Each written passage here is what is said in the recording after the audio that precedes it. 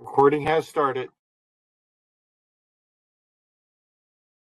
Chair Yankee, I have 401. Sure. No,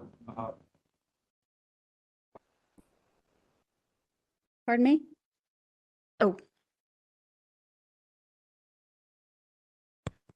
Chair Yankee, I have 401. okay, so we will call to order the regular meeting of the Sunshine Ordinance Task Force for October 4th, 2023.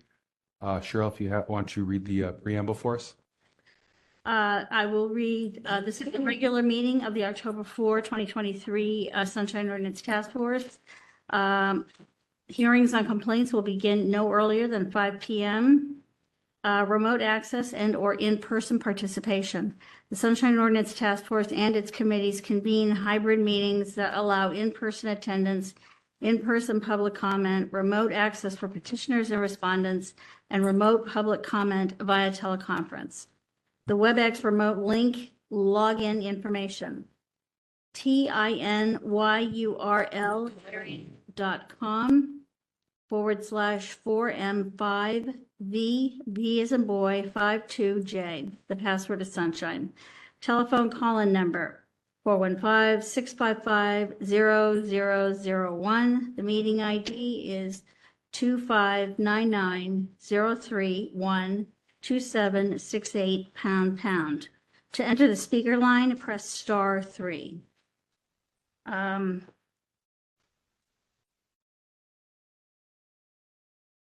right, members of the public may participate by phone or may submit their comments by email to sotf@sfgov.org. All comments received will be made a part of the official record. The Sunshine Ordinance Task Force agendas and their associated documents are available at sfbos.org/sunshine. Chair Yankee, do you want to read meeting decorum? You can go ahead, Cheryl. Meeting decorum. Any member of the Sunshine Ordinance Task Force may call for decorum due to the disorderly conduct of meeting participants. Persons who engage in threatening and or menacing behavior may be asked to leave. Okay, thank you. If we can go ahead and start with item number 1. Item number 1, call to order, roll call, and agenda changes. Let's start with roll call. Member Wolf. Present. Member Wolf present. Member Hill. Present. Member Hill present. Member Pilpel. Now present. Member Hill present. Member Pilpel present. Member Highland. Present. Member Highland present. Member Stein. Present. Member Stein present. Member Sugarman. Present. Member Sugarman present. Member LaHood. Present. Member LaHood present. Member Schmidt. Present. Member Schmidt present. Chair Yankee. Present. Chair Yankee present. We have a quorum. Okay, thank you, Cheryl. And do we have any agenda changes? Pardon me? Do we have any agenda changes? Yes, we do. Regarding Maria Schulman's matters, a reconsideration of file number 21168, is that correct? 21128. 21128, pardon me. She emailed me at about 2:00 this afternoon saying that she was not going to be available to participate in today's hearing due to a family emergency. Okay, and I'll note that she also has a second file, 21140, on the agenda. So presumably she will not be making it for that one as well.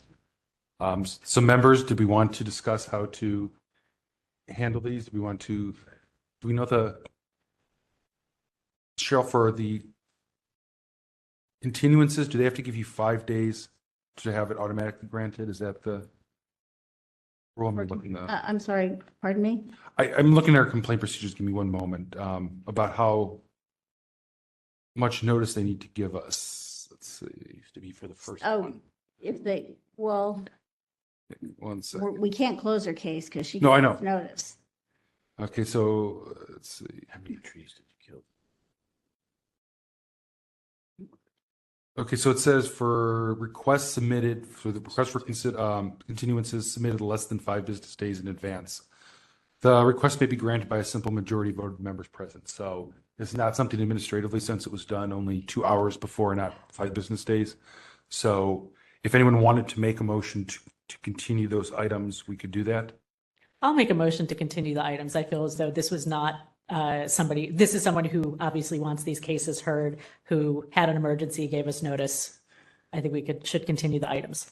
One thing I'll note just is that we tried to schedule these cases for her for September, sent the notice of appearance out, and she asked to be taken off September and put into October. So that was more than 5 business days, but this is kind of the second-ish go around.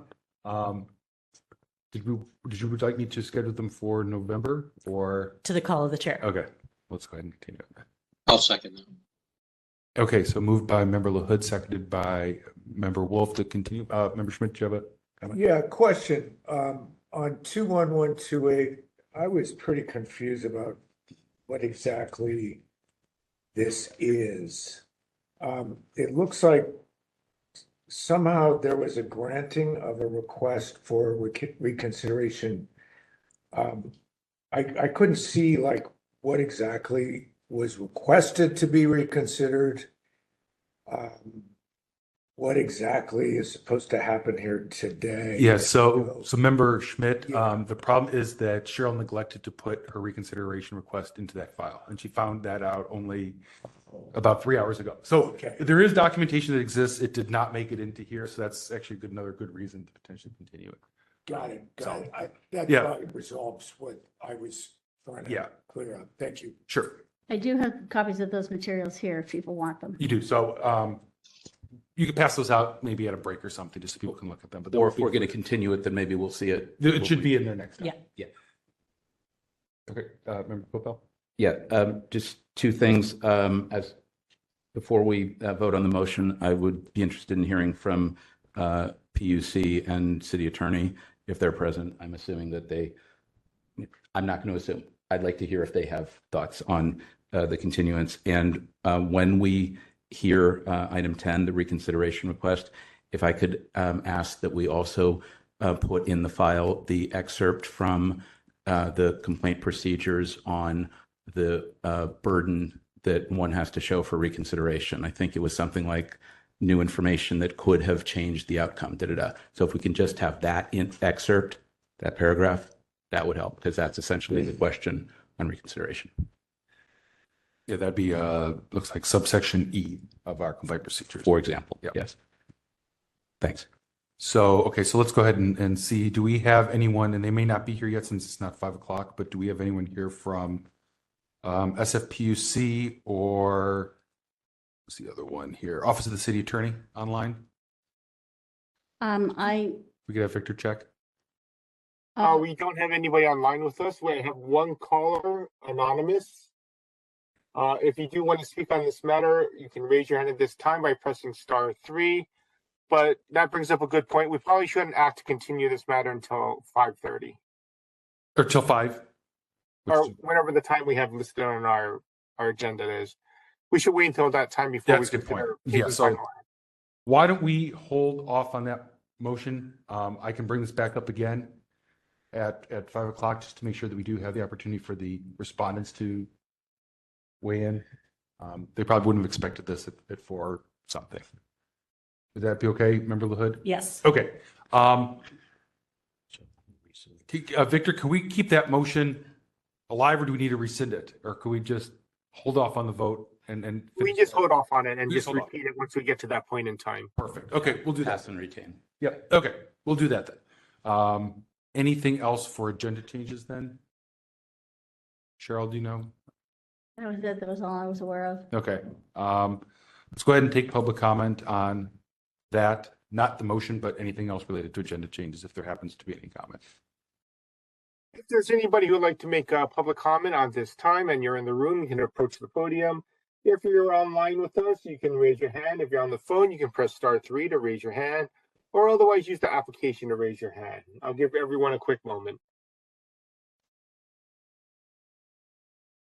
I see no indications for, give me a second, let me refresh.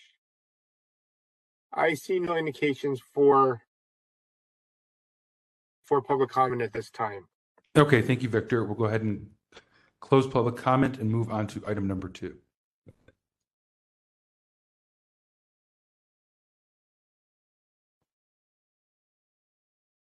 Item number 2, approval of the minutes from the Sunshine Ordinance Task Force meeting of September 6, 2023.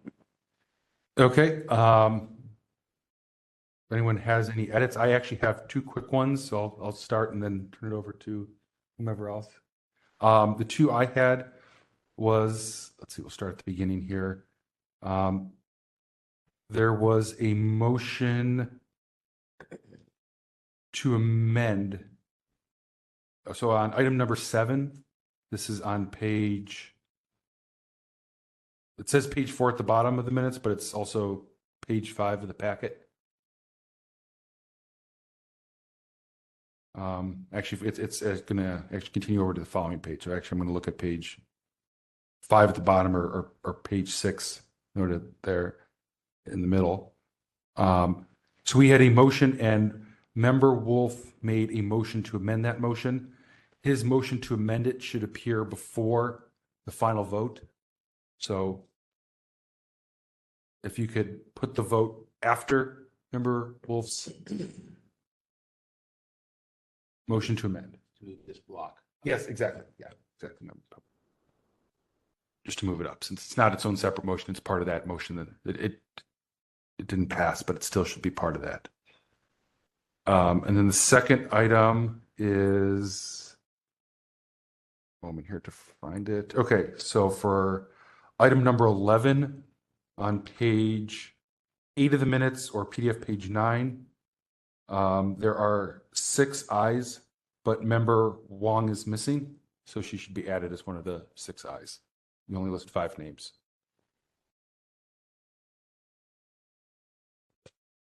And that's all I had. Member LaHood? I have 2. One is very minor. In item number 5, I think we just need to add a word for clarity. It says, Michael Petrellis stated that it is important to hear from members of the public. Thank the SOTF. Going requested the SOTF meetings be broadcast. I think he means going forward requested. So just add the word forward between going and requested. Where is this again? Item number 5, public comment. Toward the end of the sentence that starts with Michael Petrellis, the last clause says going requested. And I think you probably meant going forward requested. For item number 7, and actually before I read these in, I want to ask if this would be helpful or not. It seems that in order to be precise, language was copied from about the various sections, but it doesn't read cleanly. Would you like me to read suggested edits, or would you like to leave things as they are because they're copied directly from the code? Are you looking for the motion on item number 7? Yes, the long motion. Yes, for item actually, number 7. I went back to the audio. Okay. Exactly, but this is how it appeared here. I actually reviewed this prior as well. Okay. And I fixed it to match what the audio was. And just leave it at that, regardless of whether that makes I sense would, grammatically. unless it's something that's really probably. You know what? way off. Well, let's go with that. Okay. And I Yeah. rescind my comments on that. Because I was having a hard time following as well, so I'm like, well, I'm just going to go listen word by word from the audio and switch it exactly to what the audio Okay. said. So it might be a little off, but that's what member Bill Pell said. Apologize. I mean, Yeah, go ahead, member Bill. okay, so I've had a lot going on recently, so I apologize. I've not done my usual fine tooth comb, but so long as I can very shortly edit for spelling, I believe Vivian Poe was misspelled and Laura Bush from PUC, I noticed, and there may be a couple of other things. So long as they're non-substantive, I would move that we approve the minutes with the edits that were read into the record and any spelling typos. Okay, so a motion by member Pell to approve the minutes with the edits suggested. Do we have a second on that? This is Member LaHood. I'll second. Okay, so seconded by member LaHood. I don't see any other hands, so let's go ahead and move to public comment on that item. Yes, if there's anybody who would like to make public comment at this time, you can approach the podium. Or if you're online with us, you can press *3 to raise your hand at this time. I see no indications for public comment at this time. Okay, thank you, Victor. We'll go ahead and close public comment. And Cheryl, when you're ready, we can go ahead and take a vote on that.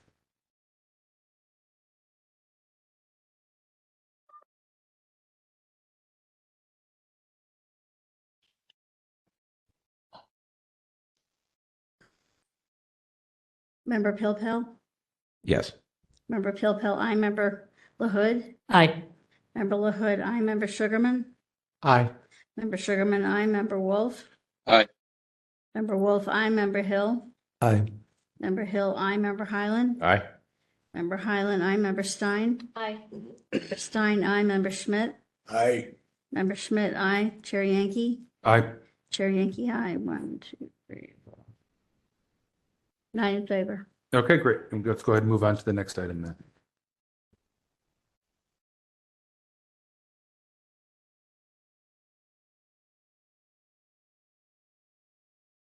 Item number 3, approve corrections to the minutes from the Sunshine Ordinance Task Force meeting of May 3rd, 2023.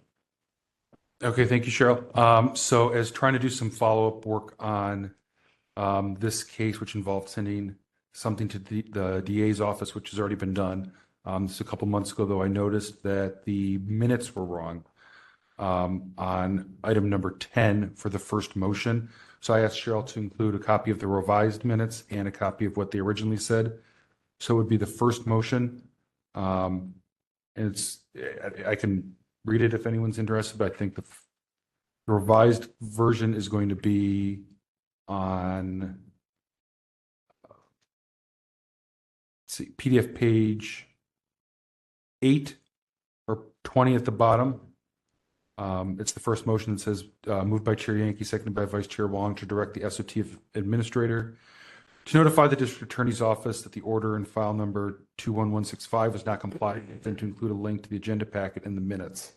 That's the corrected version. The original version was on PDF page 20, 32 at the bottom, and what it had said before was moved by Chair Yankee, seconded by Vice Chair Wong to direct our administrator to send a communication to the DA's office requesting that they attend a future meeting of SOTF to discuss our mutual obligations under 6721E as prompted by hearing of file 21165. We actually had that motion later. I don't know how it was repeated 2 times, but that's the change. Anyone has any questions on that? Popo? Yes, I am not going to do my regular reviewing the minutes in great detail. I am happy to move the edits. I did want to ask that on page 1 of the minutes where it says regular meeting, that the meeting location be added. Okay, I think that's fine. We could do that as well. So motion by member Pilpel to approve the edits along with adding the location of the meeting on the first page. I'll second that. Okay, seconded by member I have a Hill. question. I have a question. Yeah, go ahead, member Wolf. Yeah, so on page 32, Mm-hmm. or PDF page 20. So Yes. I see it. I didn't quite follow you there. Was it just to remove one of the duplications? So there was a motion that never made that. We made a motion and approved that motion to notify the DA's office of the non-compliance. But for some reason that motion never made it in. Instead, it was a duplicate version of the motion to ask the DA to come in and talk to us. Okay, so on what I see on the agenda on page 32 is that it's repeated twice. The first one has nothing under public comment, has a tally of the vote, and then it repeats it again with public comment. Correct. Speaks about, so I'm not clear as to which. The second one is correct. The first one was actually a motion to notify the DA's office of the violation under 6721E. Got it. For some reason, Cheryl didn't type that motion. She just repeated the second motion and made it also the first motion. That was not really the first motion. Okay. So it's correct starting with that second motion, but the first motion is now, it should have been what's now listed in the revised version. Okay. I wasn't at the meeting, so Okay. I appreciate the explanation. Sure. Any other questions on that? Okay, let's go ahead and open up to public comment. Yes, if there's anybody who would like to make public comment at this time, you can approach the podium. And if you're on the telephone with us, you can press *3 to raise your hand to indicate you'd like to make public comment. I'll give everyone a few moments.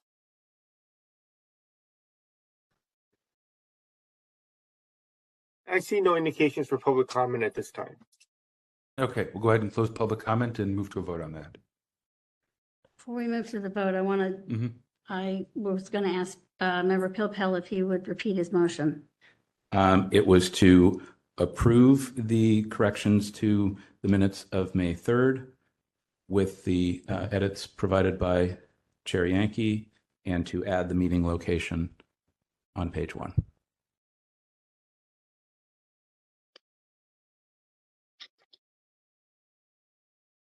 I think it was Member Hill who seconded Yes. Location of the, excuse, the location of the meeting on page 1, just that block. So yeah, Cheryl, ordinarily you have it says hearing room 408, City Hall. That wasn't included in that. second is Tao. Yes, that's correct.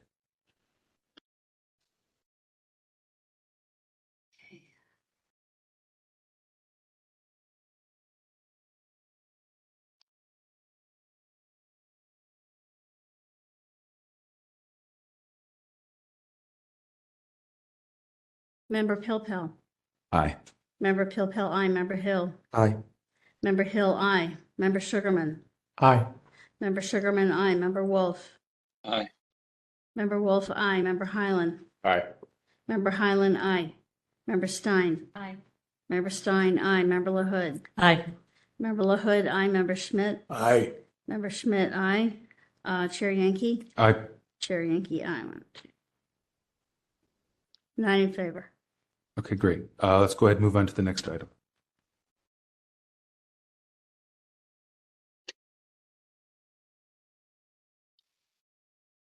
Item number 4, approval of the orders of determination. File number 23051, file number 23052, file number 22112, file number 22141, file number 22031, file number 22032.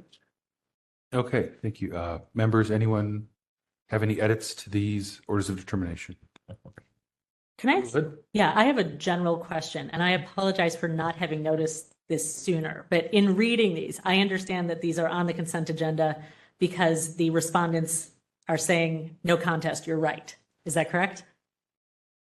I'm sorry, which one? Oh, so the orders of determination, all of the ones that are in the file are about, like, these were decided by the complaint committee. So I'm assuming that's because the respondents signed one of the letters that we have that says, am I looking at the wrong thing?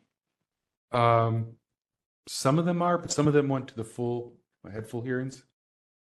I actually looked at all of them and they were all voted on by 2 or 3 people. Wait. I'm looking at the orders of determination. So file item number 4. Mm-hmm. And if you scroll through these, I'm seeing the votes on these. Never mind. I am sorry. I rescind my comments. Now Okay. Yeah, we I start was with the confused. Yeah. Yes. Yeah. Forgive me. Yeah. Okay. I was like, I'm very confused. Okay. Sorry Okay. about that. Yep. No problem. Member Pilpel? Just one question, and maybe we already covered it. On the Michael Petrellis complaint 22112, the long paragraph that you discussed earlier with Member LaHood, Mm-hmm. is that Oh, copied and it's captured, or no. does that need to get fixed here That too? probably should get fixed. That's a good point. Because, for example, on page 43 of the packet, it says moved by Chair Yankee, second Member Wolf to find the bit about Member Wolf's motion that wasn't said. Right. All that the history should track. Yes, I absolutely agree. Yeah. So Cheryl, since we did make some, does that make sense? So for any edits that we made to the minutes need to be reflected in the ODs as well, so they match exactly. Yeah, writing it down. Okay.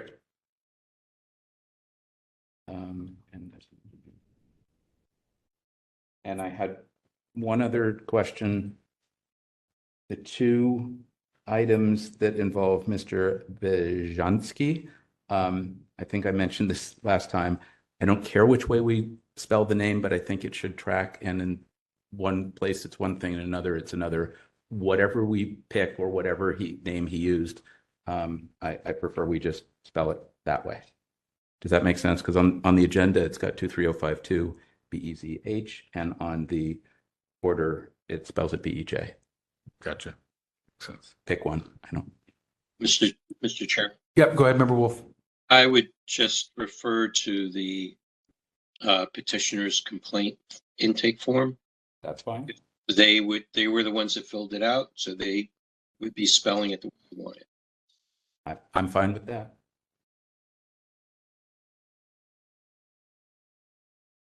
Okay, any other comments? Do we have a motion to approve potentially with those edits? So moved. Okay, so moved by Member Wolf to approve with the edits we've discussed. Do we have a second on that? Somebody. Any second? I'll second that. This is Member Hill. Okay, so Member Hill seconds. And I think we can go ahead and move to public comment. Yes, if there are any members of the public who would like to make public comment at this time, you can approach the podium, and if you're online with us, you can press *3 to raise your hand. I'll give everyone a few moments.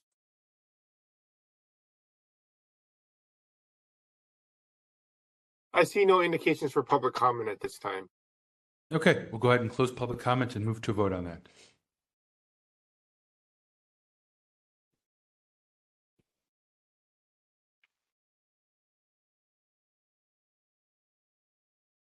Member Wolf? Aye. Member Wolf, aye. Member Hill? Aye. Member Hill, aye. Member Pilpel? Aye. Member Pilpel, aye. Member Sugarman? Aye. Member Sugarman, aye. Member Highland? Aye. Member Highland, aye. Member Stein? Aye. Member Stein, aye. Member LaHood? Aye. Member LaHood, aye. Member Schmidt? Aye. Member Schmidt, aye. Chair Yankee? Aye. Chair Yankee, aye. 9 in favor. Okay, great. Let's go ahead and move on to the next item.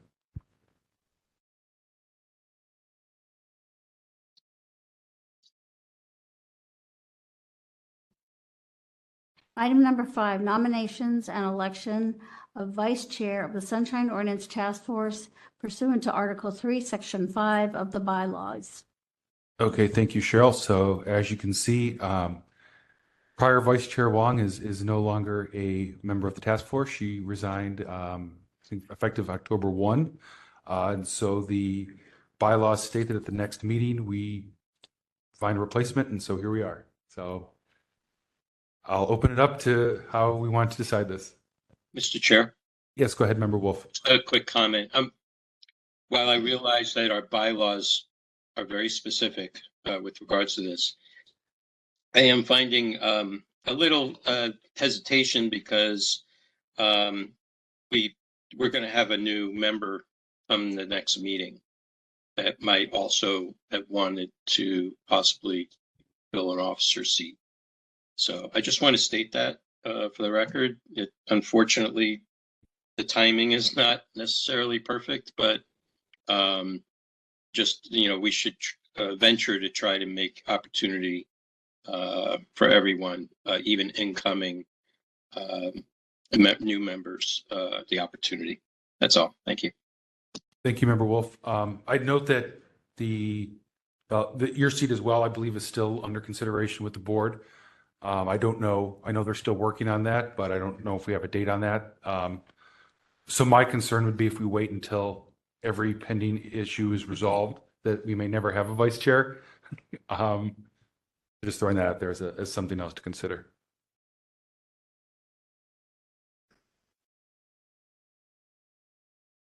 Member Popo? I'm not sure that I want to start nominating, or I think we should have a process to either figure out who's interested or who's disinterested. And let me state to begin with, I am disinterested. I am not interested. You're uninterested. You're not disinterested. All right. You editor, you. Yes, I am uninterested at the time. I can think of at least 3, maybe 4 members that I see in the room that I think would be highly qualified to serve as vice chair, and I would be happy to support any of them. But how do you want to? Where do you want to start the bidding? Well, is anyone interested?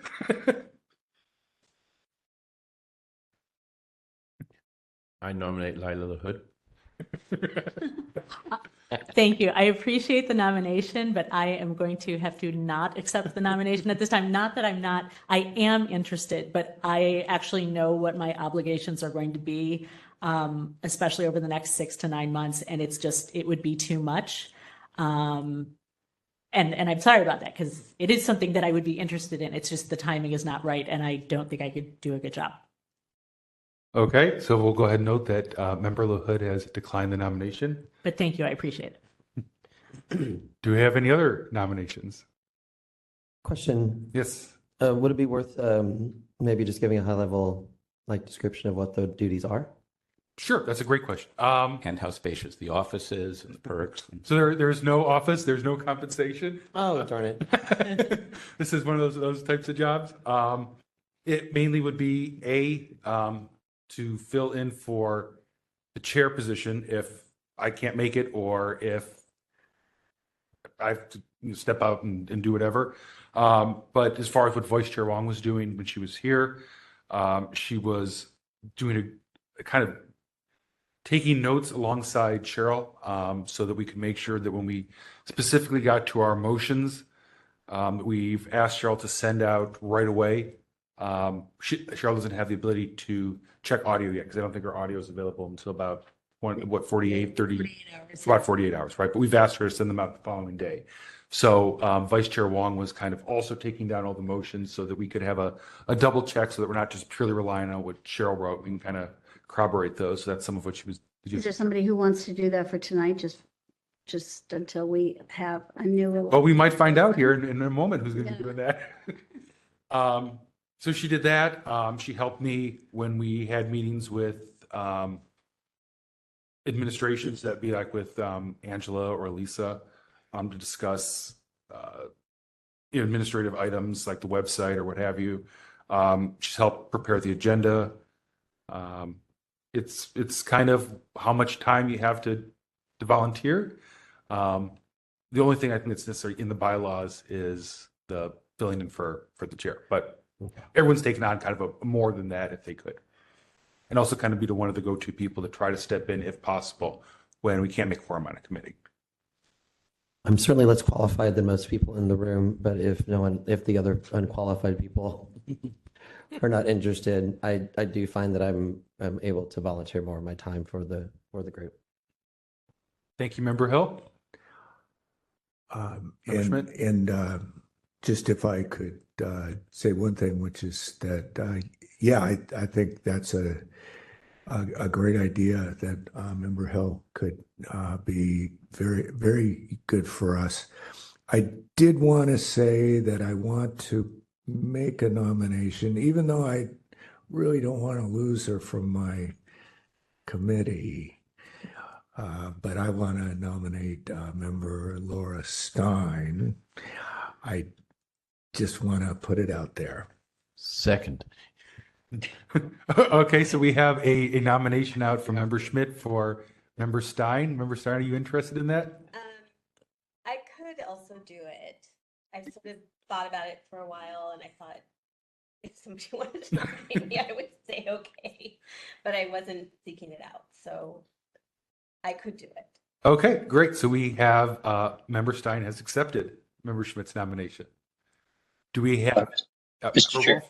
Yes. Yeah, I just want to point out, and this is not necessarily specific to Member Hill, but to the situation that if we elect somebody to the vice chair seat and they're going through a process of being kind of being removed from one seat and appointed to another seat at a Board of Supervisors process, there would be a gap in eligibility at that time because they would be appointed as vice chair for the seat that they're currently holding. So I'm just wondering if there might be some confusion or conflict or, appearance of something that might make be questioned, the process be questioned.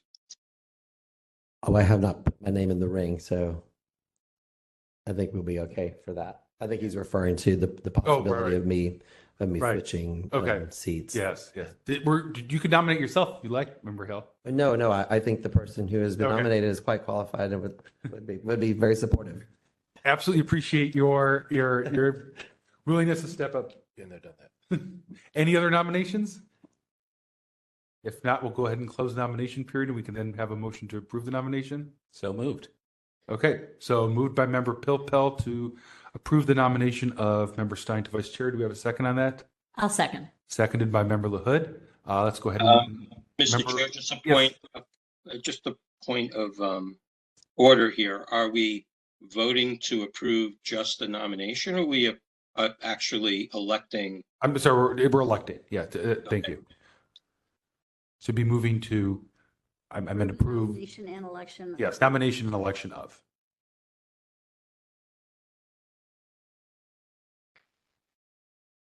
Okay, any other discussion on that? If not, we'll open up to public comment. She didn't say no fast enough. Okay, go ahead and open that up to public comment.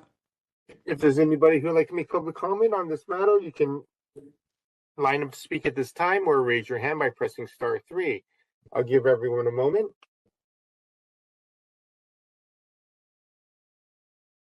I see no indications for public comment at this time. Okay, we'll go ahead and close public comment and move to a vote on that. Cheryl, when you're ready.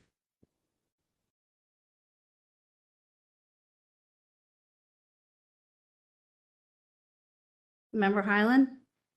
Aye. Member Highland, aye. Member LaHood? Aye. Member LaHood, aye. Member Pilpel? Aye. Member Pilpel, aye. Member Sugarman? Aye.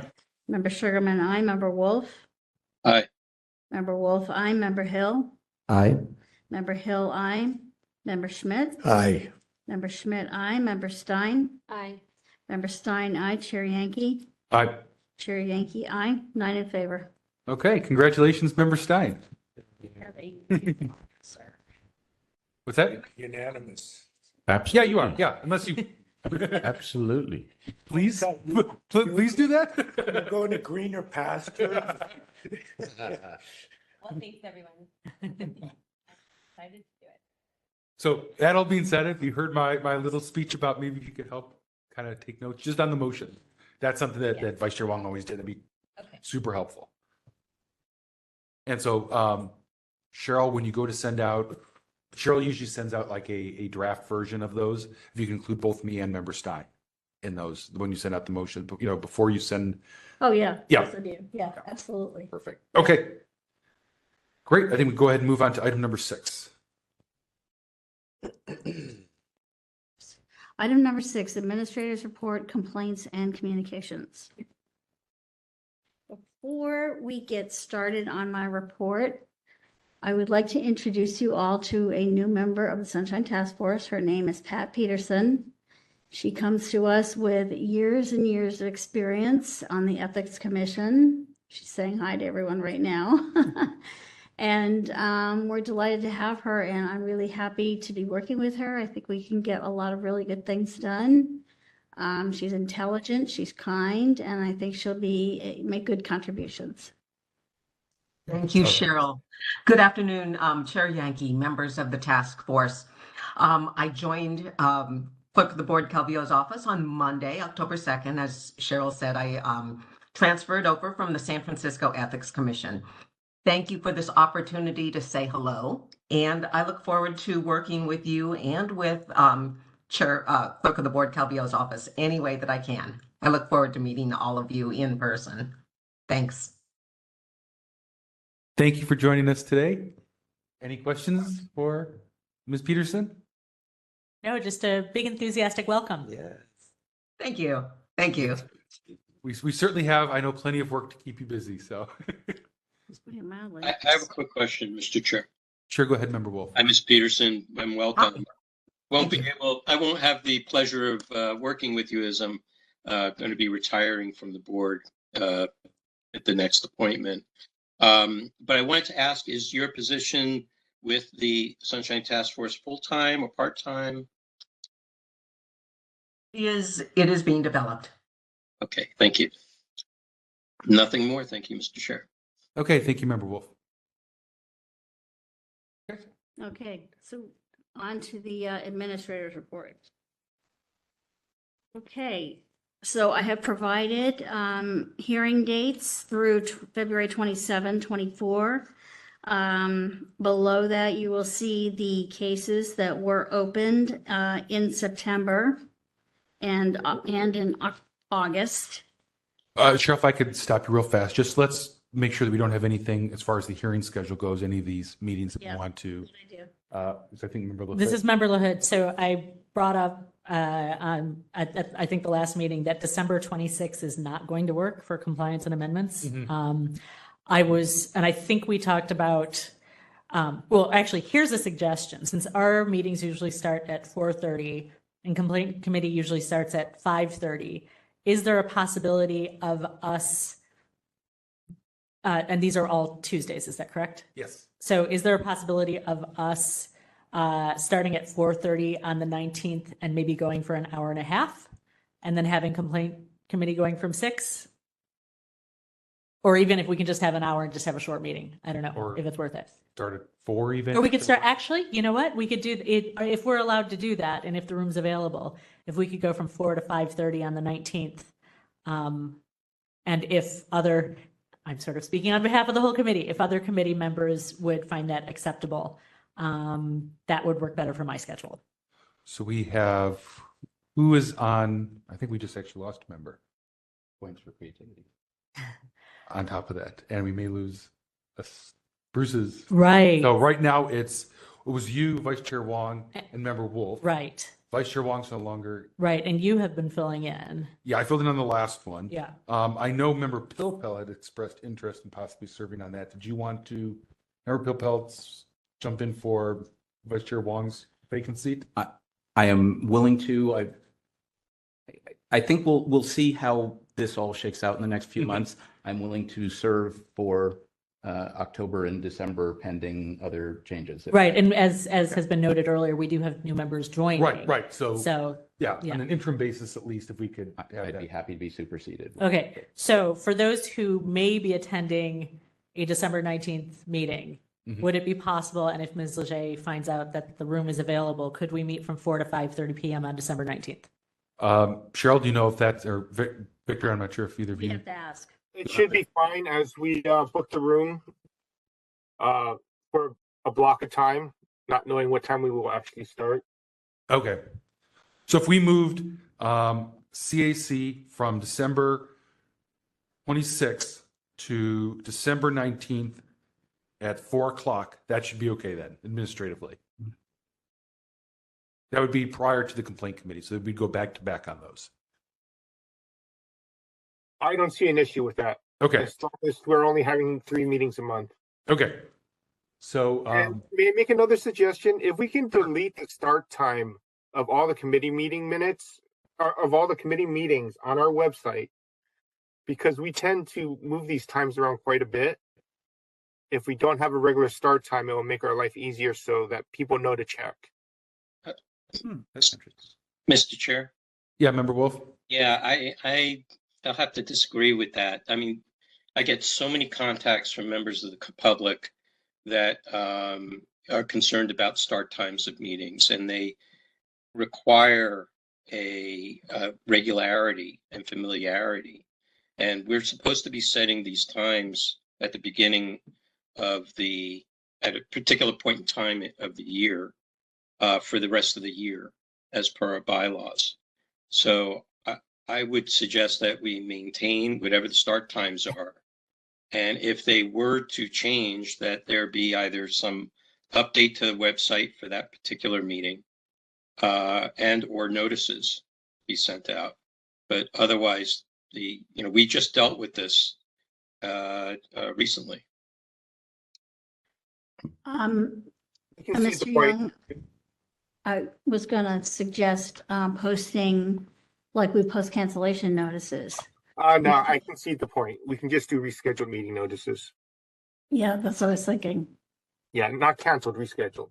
No, I wasn't trying to say canceled. I was trying to say, like we do when we cancel meetings, can we put up a rescheduling notice?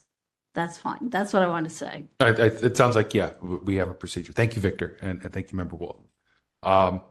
So going back to the issue that Member LaHood raised, Member LaHood, did you want to make a motion to make that change? I'd like to make a motion to change the December Compliance and Amendments Committee meeting time to 4 p.m. to 5:30 p.m. on December 19th. And I'm not going to restate what it was because I want to focus on what the new time is. Second. Okay, so moved by Member LaHood, seconded by Member Wolf to move the December CAC meeting to 4 o'clock until 5:30 p.m. on December 19th. Great. Okay. Just, Mr. Chair, I'm just wondering if it might not be I'm sorry, I'm being somewhat very picky about this. Since December 23rd, 6th, 2023 is a regularly, quote unquote, regularly scheduled meeting, I think that meeting should be canceled. And then as far as just putting it in words, the meeting is canceled, which will show on the website, and that it's been rescheduled for December 19th. Just as a matter Victor Young, I believe that would be our standard procedures. We only use rescheduled if it's on the same day. Right. So there will be a special meeting on the 19th and a canceled meeting on the 26th. Excellent. Thank you, Victor. That's our standard. Perfect. Thank you. Sounds good. Right. Member Philpell? And my only question is, does this actually require a motion, or can't Chair LaHood, in her infinite discretion, cancel and reschedule as needed? We could, but we're here, and it'll be in the meeting minutes. I think. You know what? Let's just do it. So this way, it's as clear as possible. I always like to All memorialize it in the meeting minutes if at all possible. So I think that gets us there. I am pro clarity. Okay. Any other discussion on that particular item? Let's go ahead and take public comment just on that motion. Yes, if there's anybody who'd like to make public comment at this time, you can approach the podium. And if you're on the telephone with us, you can press *3 to raise your hand. I see no indications of public comment at this time. Okay, we'll go ahead and close public comment and take a vote on that motion.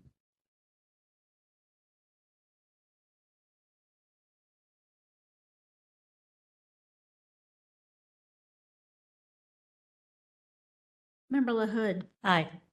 Member LaHood, aye. Member Wolf. Aye. Member Wolf, aye. Member Pilpel. Aye. Member Pilpel, aye. Member Sugarman. Aye. Member Sugarman, aye. Member Hill. Aye. Member Hill, aye. Member Highland. Aye. Member Highland, aye. Member Stein. Aye. Member Stein, aye. Member Schmidt. But could you repeat that, Cheryl? Member Schmidt. Oh, yeah, aye. Member Schmidt, aye. Chair Yankee. Aye. Chair Yankee, aye. None in favor. All right, thank you, Cheryl. Do we have any other adjustments to make? Anyone? Good. Okay. And then Cheryl, for the meeting minutes, also please put in that Member Pilpel will be serving on the Compliance and Amendments Committee as an interim basis. And please update all of your records so that he gets agendas and notices accordingly.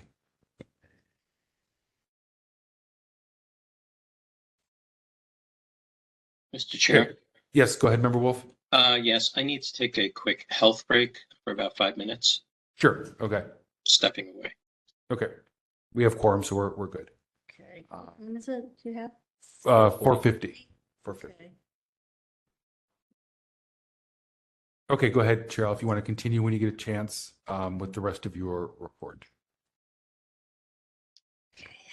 Okay, so item number 1 on the report is the list of complaints that came in September and August. As you will recall, I didn't have a administrative report in August. I did in September, so this is kind of a catch up. So Cheryl, I have a question on that particular item. The fourth item down, file number 23075, you have nomination of Maxine Anderson. Is that a complaint about? It's a file. It's not a complaint. What file do we have for the I nomination? made a file in case we had to have documents, actions, that sort of thing, as a new member. Oh, Yes, we didn't necessarily need a file for that. I was saying, I think that's something the Board of Supervisors Rules Committee has, but we don't take any actions on member We don't. nominations. So we don't need a file for that.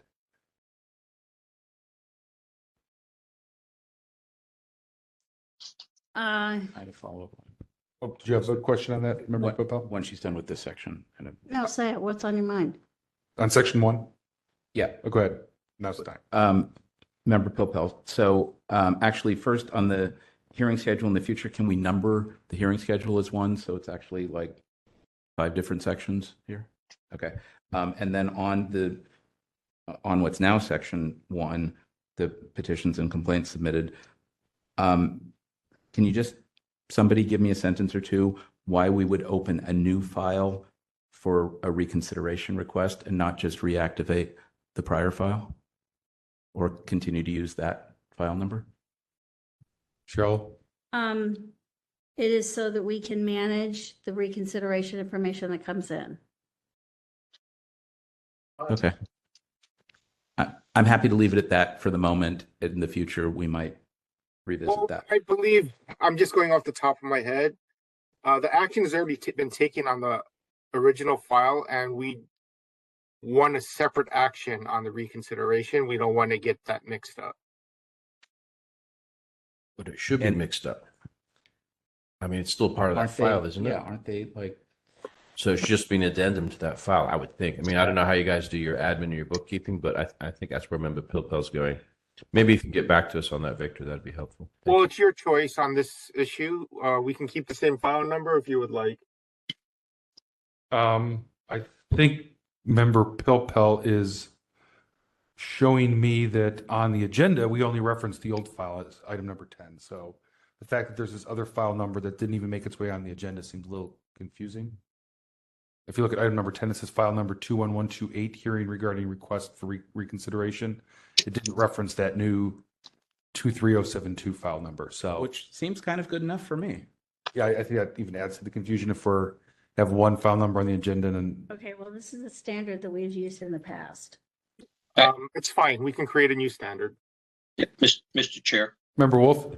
Yeah, I would just say I agree with Member Popel because having both of us served in a way previous iteration of the task force, that is the way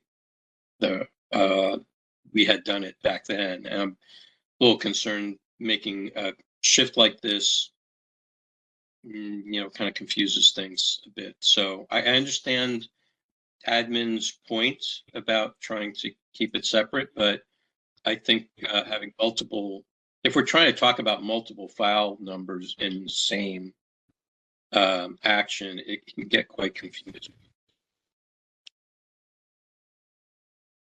Thank you, Member Wolf. Member Popel. I don't think we need a motion for this. I think that's just a suggestion you folks can work on. On the rest of the chart, there were a couple of things that I noticed on 23075. It's actually the Bureau of Delinquent Revenue, but it's part of the Treasurer Tax Collector's Office. So I would suggest in the future that we refer to that as essentially TTX.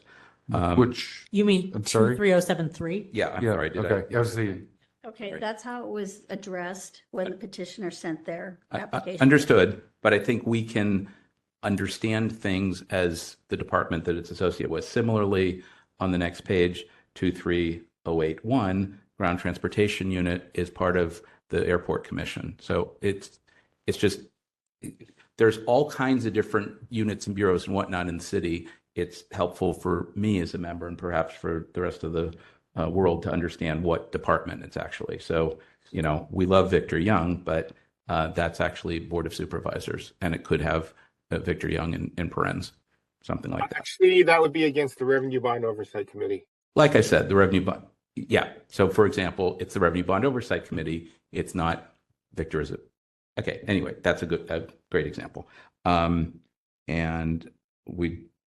all right. So 072 and 075 go away, and I think we're good with the rest. Oh, something like 083 Monette Shaw versus Civil Service Commission. So if it was filed and subsequently withdrawn, I'm not sure that I need to see it on the chart. It's kind of like it had a very short shelf life and went away.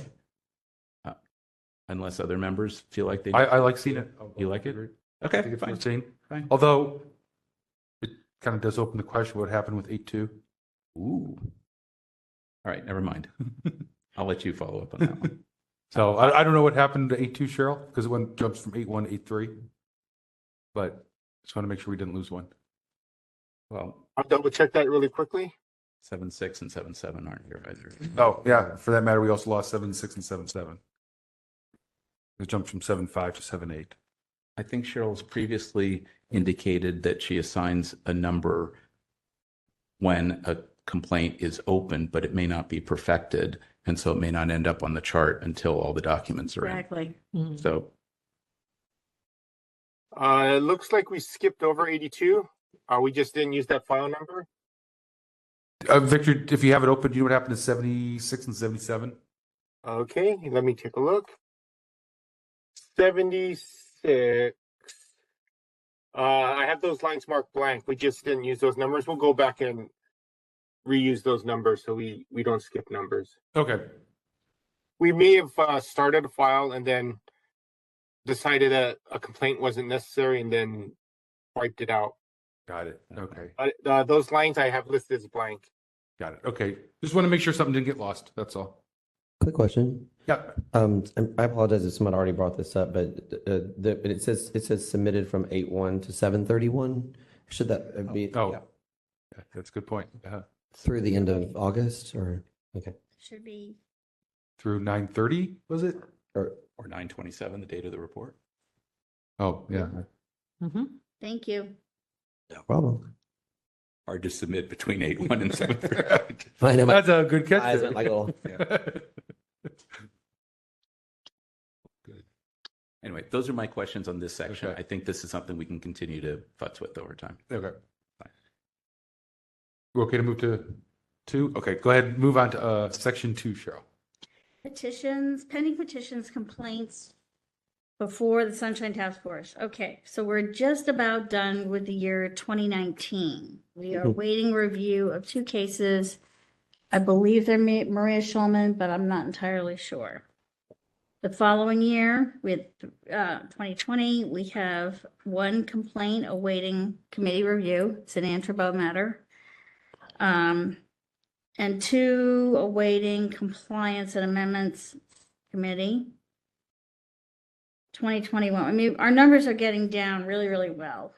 And obviously 2023 has several open complaints, some of which are waiting a decision. I'm getting the notice to respondents out as quickly as I can.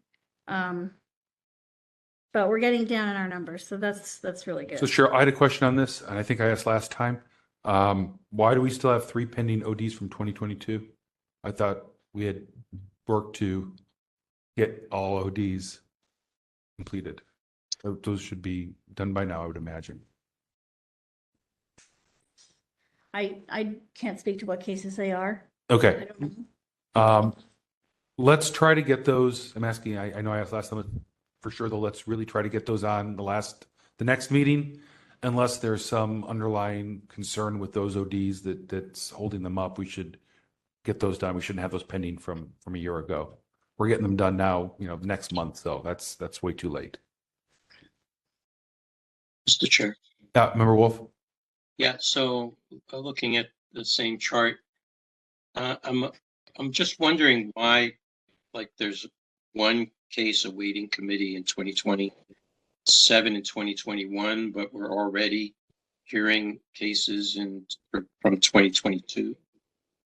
Why haven't those been already? The 1 case that you're talking about in 2020 is an Antrabo matter. Yeah, and I thought we already have done away with those years ago. May I suggest that we send a quick email noting that asking for a response, and we do not hear back from her, we schedule it for closing. Yeah, that's a great idea, Victor. In fact, I think any of them that are, substantially several years old, the 2020, 2021 ones. I know there's a few others that we've talked about where respondents aren't responding. We should take action to go ahead and close those out if they're not responding any longer. And I know we just did that with the anonymous ones, and so we have a procedure in place to do that. Member Popa? Member Schmidt. Member Schmidt. Yeah, I remember Wolf mentioned that number 7 for 2021. And I was going to also point to that, and then the number 8 for 2022, those as awaiting committee.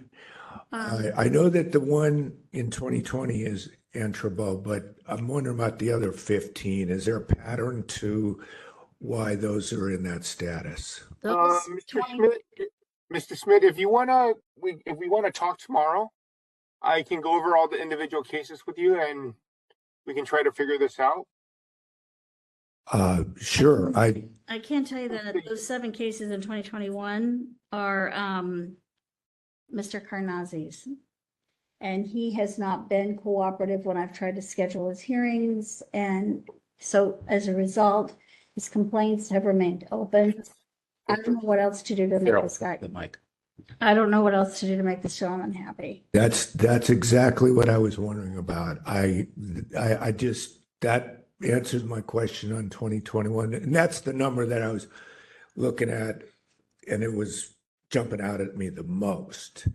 It sounds like a lot of these that kind of sit on the chart for a while the pattern is that they're just, someone's blocking it up in the process, and often it's the petitioner. Yes. Okay, that's all. Thank you.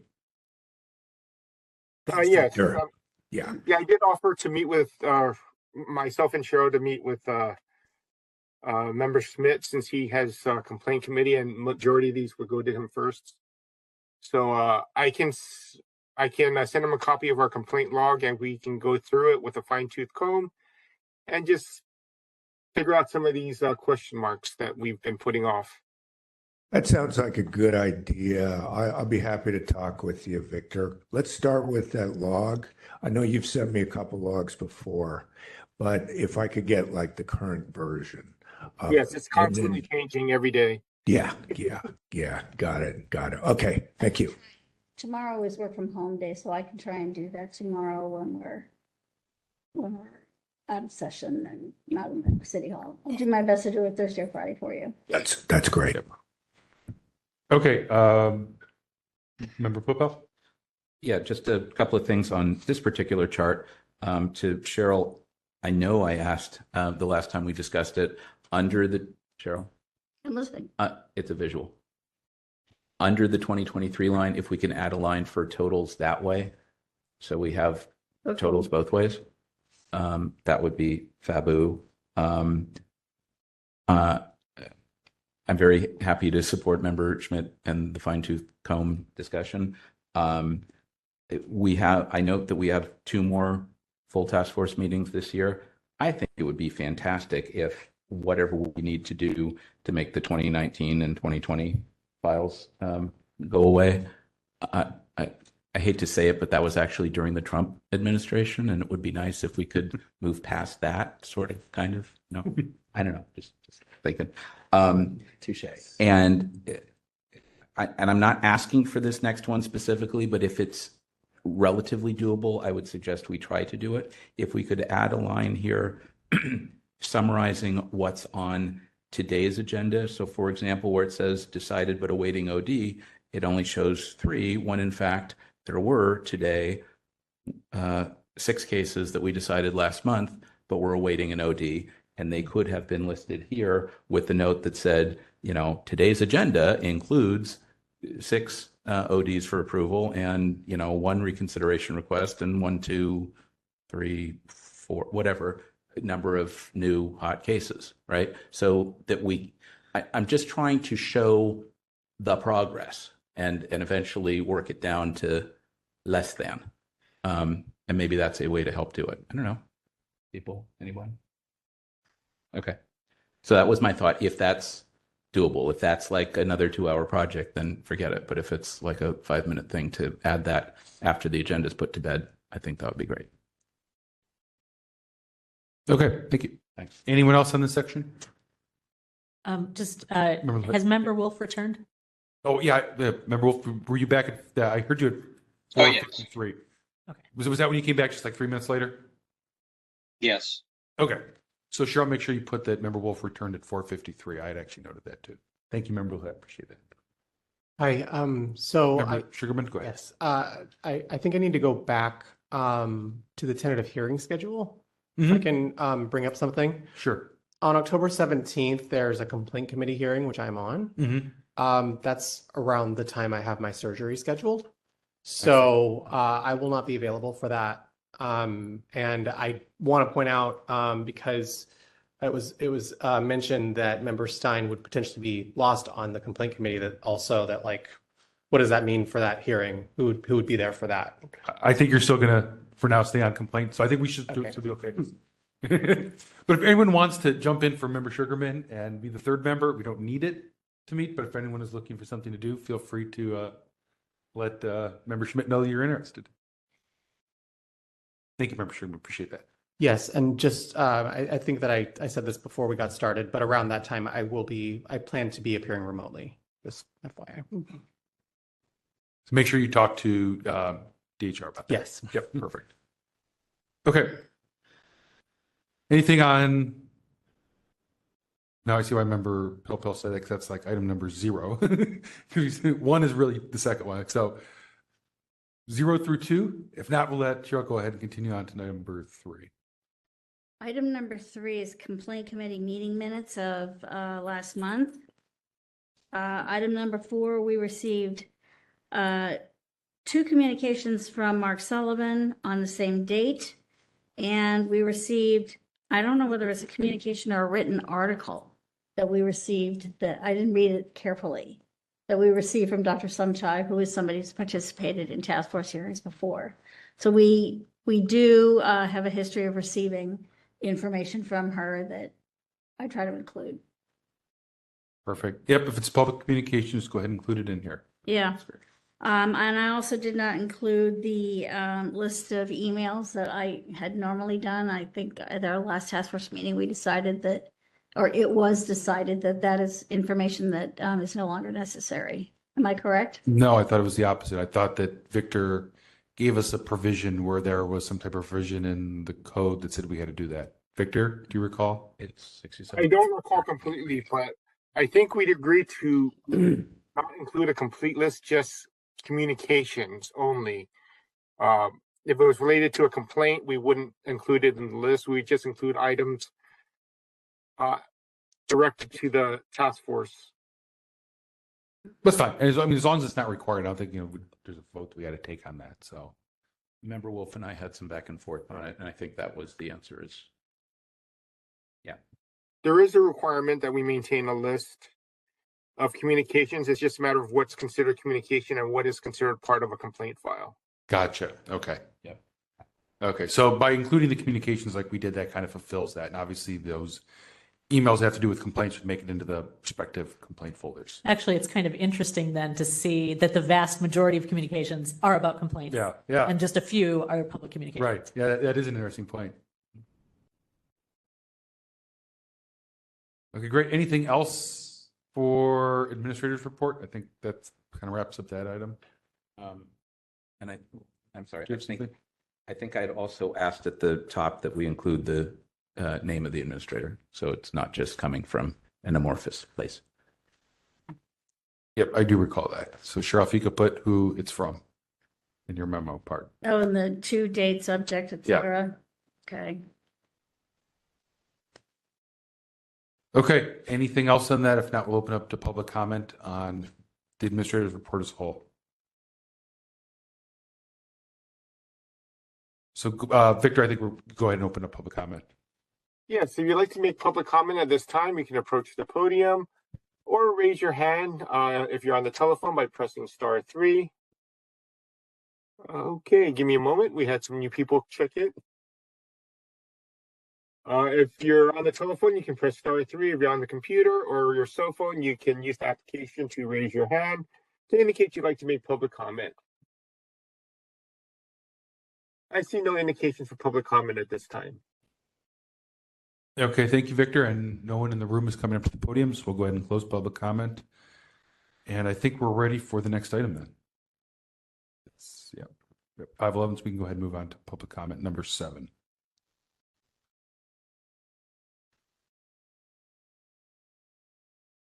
Item number 7, public comment. Members of the public may address the Sunshine Ordinance Task Force on matters that are within the task force jurisdiction, but not on today's agenda. Yes, if you'd like to make general public comment at this time, you can raise your hand by pressing *3 around the telephone, or otherwise using the application to raise your hand. If you're in the room, you can approach the podium at this time. I'll give everyone a moment to indicate if they'd like to raise their hand.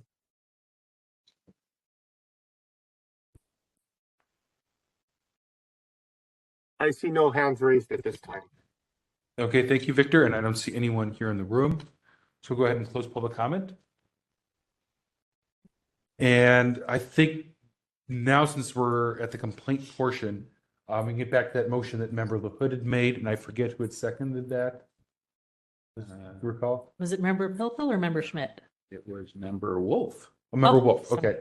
So there was a motion back on item number 1, per Ms. Schulman's request to continue both of her items to the call of the chair, since she had asked for a continuance on those.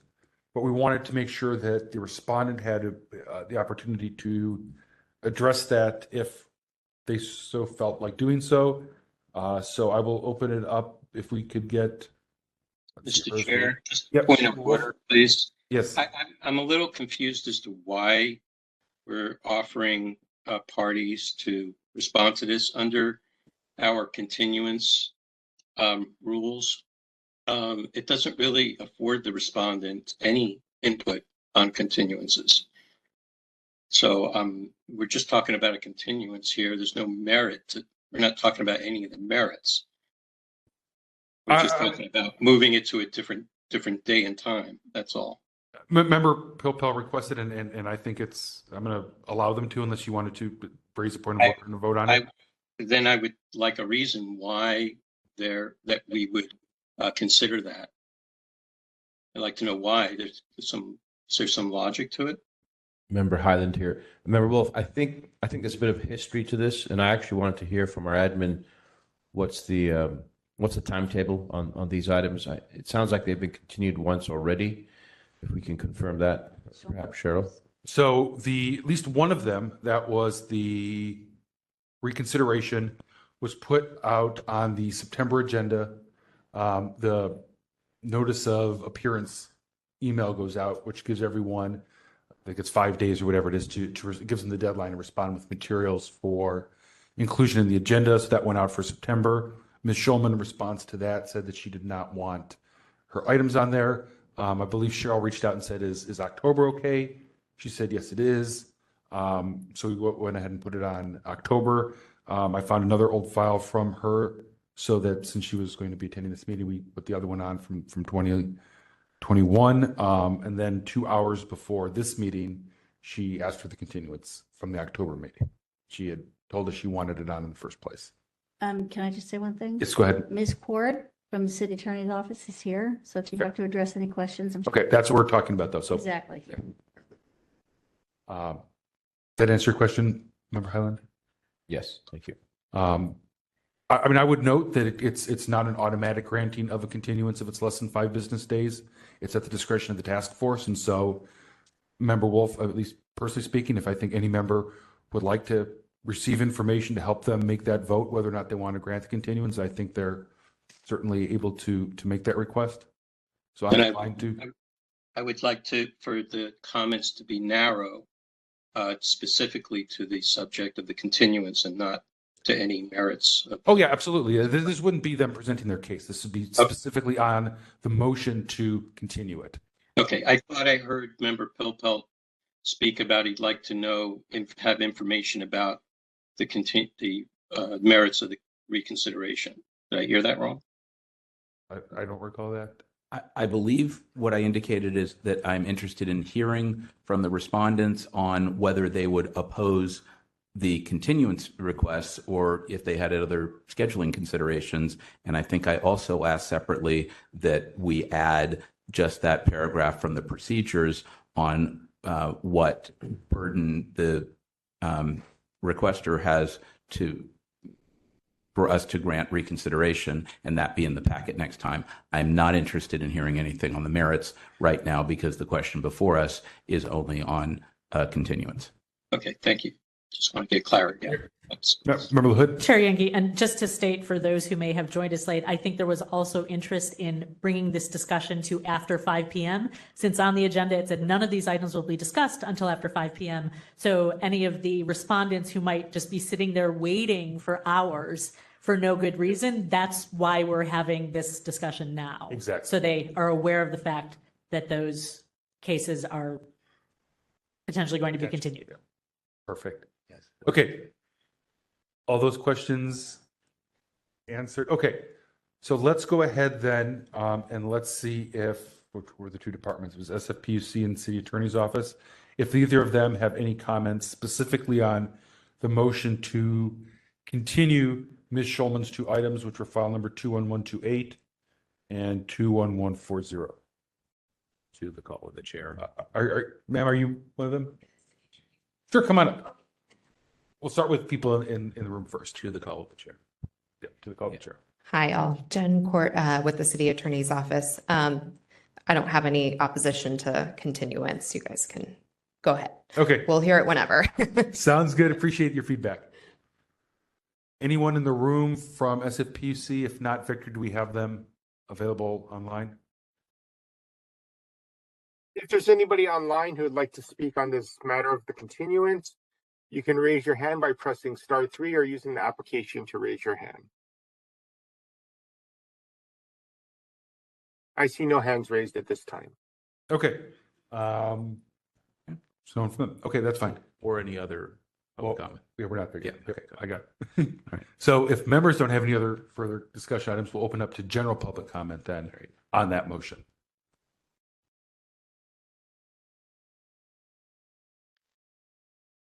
So Victor, if there's anyone who wants to give from the general public on the motion to continue those items, we can open that up now. Yes, if you'd like to make public comment on that motion, you can raise your hand, *3. If you're on the telephone and the application, you can use the application to raise your hand.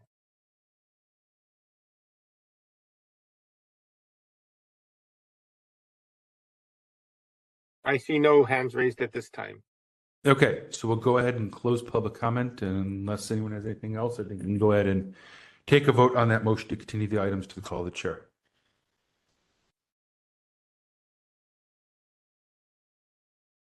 So Cheryl, when you're ready. Yeah.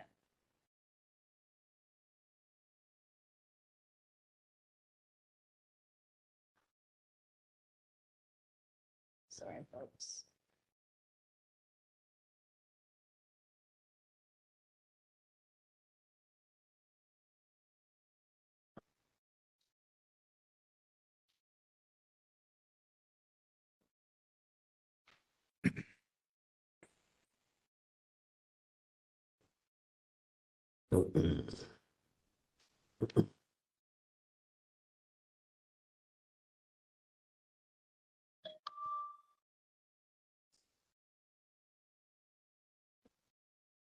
This goes back to when we started the hearing? Yes, that Yes. motion, yep.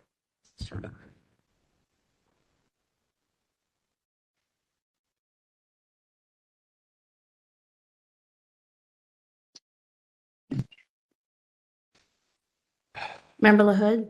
Aye. Member LaHood, aye. Member Wolf? Aye. Member Wolf, aye. Member Pilpel? Aye. Member Pilpel, aye. Member Sugarman? Hi. Member Sugarman, aye. Member Hill? Aye. Member Hill, aye. Member Highland? Aye. Member Highland, aye. Member Schmidt? Aye. Member Schmidt, aye. Member Stein? Aye. Member Stein, aye. Chair Yankee? Aye. Chair Yankee, aye. 9 in favor.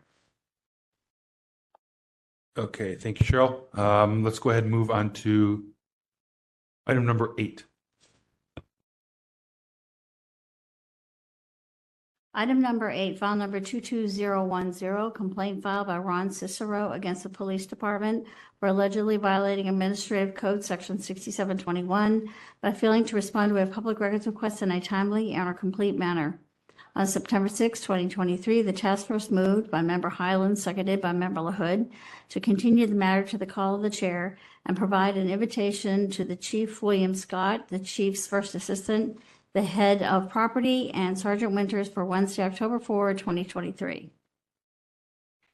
Okay, thank you, Cheryl. So this is an item that we heard already, made an order on, sent it to compliance and amendments for follow-up, and it went there. And so I will turn it over to the chair of that committee, Member LaHood, to fill us in on what the committee decided. Yes, I believe it already came back to the full task force as well at our last Might be hearing. right, yeah. And then you had, in the file, there's communication between you and Sergeant Winters about whether we were expecting to hear back from the chief. And then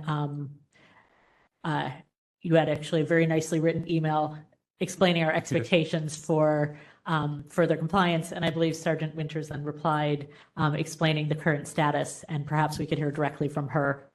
And we should probably find out if Mr. Cicero is online. Yeah. Yes, I do.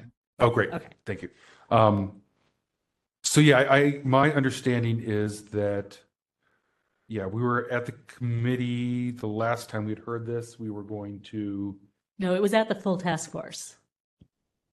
full task. That's right. The full. That's right. The full task force. Yeah, the full task force. Yes, we were going to have them come back. Yes. And then I think things have changed a little bit, because I think now they've found the evidence, but don't want to turn it over, which I think is a whole new twist. We should hear that on the Yes. record. So But let's- I don't know if you saw Member Schmidt was raising his hand next to you. Oh, I'm sorry, Member Schmidt. I did not think so. I wanted to confirm that the agenda says hearing on the complaint. Is that actually, I'm not sure if that sounds like what we're doing here. Which Hearing on the complaint, 8A, hearing on the complaint. and potential enforcement action. We're not doing a hearing on the complaint. Isn't that what? Well, not the initial hearing. It's a continuation of. Okay. Yeah. Okay. Yeah, yeah. Okay. This is one we've already heard. Yeah. That's all I was trying to find out. But yeah, the interesting thing, we'll get to it in just a moment. I'm trying to see where the communication is. I asked Cheryl to include it. But there was a recent communication on this that kind of. You know what? I don't know if I read that in my email as opposed to in the file, now that you say that. Right. Yeah. Cheryl, do you know where it is? In the file, I'd asked you specifically to include Sergeant Winters' most recent. Page 190 or so, page 188 Okay. was your communication. But I don't see much of substance subsequent to that. The email was sent on September 20th. September 20th, right there. So there was one. This is part of why we've asked for these.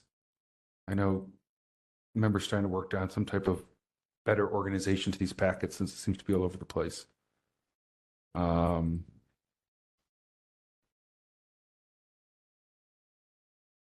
see.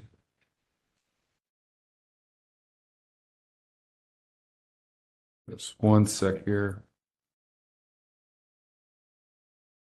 Actually, if you look on page 63 in the file, there is an email from September 20th. Is it? Yeah, 135 at the bottom. Okay, Or let's 63 on the PDF. go over there. Is that the last page before the respondents section? That's correct. See one.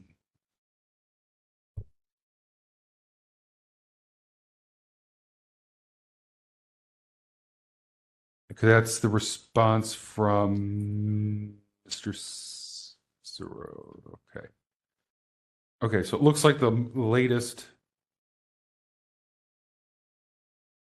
I don't think we have Sergeant Winters. That looks- Right, we're missing that, and it looks Yeah, like we're missing- I don't see your email. My email's way. Yeah, as I'm saying, this is all over the place. Sorry about this. Trying to. Okay.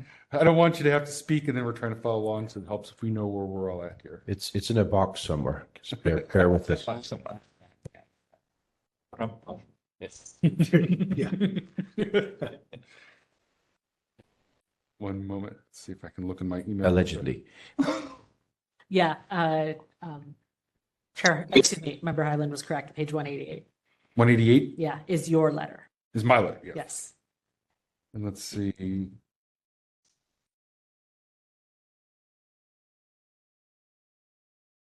Yes. So we don't have. So do we have the response that Sergeant Winters provided? Oh, September 8th. I have it in my email here, and I don't know. Actually, it's below your email because your email responds to it. Let's see. September 8th, right? Yeah. This is Are we still missing one? yes. So Sergeant Winter's email was sent on the 20th at 2:57 p.m. And above that, I responded at 5:55 p.m., both Pacific time, also on the 20th. Right. We So have the- missed. Yeah. So Mr. Cicero's. we have his from 5:56, but not the. Yeah. So I don't know what happened, Cheryl. I mean, I'm seeing it all in my email, so I don't know how it got cut off here. But just so all the members are aware, and I will read it into the record so that everyone knows. Mr. Cicero had a response. This is the one that's on page 135 at the bottom.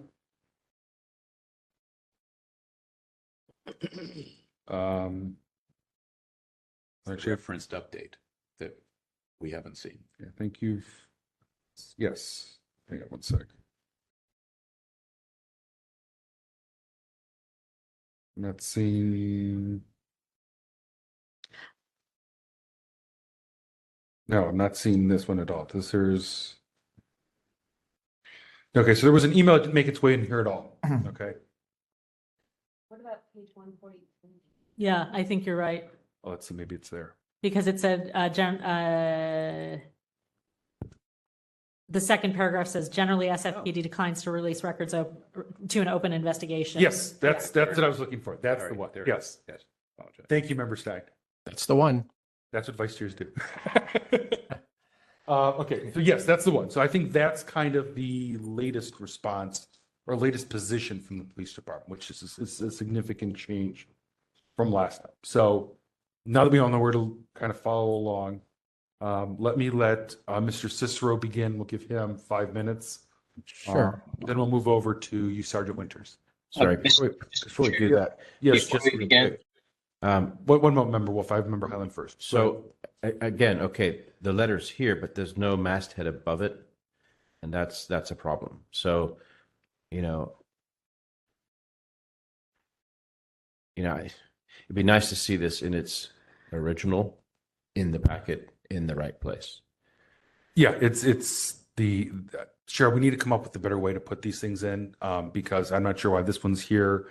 We have other stuff way at the bottom, and then other things are above it, and there's no chronological way to follow this. It's going through 126 pages in a live meeting is not the best way to do this. Member Wolf. Yeah, I'm just wondering, and for any maybe new members that are here, whether it's worthwhile to just give a recap Sure. of what this is about.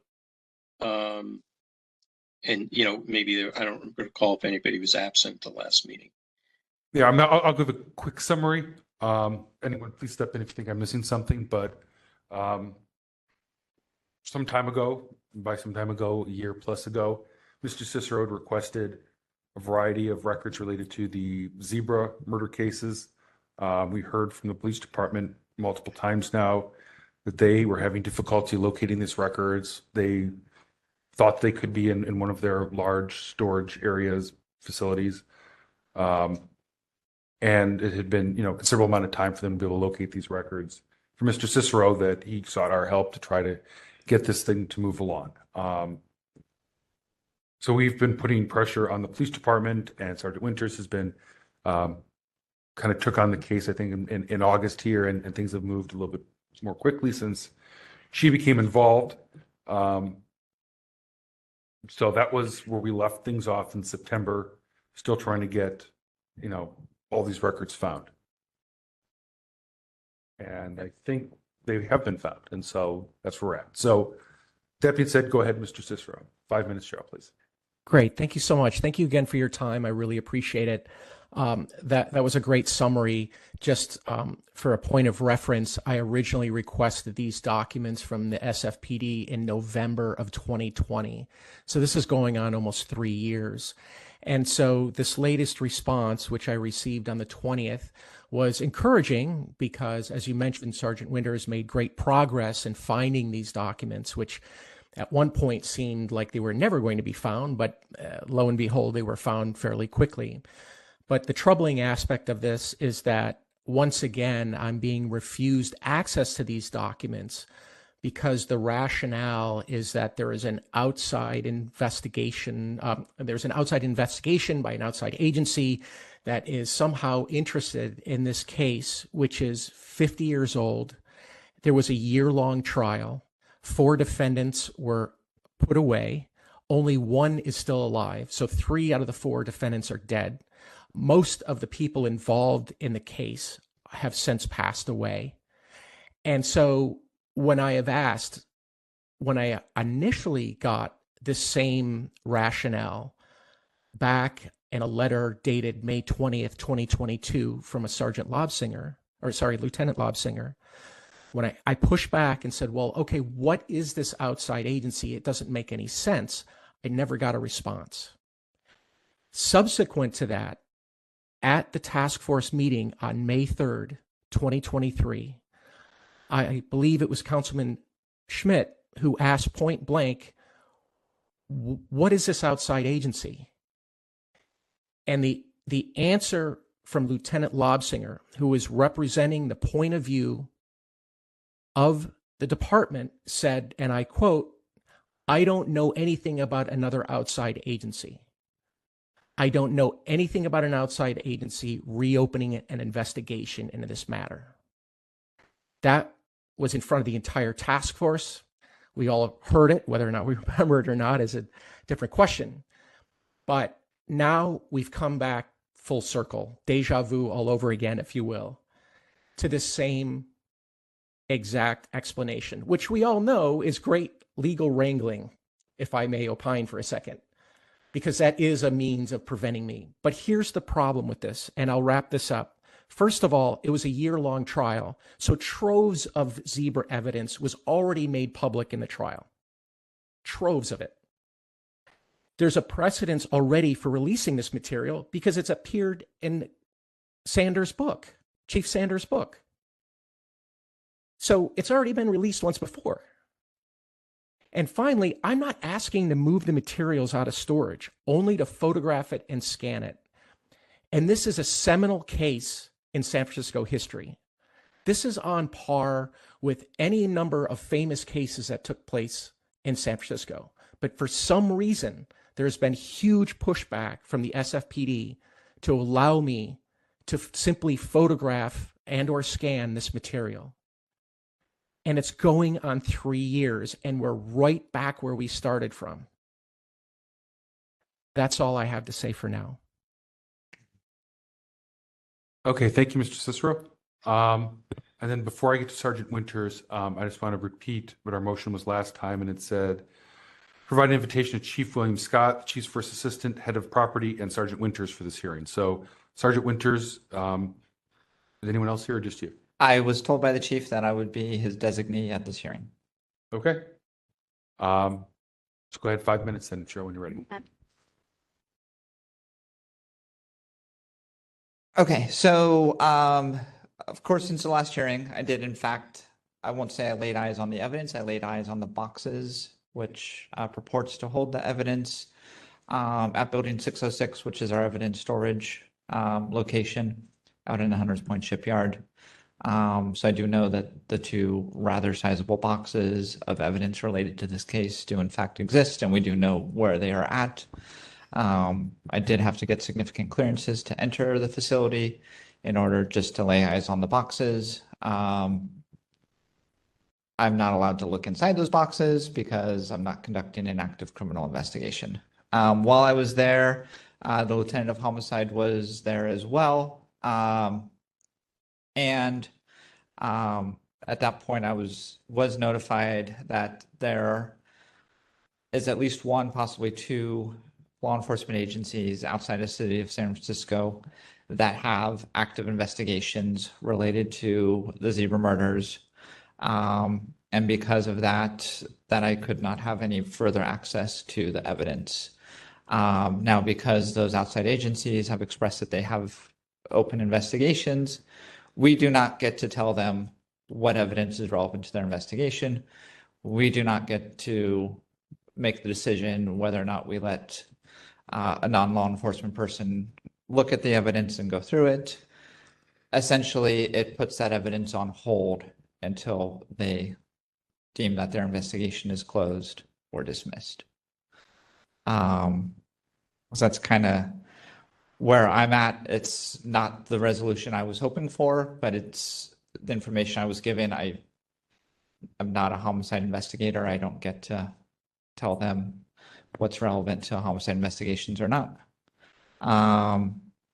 You know, I was hopeful we'd be in a different position here now, but because there's at least one outside agency that has expressed they have an open investigation, I don't get to overrule that. Can you tell us who it is? Mr. Cicero, we'll get to you, but this is not a question and answer part between you two. So, starting with just Dawes, 2 minutes and 40 seconds. I just want to make sure that she is completed. For aside from that, the city attorney told me that this was an exception covered under California Government Code sections 7923.600, 7923.610, 7923.615, parentheses A, parentheses 1, 7927.705, and California Evidence Code 1040. Thank you, everyone. You're done? Great. Okay, thank you. All right, so now members, any questions? Member LaHood? Yes, I have a question. If it were a San Francisco Police Department investigation and these records were requested, would you respond to Mr. Cicero, we have an active investigation going involving these cases. We cannot release it because we are doing an investigation? Correct. Are all other law enforcement agencies under the same obligation in California? I would assume so. I don't know. Like, I mean, because I work in the media relations unit. So if you came to me and said, you know, do you have an open investigation? We would say yes, because, yeah. Okay, then I guess the question is, can you tell Mr. Cicero which law enforcement agencies? I can't, only because I do not know. So, but he could come up with a list of all of the law enforcement agencies in California and go around one by one and say, do you have an open investigation involving the evidence with the zebra murders? Yeah, theoretically. Yeah. Okay, thank you. And I would suggest you concentrate in the East Bay. Questions? Yep, 1 second. Member. I'll put you in the queue. Member Popel's next. I heard that. Straight on the East Bay. Okay. Couple of things. And I'm sorry, our deputy city attorney, I don't know your name. Hold deputy on. city attorney. Oh, great. Nice to meet you. Can we at some point get a chart that tracks the old CPRA sections with the new ones? Because I always think 6254F, and I'll probably think that until I die, and I won't know the 7923 reference until it percolates. So, okay, and and Cheryl, if we can get that in the binder as well, it's just a handy thing to have. Thank you for your help. Okay, so to the police department, tagging on Member Hood's question, so what I understand is that the San Francisco Police Department does not currently have an active investigation in this matter, correct? Okay. And if there are more than 12 cases within San Francisco related to the zebra killings. Mm-hmm. Not all of those have been solved. Okay. So those that have not been solved are considered open investigations. Okay.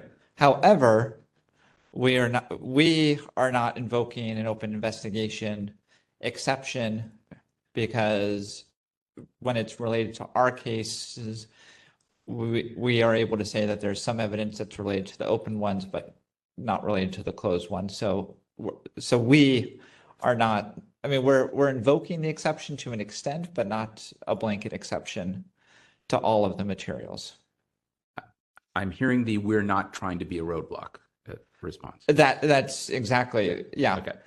Because prior to learning of the open investigations, the route I was taking was trying to determine a way that we could segregate evidence related to the closed investigations from evidence related to the investigations that were not closed, so that we could, do at least a partial release.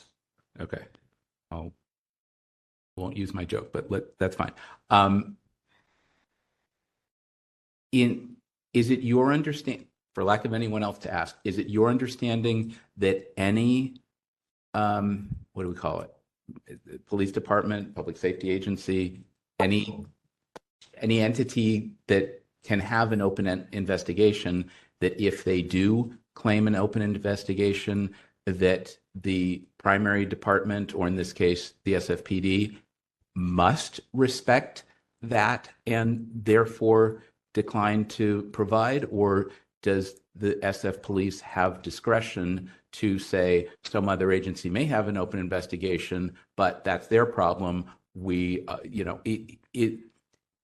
Is reciprocity or declining to provide required, or is that an exercise of discretion on the police departments?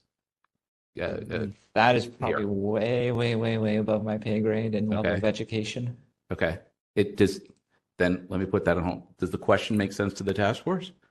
The question makes sense, and it's one that I don't know if there's a section of the government code or legal standing, fair enough, or past pattern that's immediately related to this. Fair enough. Sorry, DCA Lopez, being here. Are you someone I can put that question to, and do you have thoughts that you could share? Sure. I'll try. Someone else want to? Well, let's start with this. So they're citing Government Code 6254, the old 6254F, right? I forget what the new one is, but that's this. So it starts with this, and it says, except as provided in sections 6254.7 and 6254.13, this chapter does not require the disclosure of any of the following records. And then, there's a multiple, A through. Right. So my reading, before I let you, is that it says it's not required. It does not say shall not disclose. It says does not require, which to me would be a may, not a shall. But that's, I guess, the question that we're asking you. And then F is the one that says records of complaints to or investigation conducted by, or records of intelligence, information, or security procedures of the Office of Attorney General, Department of Justice, and then it goes on and on. It's a fairly lengthy paragraph. So the question I think that Member Pilpel is asking is, are they required not to disclose it, or is it just giving them the ability to invoke that if they so choose to do so? And okay. Good. Does our DCA need the microphone so we can hear that in the record? Oh, yeah. Thank you. I will have to review the language of the statute before I could advise the task force And on this issue. that's fine. If I could just follow up on that point, to the extent that it may involve the discretion of the police, in exercising that discretion, is it a balancing test that they would be using? And and clearly it couldn't be a 6255 balancing test under Sunshine, but could there be some other balancing test relative to endangering an investigation or something like that? And would they have to say in balancing the hindering versus helping, that it tends towards hindering or it tends towards helping to guide their decision whether or not to decline to provide something like that? Does that? Yeah. Okay. That it for me for now, Member Pilpel? I know Member Wolf. Let's go to Member Wolf. Okay, Member Wolf, go ahead. Okay, so I guess a question for the police department. Did you assist the requester where they may find the information they were seeking if you didn't have it? I'm sorry. I'm not sure I understand the question. So the Sunshine Ordinance requires that if you are not in possession of the information, that you are to assist the requester as to where they may be able to find it. Did you do that? Member Wolf, if I may, I believe Sergeant Winters is saying they do indeed have the information. They're just Okay. invoking a exemption for disclosure. So I don't think at this point we are talking about whether or not the information exists. Correct. Okay. Yeah, and I clearly stated we are in possession of the evidence and the case files. We've, Okay. Right. Yeah. And the task force did. Right. And I believe the task force has previously found a violation in the matter, and this is just another follow-up hearing. So this is. I mean, I think our mutual understanding at the time, and I think Mr. Cicero alluded to that in his comments, were that when Sergeant or Lieutenant Lobsinger was here, basically And it's actually Sergeant Lobsinger. Sergeant Lobsinger. Okay. And I did go back and review his testimony from the May meeting. And I also, I mean, I could forward these to the task force. I do have email chains in which Sergeant Lobsinger was informed that there was an open investigation. I think he was just mistaken when he testified that there was not. Okay, because I think that was the understanding amongst all of us Yeah. that these records would be turned over if you could just find them. I Yeah, think that's and- where we and- were all coming from. And then so I think this is kind of news to us based on Sergeant Lobsinger's testimony that, you know, now that we found it, now suddenly these exemptions are being, put forward for why it can't be turned over. I thought the challenge before all of us was just, hey, if we found them, we can get this resolved. And so we found it, but now it's not resolved. Yeah, and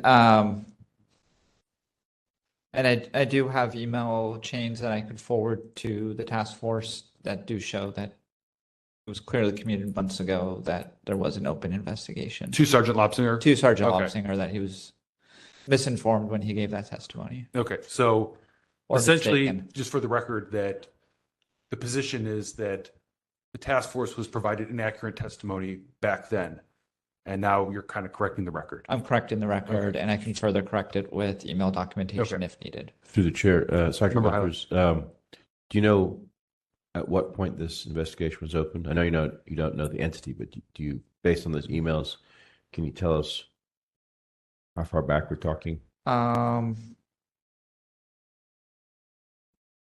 Sounds like it's been I'd all have to along. look at the email communications to see if it was referenced. Okay. Um, I think that might be useful for the task force to see those emails. yeah.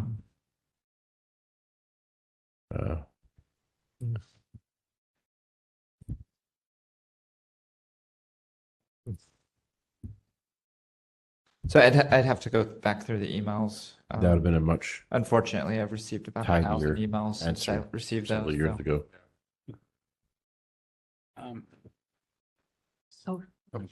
Member Sugarman?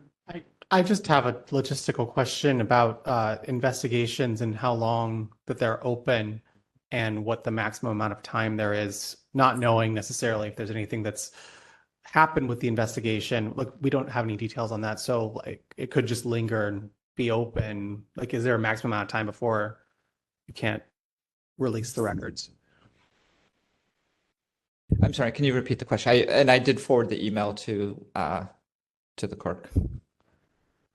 Well, I mean, the question is to you, but also to anyone who might know, if there's a maximum amount of time that an investigation can remain open before, is there a limit for how long it can remain open before the public records can be released? Like, is it just indefinite? To my knowledge, especially when it comes to any investigation related to a homicide, there is no limit on the amount of time. Any case that is not a homicide, it would be based on the statute of limitations that was in effect at the time that the offense occurred. So, if I may, I have a question.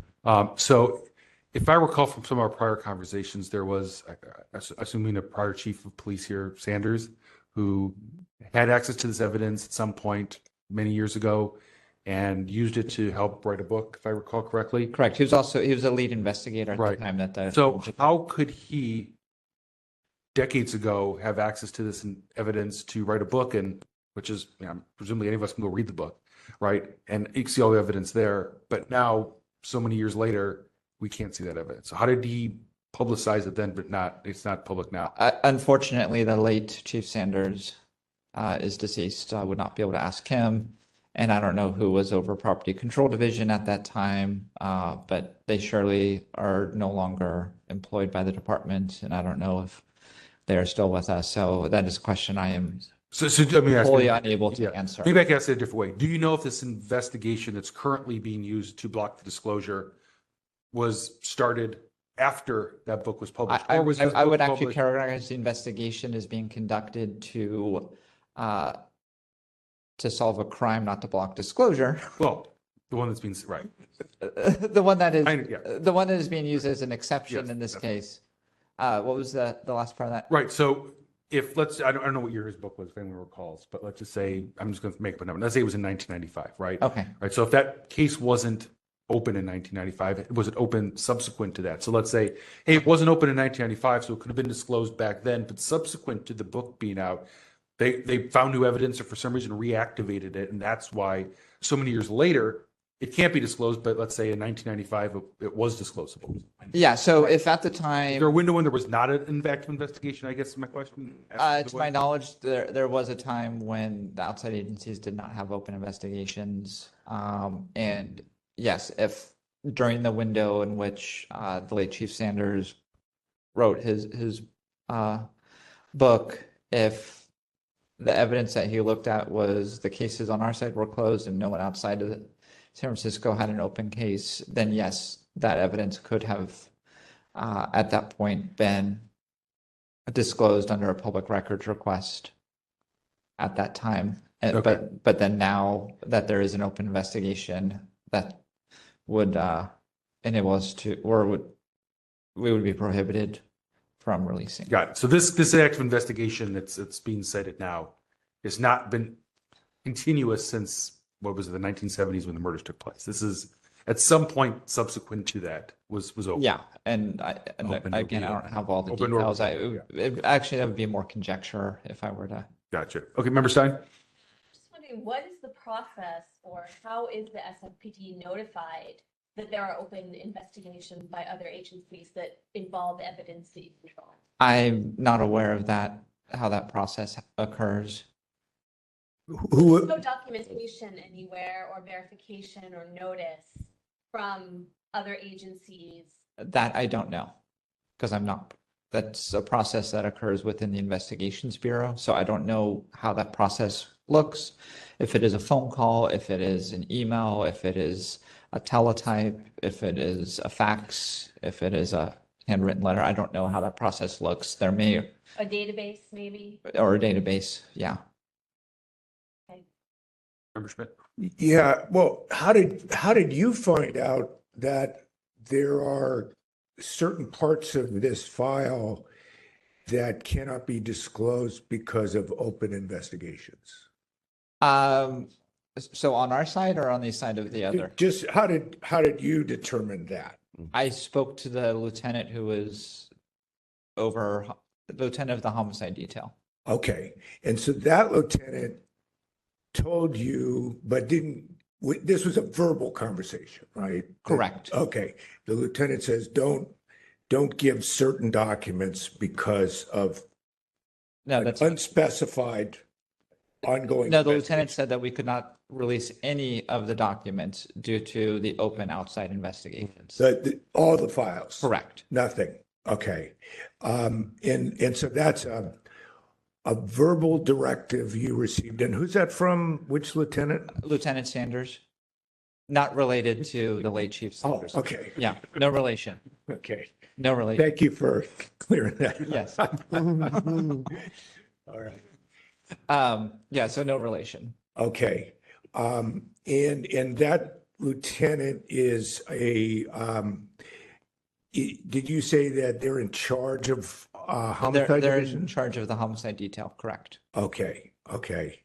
And they didn't give you any kind of written documentation. It was just a verbal directive, don't produce any of it. Correct. Okay, and you had mentioned earlier that you were thinking about whether some of this could be disclosed because only some of the cases had not been solved. So, yeah, let me It- clarify that. Yeah. If there were no open outside investigations, then there are a portion of the documents that we would be able to disclose. But because there is an open outside investigation, unless that jurisdiction comes and tells us specifically, we need this evidence, we need this evidence, we need this evidence, we need to put a blanket hold onto it, on everything until such a time as they identify which evidence may or may not be related to their investigation. Well, there we go. Okay. All right. So, but there are some of the cases where your department considers them to have been solved, correct? Correct, because we've secured convictions in those matters. Okay, and there were about 15 different cases, is that about right? In that ballpark. The ballpark. Yeah. It's actually 20. There were 15 murders and 5 additional people that survived, including former Mayor Agnes. And what's the number, ballpark, of how many are solved and unsolved? I don't have that breakdown immediately available to me. Okay, but some are solved, some are unsolved. Correct. Correct. Okay. Mr. Cicero might know. Okay. I'll take. Yeah, Mr. Cicero is more knowledgeable than me on that. He probably knows. Yeah, so thinking through this is not a simple matter. We already asked our DCA to do some research. We may hear back tonight or at a subsequent meeting. Somehow I figure we're probably not going to get to the bottom of this in the next few minutes, but I'm happy to be wrong about that. Following up on my colleagues on the other side, I'm intrigued by Member Sugarman's question. How long can this go? Does it go forever? Does it go for 100 years? I mean, at some point, pretty much everybody's dead. And then what's the rationale for continuing to withhold? That's kind of an interesting question, and I don't know what the answer is or how you get to a good answer there. Maybe that's something we could just all sit with and comment on. My question actually, I just to clarify also, I Yeah. figured there might be a policy I didn't know about. Yeah. So anyway, there's that. You can comment in a second. I think Member Stein and Member Schmidt also were jogging me in this direction. And I guess the last point that was made about outside jurisdictions, and in the absence of a specific need, that the answer is we're just going to withhold everything because we don't know. Is it possible, and if so, could SFPD clarify with whatever outside agencies and narrow the scope of the hold to just what evidence or cases they're actually interested in, as opposed to the zebra cases in general, so that might limit the non-disclosure to some of the information and allow for disclosure of some of other portions of the information, right? I mean, I'm trying to get past the blanket, we can't give you anything right now because somebody who we're not even sure that we can tell you who, has asked us to put a hold on disclosure. It seems like that is overly broad, and if there's a way to narrow that, I'm interested in that. I would also be interested, Sergeant Winters, if you could find out for us and communicate in the future from Lieutenant Sanders. Yeah, not the late Chief Sanders, correct. Lieutenant Sanders, the one who's still with us, very much alive. Lieutenant Sanders at Homicide. How they, and I guess this was what Member Stein was asking, how they communicate with outside agencies, and if Lieutenant Sanders has a written communication in some form, however, whatever, that says from some outside agency, yes, we are actively interested in this, please do not disclose, whatever. What is the protocol? And if there is some document that says, here's how we handle these kinds of matters with other agencies, I'm sure some of us would be fascinated at that document. And just finally, and then I will shut up for a bit. Since I follow the news, as many of us do, what was it, 2 days ago? In the past week, they announced the Tupac Shakur, arrest in Las Vegas. So this idea that a murder doesn't get solved and things are open and it may take a while or they get closed and reopened, it's not just a theoretical thing. It actually happens. And I don't know that any of us here are interested in impeding an investigation. But I think the idea both in CPRA and in Sunshine is if there are ways to not impede an investigation and to the maximum extent possible provide information that is in the public interest, that we should do that. And so I think perhaps we're sort of struggling with how to narrow the non-disclosure and maximize the disclosure and have that be somewhat greater than zero at this time. Again, I'll shut up for a bit. Stack. Bruce. Are you in the queue, Member Wolf? Yes, I'd like to. Okay. I think, Member, did you have your hand up beforehand, or? Go ahead, please. Oh, all right. Member Wolf, then Member Hill. Okay. So, I'm sorry, your rank, Mr. Winters? It's Miss Winters. I'm sorry, Miss Winters. I can't see your back. Sergeant. Sergeant. I apologize. Not lieutenant. So a question I have is are there any written policies or law or code that requires you to withhold records if an external agency has an open file when San Francisco PD has no further involvement? Well, I mean, if we compromise an open investigation, that's kind of bad police work. But I understand. But I don't know specific. I mean, I was given the evidence code 1040 is one of the sections that's relevant to this, but I mean, we can't go just disclosing and releasing evidence that's relevant to another jurisdiction's case. The sheer notion that an agency would do that is mind-boggling. So I don't know the exact evidence code sections. Okay, but it's just a question. We're not law enforcement professionals here. So, and I have two quick comments, Mr. Chair. Would this be a good time? Sure. Yeah, we guess there's no separate spot, so go ahead. Okay, great. The request and the complaint were made under an old set of rules before the revisions to the California Public Records Act and the Brown Act, I think, which were last year. And so the citations that the police department, the respondent, has given was California Public Records Act 6254. We hear cases in their moment of time, not present day.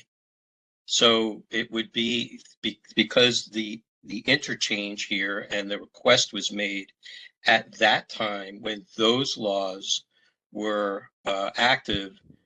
That is when those particular sections of code would then apply, not what applies today. The fact that it's been dragging out all this time is of no consequence. We're talking about a point in time. The second thing is that 6724B2 states that I'm paraphrasing, litigation that's completed shall be disclosed. So we should consider that. And there's some other provisions for other types of information. And then 6729.6 states that with regards to records that shall survive public officials, which include department heads, which this would be, I guess, to the chief, that they should be maintained in their, in their original form. So it doesn't matter if the official is no longer with the department or unfortunately is deceased or what have you. The records shall still be curated and maintained and should survive as part of I'm posterity. confused about the relevance of that is because there's been no assertion that the evidence or the documents have been retained in any other form other than their original form. Well, And as would for my appreciate- citing, I would as appreciate for if my I was- citing of the other government codes, that was I would appreciate not being interrupted, Mr. Chair. Point, please. Point taken. Yeah. Go ahead. I was not finished. I was not finished with my statements. Go ahead, Member Wolf.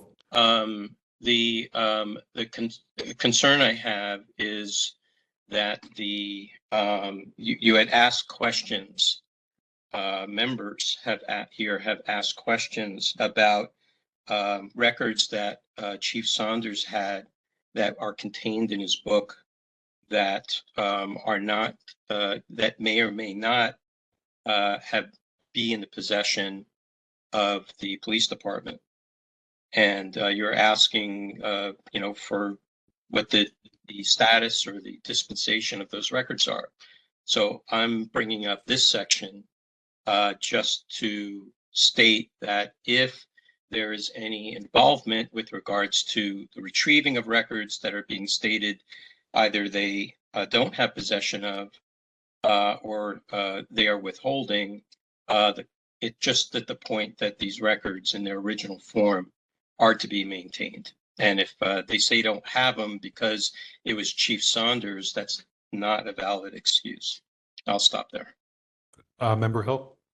I was just curious if there is a process if the records are currently being withheld because of an active investigation. I know that there are other provisions and other parts of our of ordinances where you would need to sort of keep in touch with them, on a periodic basis to let them know, whether it's still open or not. Like, I guess my question is, like, is the onus on the citizen to have to continuously ask if the investigation is over, or is that something that the police department would proactively remain in contact with him to let him know when these records would be available? I believe that onus is on the individual requester, because if we were to essentially make a log of everyone that's requested records related to an open investigation, we'd have quite a voluminous number of people to constantly keep in touch with, and quite a number of cases. We'd probably need a whole staff just to monitor cases and follow up. Because like just this week, we had to decline a number of requests due to open investigations because the cases literally just happened a couple of days ago. And those cases may take years to resolve. Will I have a chance to rebut some of this? If we need you to, but at this point, there's no written in rebuttal period. So if we'll get to you if we need to be, Mr. Cicero. Okay, thank you. A quick thing to kind of piggyback on what Member Sugarman had said. So I was kind of researching what Sunshine Ordinance might say about some of this. And so in 6724D, it says records pertaining to any investigation, arrest, or other law enforcement activity shall be disclosed to the public once the district attorney or court determines that a prosecution will not be sought against the subject involved, or once the statute of limitations for filing charges has expired, whichever occurs first. So it seems like there's kind of a two-pronged test about when these have to be disclosed. So we talked first about the statute of limitations, and I think Sergeant Winters talked about, well, there's no statute of limitations for homicide, right? So I think that may not really apply here. And so I think it's a good question is, when is there a district attorney or a court that could give it an answer that says a prosecution will not be sought against the individuals involved? It sounds like several of them may be deceased at this point, and I don't, my knowledge, know that there's prosecutions against dead people. Maybe there are, I don't know. I don't think so.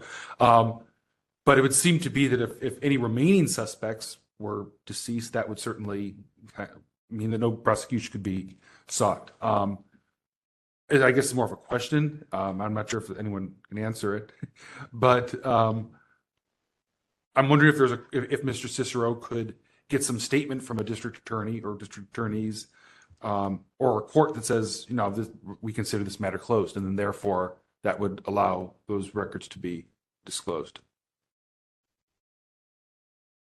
Just thoughts, and I don't know necessarily answer to that. Member Schmidt? Yeah, Chair Yankee, I'm not quite sure how you would ask Mr. Cicero to ask an agency that is, we have no idea who it is. Right, that's part of the problem. Yeah. The attorney is the one who may be filing charges here. Exactly. And I agree that ultimately, if we look at the letter of the law on this and how these facts fit into the letter of the law, and this is sunshine or state law or the exemptions that are referred to in state law, I feel like what we've heard here today kind of puts us in a little bit of a different spot where we're dealing with what is the carve out, what is the scope of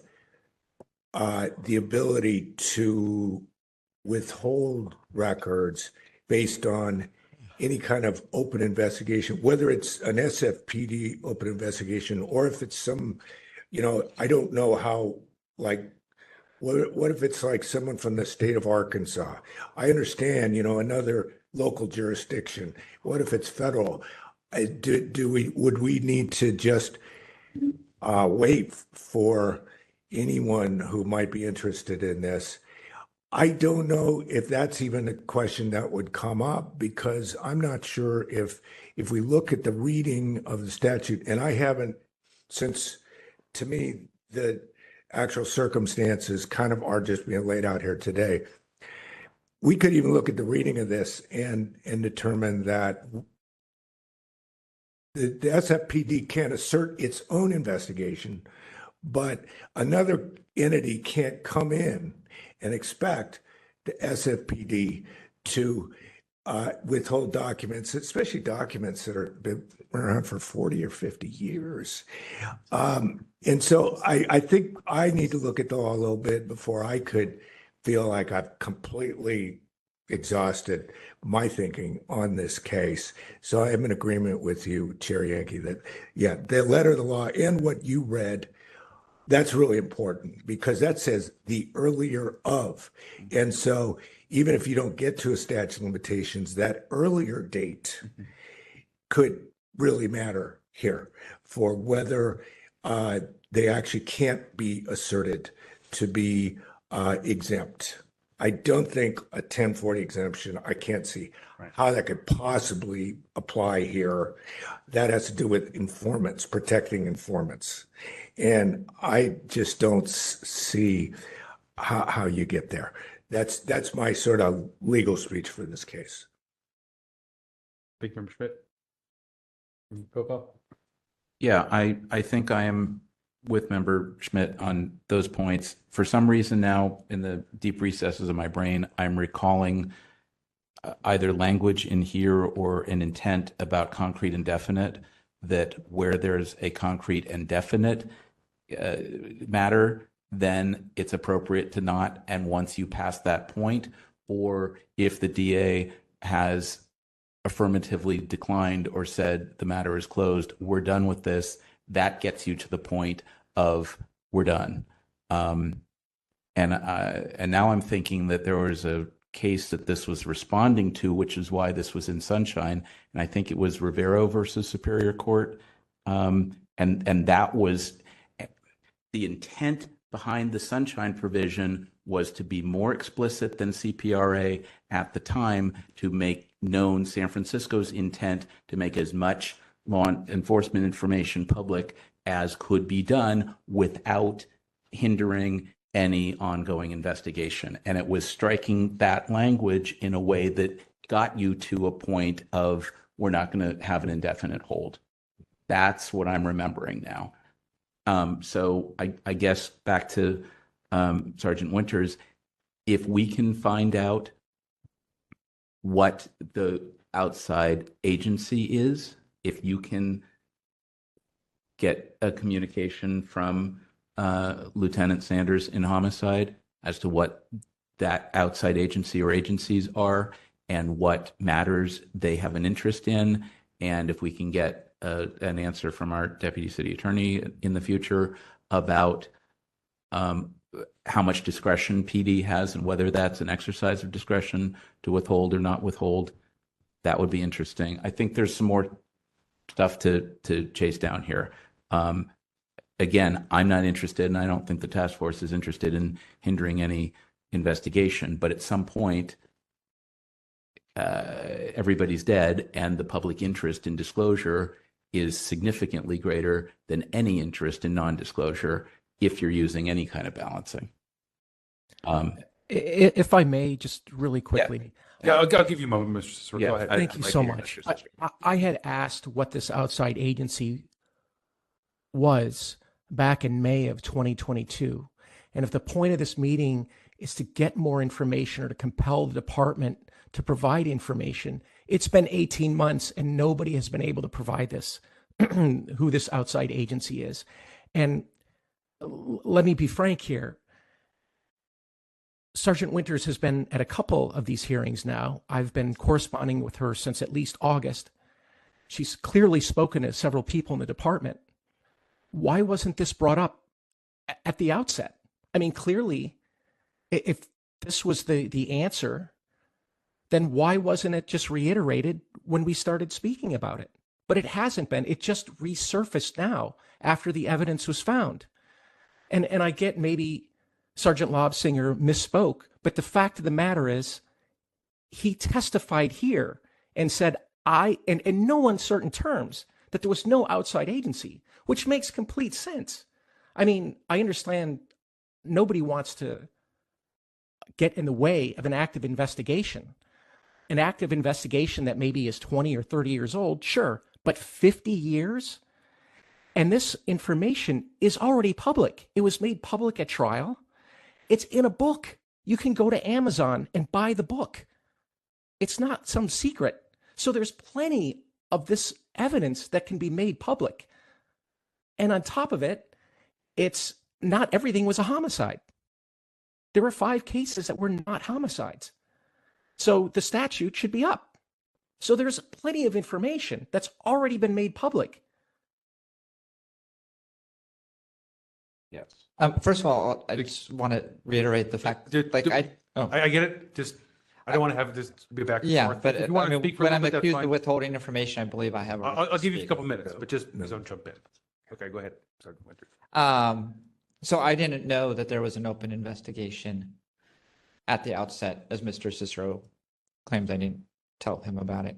It's because I didn't have that information. That information was given to me as I worked through trying to locate this evidence, gather all of the information, spend a considerable amount of my time working on this to try and come to a resolution. And yes, the evidence was presented in trial. The evidence was presented in the late Chief Sanders' book. But when it comes down to it, is if we have evidence, we cannot, when there is an open case exertion made on that evidence, we can't just let non-law enforcement people come in and handle that evidence. I mean, I've been waiting 18 months to find out who this we're outside not going to have a organization back and is. forth. Excuse me, Mr. Nothing. Cicero. I did give you your 18 time. months, and nobody can seem to come up Mr. with the name of Cicero. this organization. This is an okay. abomination. Okay, Mr. Cicero, that's not helpful. Okay, I'm not going to have this be back and forth between the two of you. You can do that Fair. not in front of the task force. Okay, Sir, I'm sure you understand it's been 3 I years. understand, but that's not productive for this hearing. Fair. Okay. Chair? One moment, Member Wolf. Let me let Sergeant Winters briefly finish, and then we're going to just figure out how to dispose of this. I mean, we've done enough questions. And then So, finally, what I'd like to say is I had read a bunch of exemptions in my initial testimony, and I don't know if anyone had heard those were given to me by a deputy city attorney. Those weren't the exemptions I came up with. Those were communicated to me by a deputy city attorney, that those exemptions were relevant to this matter. Okay. All right. Let's see if we can start to get to we've been on this for about an hour and we need to move on to other cases. So with that in mind, Member Wolf, if you want to go. Yeah, so I want to speak to to move on to this, just with a couple of points. One is you brought up 6724D, and I'd like to move down that paragraph to number 6 and to the last sentence. Number 6 says information and this is information. The preamble to this is notwithstanding the occurrence of any such event, individual items of information in the following categories may be segregated and withheld if, on particular facts, the public interest in non-disclosure clearly substantially outweighs the public interest in disclosure. So this gives the weight towards non-disclosure. But in number 6, it states information whose disclosure would endanger the successful completion of an investigation where the prospect of enforcement proceedings is concrete and definite. And I bring that up is because it's partly what Member Pilpel was talking about, but we're talking about a case that goes back so many years where actual adjudication may not even be possible anymore, or enforcement proceedings may not even be possible anymore. So there's no possibility at this point. It would be surprising to me. I should rephrase. It'd be surprising that it would be concrete and definite, quote unquote. The last sentence also says the subdivision shall not exempt from disclosure any portion of any record of a concluded inspection or enforcement action by an officer or department responsible for regulatory protection of public health, safety, or welfare. San Francisco Police Department is not part and parcel to this anymore. It's another agency. So we're talking about San Francisco departments and agencies here and officers. The fact that this is now being held open or still being investigated by other agencies based upon this statement is of no consequence. I'll stop there. Thank you, Member Wolf. Anyone else thoughts on this one? How to proceed?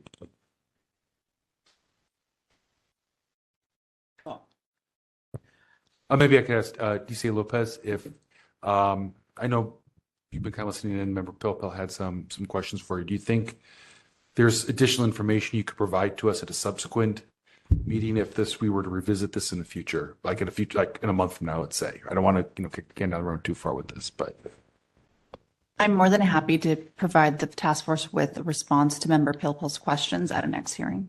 okay. So, members, do we think that if we had that information that could advise us better on how to proceed, or do we think it's not material? I have a question too. Let's say we do find additional information that we think supports continuing to seek this information from the police department. If the police department is saying, no, we're not going to turn it over, what is our next step? I think we need to know what that is before we continue down this path. If we have no way to pursue this, even with additional information. Oh, that's a good point. So let's say that we say, okay, you know what, we decide that, they have to turn it over, right? And Right. we're going to issue an ordinance that you have to turn it over. We're not accepting your exemption. We Right. think it's not, applicable, turn it over, right? So then it's okay. So what ways do we have to? Then where do we send it? Right, so we can send it to ethics, right? I'm not sure ethics is going to be any better position than we are sorting through Right. some of these issues, right? It could go to the DA. I'm not sure that, I'll say pursuant to that May meeting, I sent a letter to the DA and asked if they could come and talk to us about this. I've received no response, and so I don't think the DA is particularly interested in engaging with us on enforcement actions. They might even claim that they have a conflict of interest. It could even be. Here, so. So really that leaves Mr. Cicero with the courts. Yeah. So, and that might be his better option. Not that I want to, tell him he has to go do that, but that might be a faster way and a more concrete way than anything we could do. It seems very difficult at this point for us to try to determine whether or not an investigation that's open is a rightful exemption or not. They're exerting that exemption. So I'm not sure, right, or any portion of that. So I'm not sure we're the best entity to delve into that and say this is you're correctly asserting that or you're not. We'd have to really be experts in whether the concrete indefinite, and I don't know if they're gonna, Mr. Chair. Member Wolf, I have two people here, so Okay. great. Member Hill, Member Sugarman, is that okay? Sure. Okay. I just wanted to say that just the more that I am reading through this, that what bothers me, I think the most, and with all due respect, I want to be, I think we're all want to be respectful of not giving away records that would impede an active investigation. There's just so much in CPRA that goes into details about specifics. And what I'm hearing is like, there's a bunch of boxes with stuff in it and all of it is covered. And that feels very uncomfortable for me because there are very specific parts of this that talks about full name. It does say, not to, if there's an active investigation or would endanger the successful completion of the investigation or related investigation. I'm referring to 6254, well, the old 6254. But there's so many details about, and then it goes into details, full name and occupation of every individual arrested by the agency, subject to the restrictions imposed by the location of all complaints or requests for assistance received by the agency at the time and the nature of response hereto, subject to the restrictions, the names and images of victims of human trafficking. Like there are very, very specific details around like what should and should not be based off of whether it's going to endanger someone or impede the investigation. So I think that's just where my problem is just like, there's just a big black box. There's two big black boxes, apparently. And we don't know what's inside of it. And it harkens to a lot of other requests that a lot of these other sort of exemptions that we get, where we don't get redactions, we don't get, no one opens it up and looks at it and actually determines whether if there are pieces and parts of it that actually could be given that would not impede the investigation. It's hard for me to. That's where I'm having a hard time. Yeah, before I move on, I think, and that's kind of gets to part of it. We've talked about this in other cases over the years. I think that we don't have subpoena powers, right? There's nothing that allows us to go look in the box and say, this is okay, that's not okay. And unfortunately, Ms. Winters is not really in a position to give us any more information about that. I'm not even allowed to go look at this box. Right. I mean, like all due respect, like I feel like that might even be the wrong person. Is there someone else who is more knowledgeable and or a more of a decision maker about what parts of the record would be available to the public or not? You're being told this information. I understand that. Member Sugarman. Okay, so I just want to second. That's part of what I was also thinking about when Mr. Cicero said that 5 of them weren't homicides. So it's like what's in the information that potentially could be released. And the other thing that I just don't feel like I know is that I don't really feel like it's been determined the nature of the open investigation. So there's been this discussion about like the DA and whether the DA is dismissing it, et cetera. And all that I remember hearing was that it was another law enforcement agency and potentially a local one. So you had suggested, Chair Yankee had suggested, going to the DA, which almost, I'm not sure which DA, but it seemed like it was a potentially good idea because of the statute you had mentioned where the DA could dismiss it potentially. So then that might bring you a step closer to being able to release the information. So that's, I think those are the things that were stuck in my head. Thank you, Member Schmidt. Yeah, part of it was like, is it RDA or every DA? Right. Member Schmidt? Yeah, Member LaHood had a good question, which is, well, what can we do? What's there left to do? And one idea that I have as to maybe what we could do, and we don't do this in every case, but to me, I think the chair and Mr. Pilpel and Member Hill have all mentioned very specific law and, local statute, state statute. I think that if we were to actually look at the statutes, and, various people have looked at statutes and we but also statutes and the case law. I think there may be case law out there on this kind of point. There's not always case law out there in this area of law, but I could imagine there being case law. And the one thing that we could do is that we could create a guideline, and we could tell the parties to this matter that, you know, it is our position and it is on our authority, it is required that certain things either be disclosed or not be disclosed, or be protected or not be protected. But I think that maybe I haven't heard anyone yet really define what should be the scope here.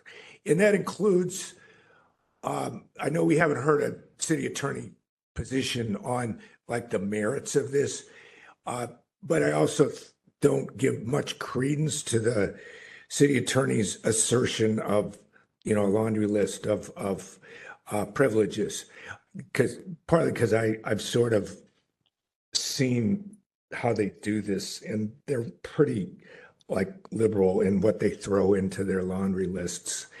But we don't have any like to something that might be a fairly intricate thing involving what each of us have noted in the law as to what is the actual obligation of the police department in this situation to respond to Mr. Cicero's request.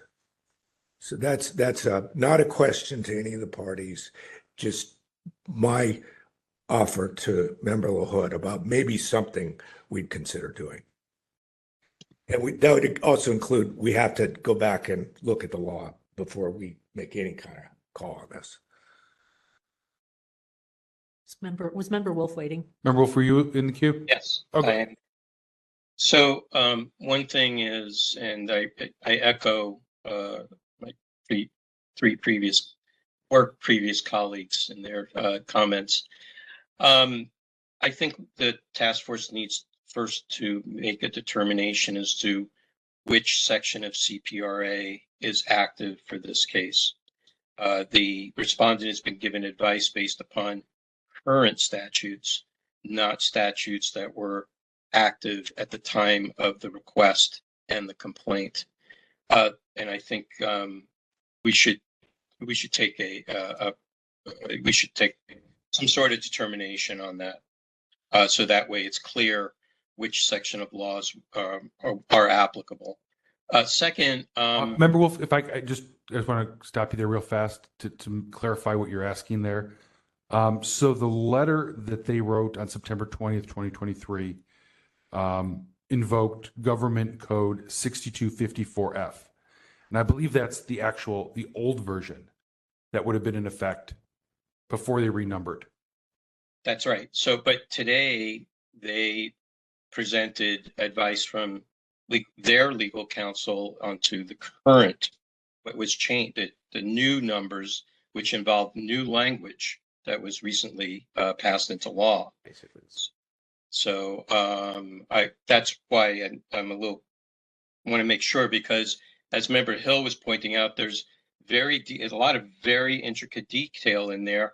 There's now even more intricate detail in the new law. Mm-hmm. So which body of law applies based upon, the point in time that the quote unquote incident happened, here the request. So that's all I'm stating, is that the task force should make a decision on that point. The second point is, I agree with Member Schmidt around case law. I mean, this is exactly the reason why we used to get those consultation memos from our legal counsel, is because they would suss out any supporting or conflicting case law that would apply to the case at hand. And I think based upon Member Schmidt's assertion, I think that should be a task given to our legal counsel to investigate that, research it. I'll stop there. Thank you. Member Puba? I'd like to hear Member Hill, but I'm prepared to offer a motion because we've been at it a while. Did Member Hill? Did you? Go ahead, Member Hill. Just very quickly, I'm going to refer to, just as an example, I'm refer to 7923.625 that says, as of July 1st, 2019, any video or audio recording that relates to a critical incident as defined may be withheld only as follows. During an active criminal or administrative investigation, disclosure of a recording related to an incident may be delayed for no longer than 45 calendar days after the date that the agency knew or reasonably should have known about the incident. And it goes into saying again that to my earlier point, if an agency delays disclosure pursuant to this paragraph, the agency shall promptly provide in writing to the requester the specific basis for the agency's determination that the interest in preventing interference with an active investigation outweighs the public interest. The agency shall reassess withholding and notifying the requester every 30 days. A recording withheld by the agency shall be disclosed promptly when the specific basis for withholding is resolved. So that's related to a specific, like a very specific piece, audio video recordings of a critical incident. We don't know if there's audio or video recordings of critical incidents in the boxes, but if there's some specific rules that apply to it that say that they can only withhold it during an active investigation for 45 days. And if they need to withhold it longer, they have to essentially keep the public informed every 30 days until it is made available. Great points. Thank you, Member Hill. Anyone else before we hear Member Pilpel's motion? Okay, go ahead. And I'm not disagreeing with that point either. So I am prepared to move to continue this matter 1 month, 4 weeks from tonight. I'm not interested in hearing this matter every month until the end of time, but I'm willing to give it one more try, and we'll see where we're at then, which really means that the parties have 3 weeks to provide information to Cheryl to make it in the packet so we have time to digest it, and the public might. So it is a motion to continue for 1 month, and in connection with that, to seek more information from the police department, from the respondent, as the respondent cares to share. And we certainly learn more about this every time from Mr. Cicero and from our city attorney on the questions that we've put, which are also not 5-minute research projects. I also want to be clear on a few things. I significantly want to thank Sergeant Winters to the extent that we're expressing concerns about the police department. You're the messenger. I think, to my way of thinking, you have been helpful in this regard, and you are simply conveying messages back and forth. You're not in police legal. You're not in homicide. You're in media relations, and you're doing a fine job. Agreed with that for sure. Yeah. So it's, as they say, it's not about you. You're okay. If our city attorney needs any clarification on our requests, happy to go over that. But I think we're relatively clear. And if there's anything else that you think might bear on this matter, case law or any other advice, feel free to share it with us in future communications. And before I hear on that, just to again be clear, if Sergeant Winters, if there's a way that the police department can check with the San Francisco DA as to whether or not the San Francisco DA has an active case here, or if they've gotten to the point of concrete and definite that they're done with it, that would be good to know. Mm-hmm. That would be great to know. If there's any written protocol on this matter that we asked about, how SFPD relates to other agencies, and if they say, please hold it, then we respect that or not. If there's anything in writing on how that happens, that would be great to share. Can I just slip in real quick? Can I request the December so that you don't have to make a motion and then you may not be available because I will not be available for the November hearing. Okay. And the other thing I was going to ask to that point also is that's a short turnaround time for our DCA to ask to investigate case law. Would 4 weeks be pushed in free? Would it be more? I'd rather get it right than just. Yep. I'm get happy it to right. do 2 months. So is December better for you? Deputy Lopez? City Attorney Valerie Lopez, December will be better, but I also, if I have a moment, would love clarity on the specific questions because a lot of task force members have opined, and I think have provided, wish list, but I want to be clear on the next steps, at least from my position. That's fine. So I will restate it to 2 months. Happy to do that. I'll come back to DCA Lopez in 1 second. If police legal is not in the loop here, if you can get them involved, because it really is not necessarily a higher pay grade, but this really does get more to police legal issues than media, kind of, sort of. And just finally, if you're able to find out with your magic ways what those other agencies are by name, if there was a written communication that stated that, and you can share that written communication, I think there's more than one person listening to this conversation that would love to see that written communication. Check? Yeah. So remember, I'm assuming that wasn't, the motion is just. No, the motion is to continue. I don't want to have Cheryl come up with like a. Yeah, no, Cheryl, no. I see you're furiously typing over there. The motion is a 2-month continuance. I'm just trying to make clear what the requests are that will advance the conversation in 2 months. And if that's clear, we'll get a second at some point, I hope. And I'm happy to address DCA Lopez. So motion is made to continue for okay, seconded by Member Wolf. Let me go to Member Sugar when you had to say it. I just want to say, second, what was said about a wish list. Like, if so long as the motion's on the table, there should be some sort of, excuse me, minutes that are created right now about what we want to have happen in that moment, so that we're not just here 2 months later being like, oh, we're still discussing the same things, essentially. So that's where the vice chair kicks in. You are. Vice chair has a hand up. Did you have? Go ahead. From my perspective, I think our questions should be as specific as possible so that we get those answers. I can't hear you. I can't hear you.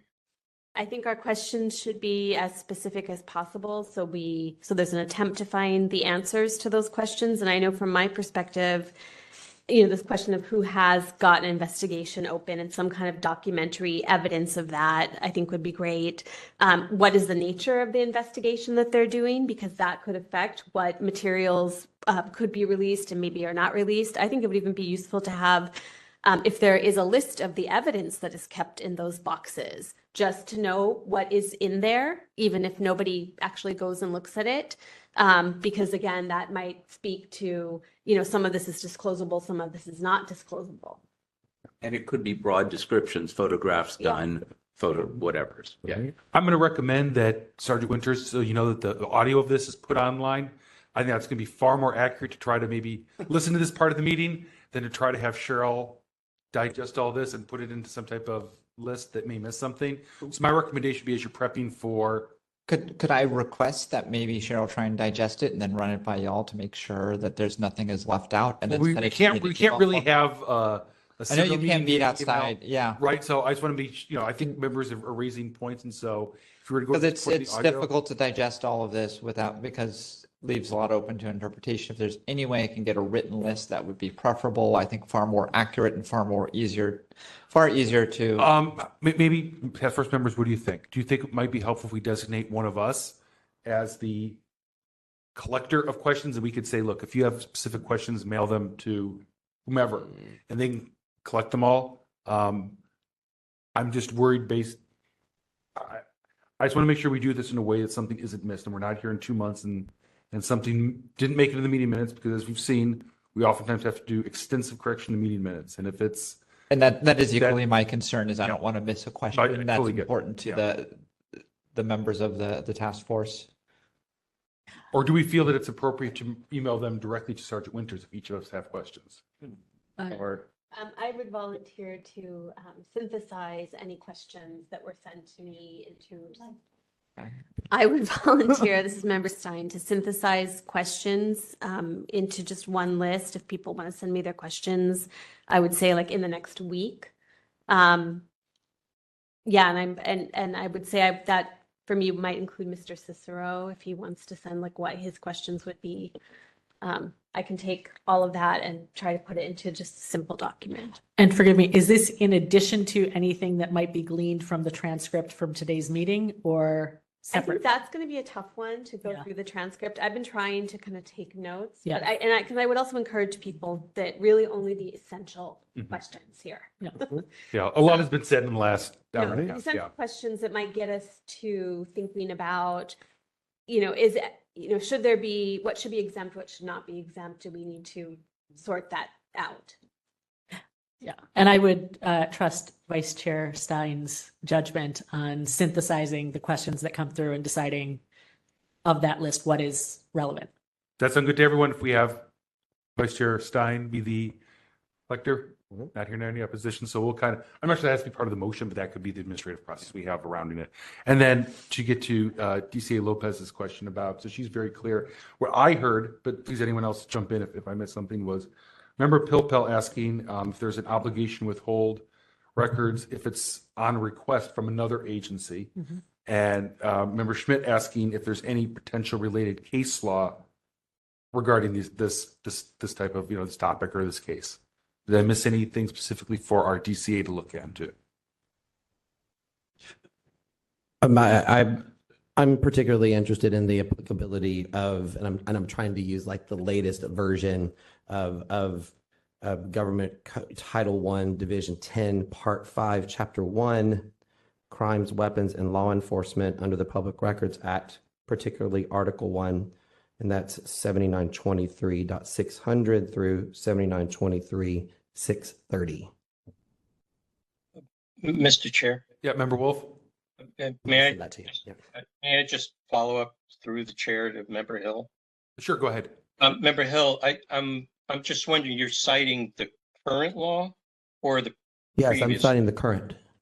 But so if we're going to consider whether the applicable CPRA code is when it was at the time of the incident versus at the time now, shouldn't we be also citing any other law that is applicable at the time of the request and not current law? I mean, I'm particularly interested in the applicability of the current law, but if other people are interested in something else, then I'm sure you can ask that. Well, but the request was made years ago and the complaint was filed years ago. We just happen to be hearing it today.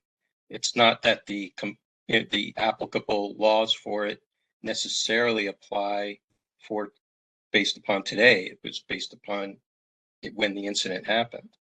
I'll also reference the previous numbers.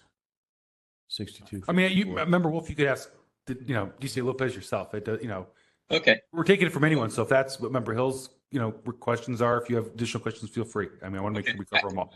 But that's why I asked that the task force needs to make a determination as to what set of laws we're going to apply our determination on this case for. Well, then or today. Member Popo? So to clarify to DCA Lopez, I would suggest that perhaps if you use the law that was in effect at the time and start the analysis there, and to the extent that you believe that the recodification changed the burdens or obligations, if you can comment on that and how it might have changed, how it would change the burdens or obligations if the request had come in right now for the same information. Member Hill, does that attempt to? Yeah, I was just asking the question. I'm just saying, if we look at it both ways, does it change the analysis if you use 6254F versus 7923.600 at SEEK? This is DCA Lopez. I understand. That makes sense to me. One question I have is a follow-up question to a question from the task force. And I can't recall who posed this question, but they had an interest in what applicable case law applied to this matter. It might have been Member Schmidt. Yeah. And my question to you is this matter is obviously has been going on for many, many years. So what exactly are you referring to when you refer to this matter? The case law that I'm sort of, at this point, just kind of imagining, may or may not be out there, but this feels like an area where there could be some cases in California on it. And I'm just thinking about primarily, California law. Maybe there is something under Sunshine, but there's just not a lot of case law in the Sunshine. So I assume it's California law on police investigative records and to what level must they be disclosed? May they be disclosed? Must they be not disclosed? So I know we may have some that are in the, like the active investigation, so not disclosed. We may have some that absolutely should be disclosed. And we also have a third category of, do they have discretion? And if they have discretion, is there some guideline on what they're supposed to do in exercising that discretion?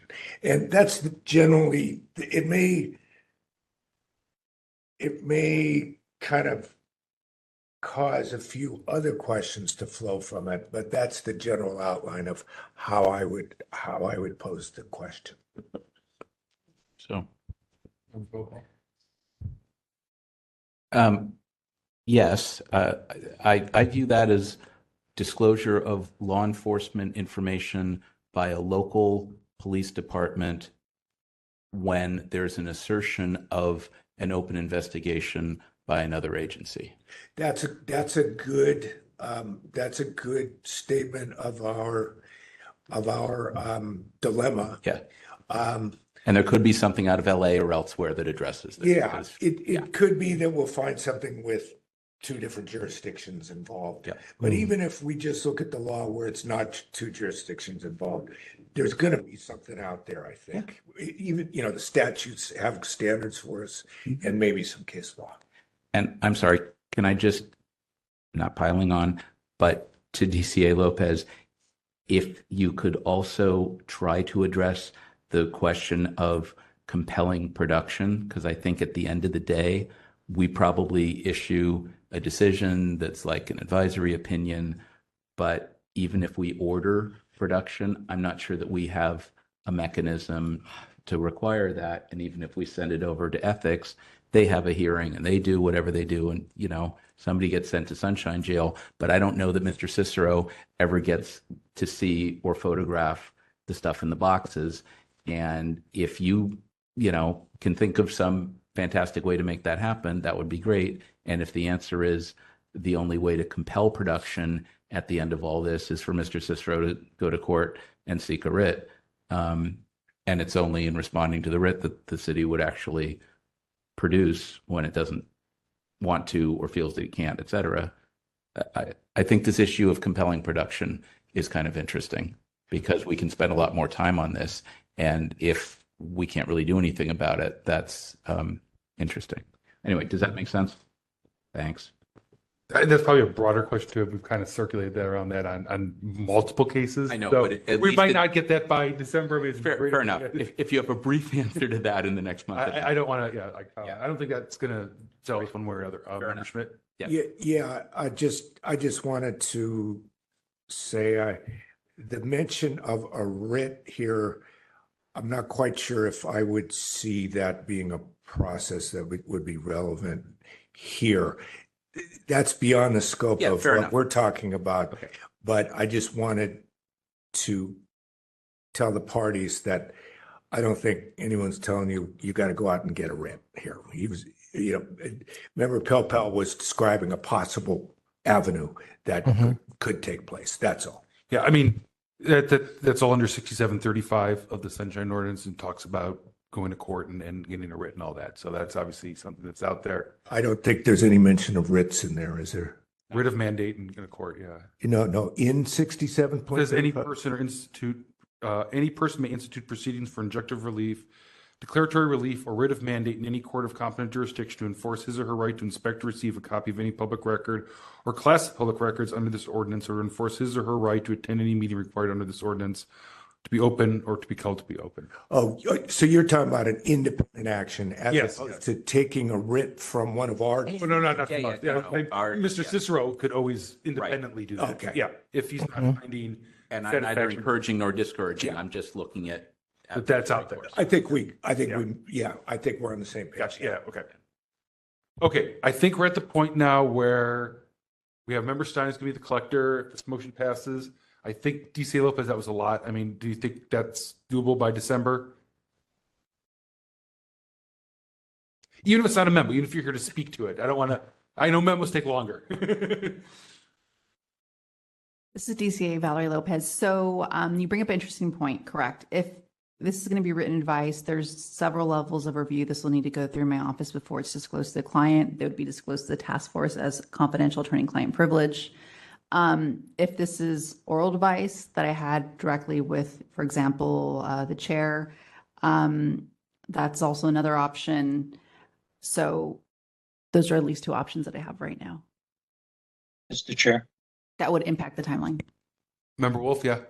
Yeah, I just have a question about what DC Lopez just mentioned.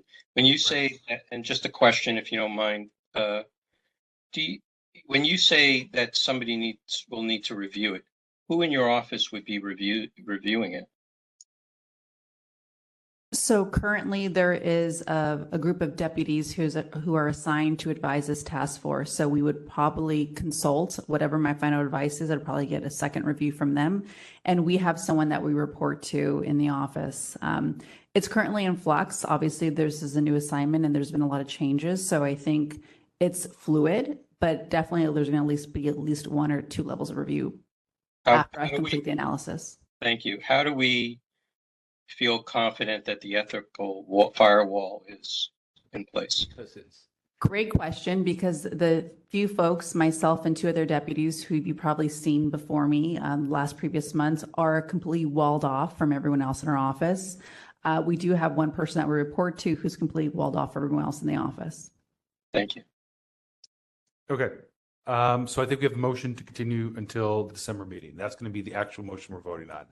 There's a lot of, hopefully we can. I don't want to change. This is. Yeah, I don't want to change the motion, but I would offer to Chair Yankee that at the November meeting, maybe somewhere, you can just give us a quick update on where you're at. And if the answer is that it's more likely to be a written memo or oral advice, or it may take another month or whatever, you can keep us posted at the November meeting. Yep. So if you can keep me posted, DC Lopez. All right. Thank you. Okay. Does everyone understand the motion where we're at? Okay. Yes. Sounds good. Okay. So now let's open up for public comment. Yes, is there anybody who'd like to make public comment at this time? You can approach the podium. And if you're online with us on the telephone, you can press *3 to raise your hand. Or otherwise use the application to raise your hand if you'd like to make public comment on the motion to continue. I see no hands raised on the WebEx at this time. Thank you, Victor. And there's no one here in the room except for Sergeant Winters. So we will go ahead and move to a vote. Cheryl, when you're ready. Who was the seconder? Oh, Member Wolf. Member Wolf. Thank you.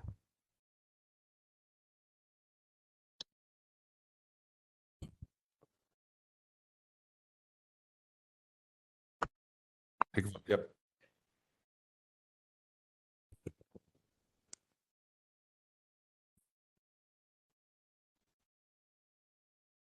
Member Pilpel. Aye. Member Pilpel, aye. Member Wolf. Aye. Member Wolf, aye. Member Sugarman. Aye. Member Sugarman, aye. Member Hill. Aye. Member Hill, aye. Member Highland. Aye. Member Highland, aye. Member Stein. Aye. Member Stein, aye. Member LaHood. Aye. Member LaHood, aye. Member Schmidt. Aye. Member Schmidt, aye. Chair Yankee. Aye. Chair Yankee, aye. 9 in favor. Okay. Thank you, Cheryl. Thank you, Sergeant Winters. Thank you, Mr. Ciceros, for joining us again. We will see you all again. Thank you very much. Thank you. And we've been sitting here for 3 hours straight, so I'm going to call for a 10-minute recess so everyone could get a drink or whatever else they need to do. Great. Thank you. Can we have the microphones off? Yeah. So Cheryl, turn the microphones off. We'll be back at 7:10.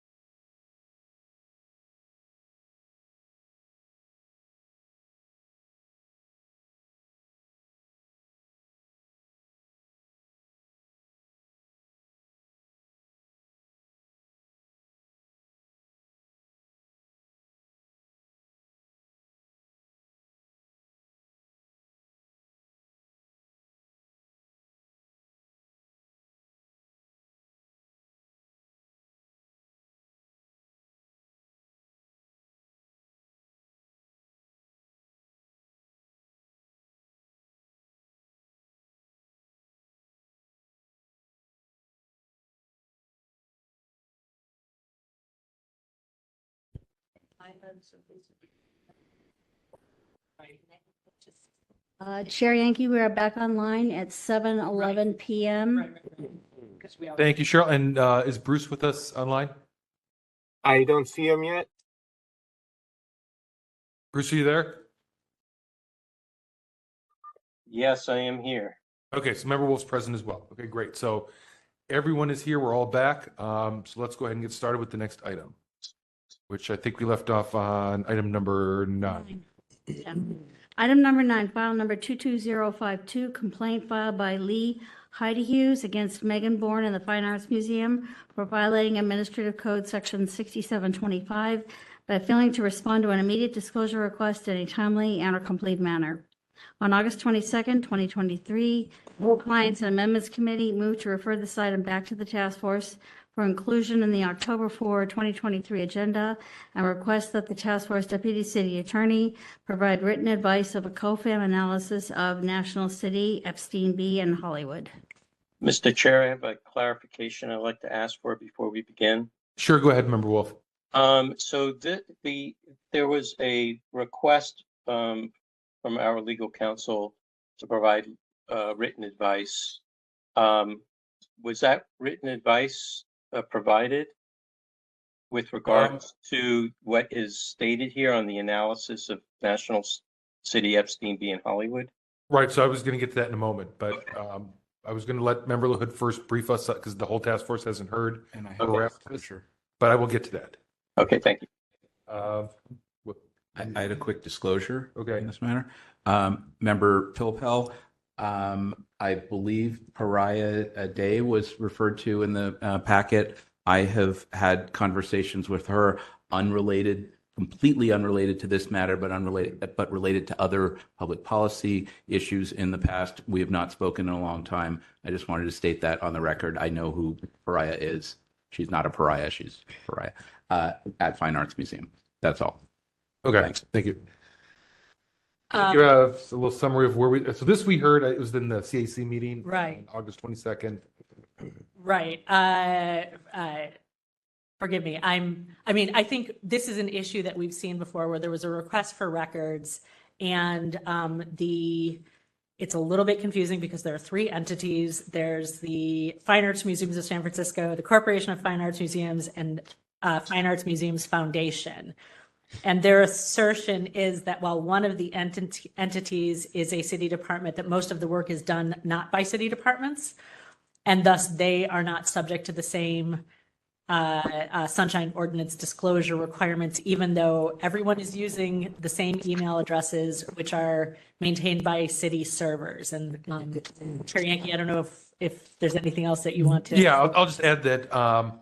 So the last time we heard this in the full task force, we asked them, we made a motion. It says that we found a violation. It says we further issued an order that the Fine Arts Museum must request that representatives of COFAM review the document request in light of the obligations of the Epstein v. Hollywood, District 2, and Community Youth Athletic Center v. City of National City case to determine whether it possesses any documents that need to be produced as the law requires. And so COFAM, or we'll call them the Fine Arts Museum as a collective for all 3, came back, gave us essentially a legal memo, or made legal arguments to us that we looked at in PHC, basically arguing why they don't think those 2 cases are relevant and why they don't compel the COFAM side of things to disclose the records that they're withholding on the COFAM side. So then we asked our DCA to provide us legal advice or a legal memo for this meeting. I've talked to DCA Lopez, and there was a legal memo that Mark Price Wolf had written that, while not directly related to this complaint, dealt with a lot of the background information. Right. And we thought it would be more efficient if we distributed that to the task force members, which you should all have a copy of it. We have not voted to disclose that, so please be very careful for referencing things in that memo, because that's protected by attorney-client privileges, and the body of a whole has to. Thank you. Hard copies? Do people want hard copies? If anyone needs a hard copy, Cheryl has hard copies. Mr. Well, Chair. 1 sec. Member Wolf, I'm not done. Hang on 1 sec. And then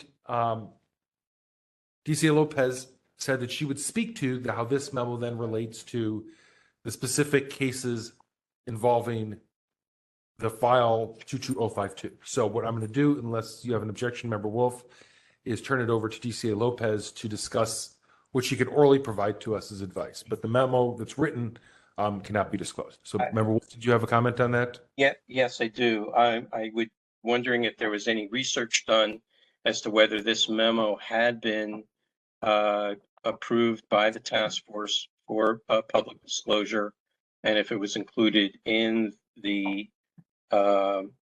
record for that case, complaint number 18049. If it was, then it's publicly disclosable.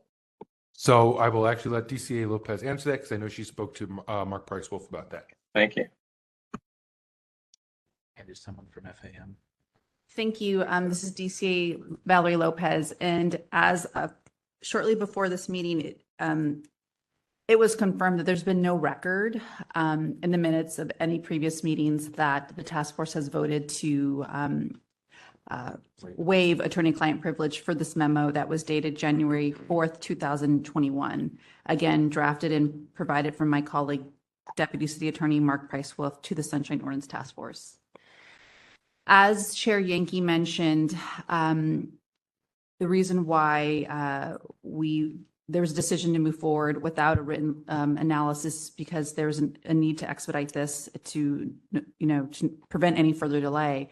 But second, this memo goes into great detail about the relationships of the Fine Arts Museum, COFAM, and the foundation. So the analysis in regards to Epstein and COFAM is in fact located in this memo, in which I could reference page numbers for the task numbers for the ease of reference. Page 15, 16, and 17 talk about this very issue. But what was asked of me, at least what was relayed from the members and from the August hearing, was to basically analyze the two cases, the Epstein case and the Community Youth Athletic Center case. So what I'm going to do, unless there's any questions, I'm going to move forward and give just an overview of these two cases and how they apply to COFAM. Are there any questions before I proceed? Without hearing any questions, I'm going to discuss the Epstein case.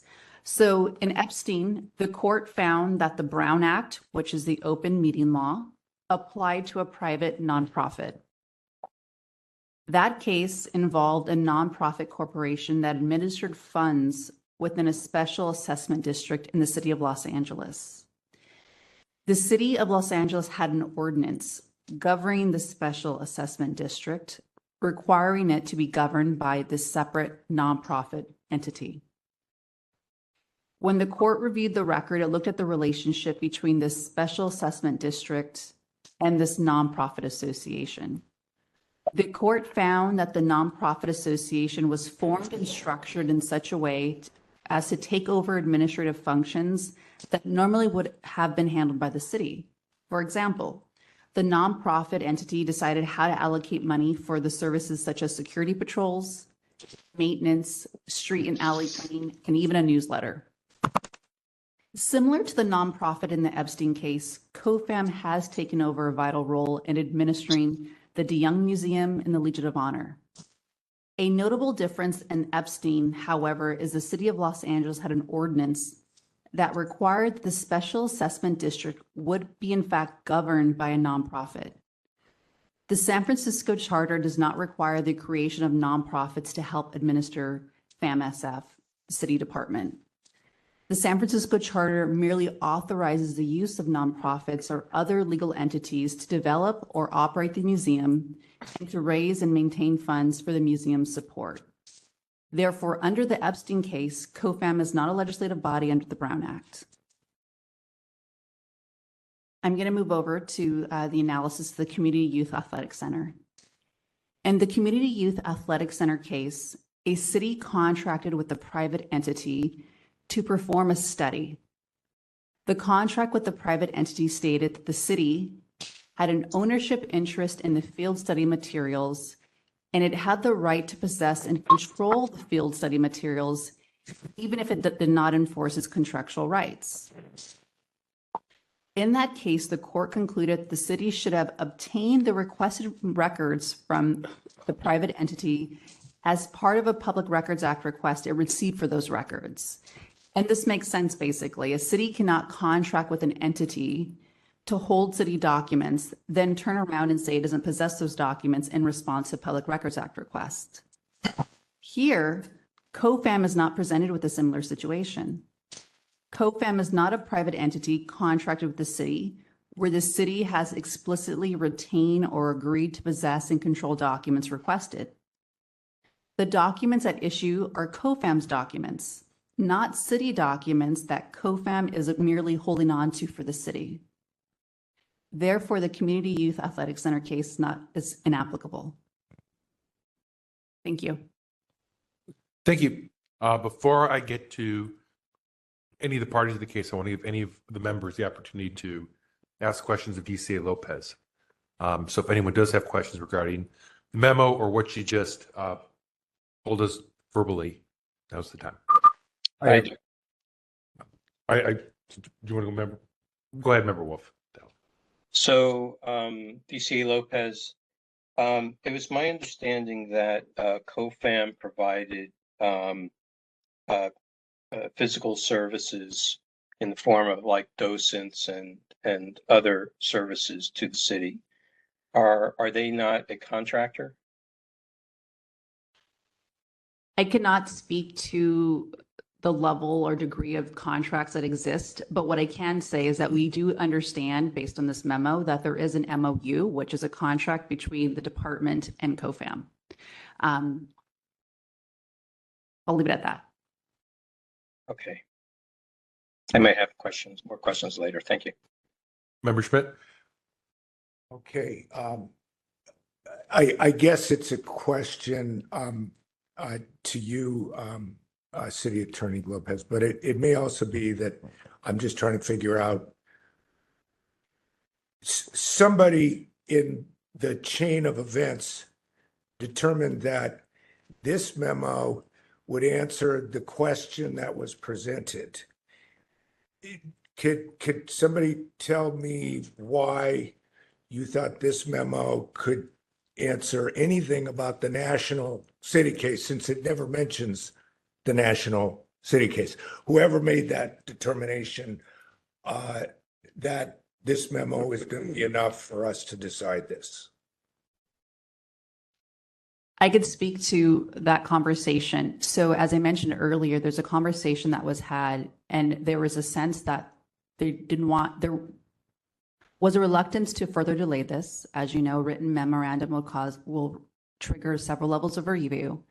And what further strengthened that analysis of not moving forward with written analysis is the fact that the Epstein case, that is the most arguably on point for this case, has already been very deeply analyzed previously in a previous memo from my office that has went through the various levels of review. The reason why we also move forward is because, as I mentioned, the Community Youth Athletic Center case is not even on point here. So it didn't make sense to further delay this matter for a case that wasn't on point. But I agree with you. I was not involved in the previous hearings that were had on this matter, and I wasn't involved in the decision to require analysis of this case by COFAM. So I too, I don't have the answers to that question. Okay. You're not sure. Okay. Let me just point out, just for the members, that the Epstein case is a Brown Act case, and the National City case, whether it applies or not, is a documents case. And we're not looking, our case here is not a Brown Act case. It's a documents case. So I don't think if Epstein applies. I agree with the city attorney on that, but that doesn't tell me anything about why National City would not apply to this case. That's all.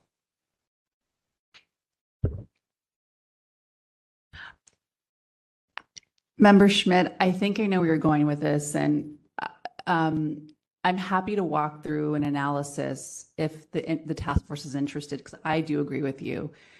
the Epstein is a Brown Act case that talks about the open meeting laws, and the Community Youth Athletic Center case is a records issue. And so I too agree those are two separate, distinct issues. And I think that have very different analysis. And so, you know, I'm happy to answer questions for the members, but I agree with you. Okay, thank you. Thank you, Council. Member Popo? I'd like to ask perhaps one of the dumber questions I've ever asked.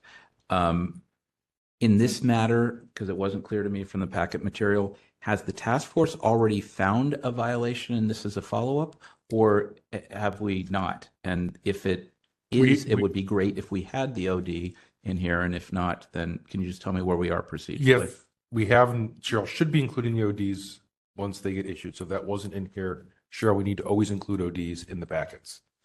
But let me see if I can find it for you.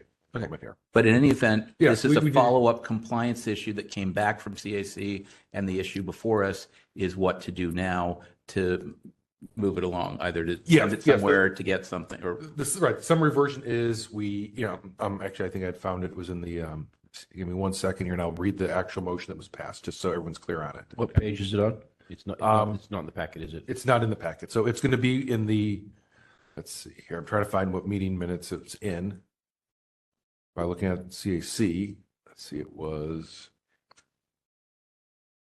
we heard this July 25th. So if everyone hopefully has access to their computer, they can go to our July 25th meeting. And it was item, I think it was near the end of the night because. Okay, yeah, here it was. Item number 11 in July. And the motion was to find a violation of Administrative Code 6721B by failing to disclose public records in a timely and complete manner.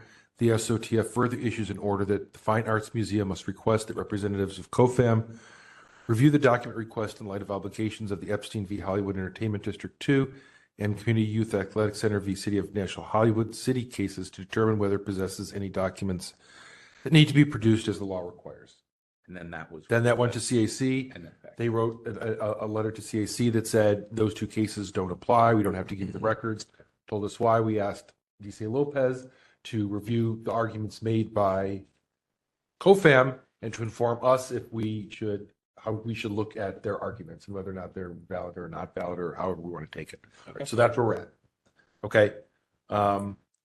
If there's no further question right now, I do want to give both parties, if they are present, the opportunity just to speak briefly on this. It's a compliance issue, so we don't go through the whole process all over again, but I'm happy to give each side, I think we did 5 minutes last time, so we'll do 5 minutes this time.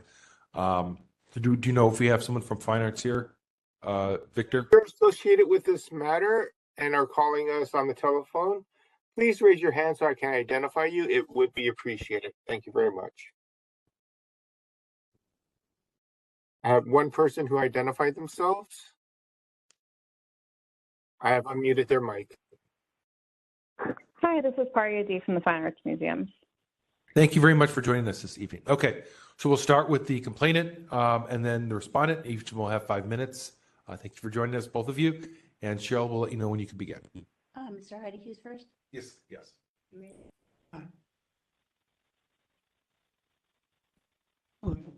I'm Lee Hyde Hughes. I'm the appellant in this matter. This is now the fourth time I've been here, once for the committee, once in July, and I prevailed, once in August, and it was more or less reaffirmed, and it was sent to the city attorney for an opinion, and now I'm here tonight. I've been a paralegal for 25 years. I'm conversant with procedure, reading opinions, and whether it's a memorandum or a legal opinion, at the end of the memorandum, there's always an order, a conclusion. I would like, if it's not waiving the privilege, for someone to go to the end of this document and read the conclusion, what it says. After all the legal boilerplate that preceded it, I'd like to know what the January 4, 2021 memo concluded. I think that would be dispositive. The memo that You said from January 4th, 2021? Yes. We would have to vote to waive attorney-client privilege. We're not allowed to read it. Or we could have a vote. Could we make a motion to waive attorney-client privilege on the conclusion and have it read into the record? My understanding is we would need to agendize that particular motion, so that would be a motion that we haven't agendized. So we'd have to put it on a future meeting to say, do we want to waive any or all of attorney-client privilege? We've done that before. Yeah. Take that vote, and then we could, subsequent to that, vote being taken. And we can't do it even though this item is on the agenda. I'll let DC Lopez, I was told no, but So since the proposed item would be basically a different subject matter, the waiver of attorney-client privilege, this would need to be agendized on a new item and set for another day. Well, that's unfortunate. Thank you. so to answer your question, at this time, no, we can't. You have I think that's conservative advice, but I think it probably serves us well for tonight. So I'm okay with that. Did you stop his clock, Cheryl? Sorry, what? Did you stop his timer? I don't want to take it. Okay, perfect. We're gonna give you your time back that where you left off. 5 o'clock or 3:40. That's fine. I think it was. No, that's basically all I've had to say. I think, the arguments that I made early on, going back to May last year, July this year, August, and, again, tonight there's no arguments. Again, if it needs to be re-agendized to have the committee take a vote to waive the privilege to have the conclusion put in the record, I would hopefully respectfully ask that be taken. If you do put it on the agenda, I mentioned last time, my wife and I will be going to Berlin on November 8th. We will be back in December 3rd. So if it is continued, approved, and put on another meeting, hopefully it will be after we return from our trip to Germany. Thank you.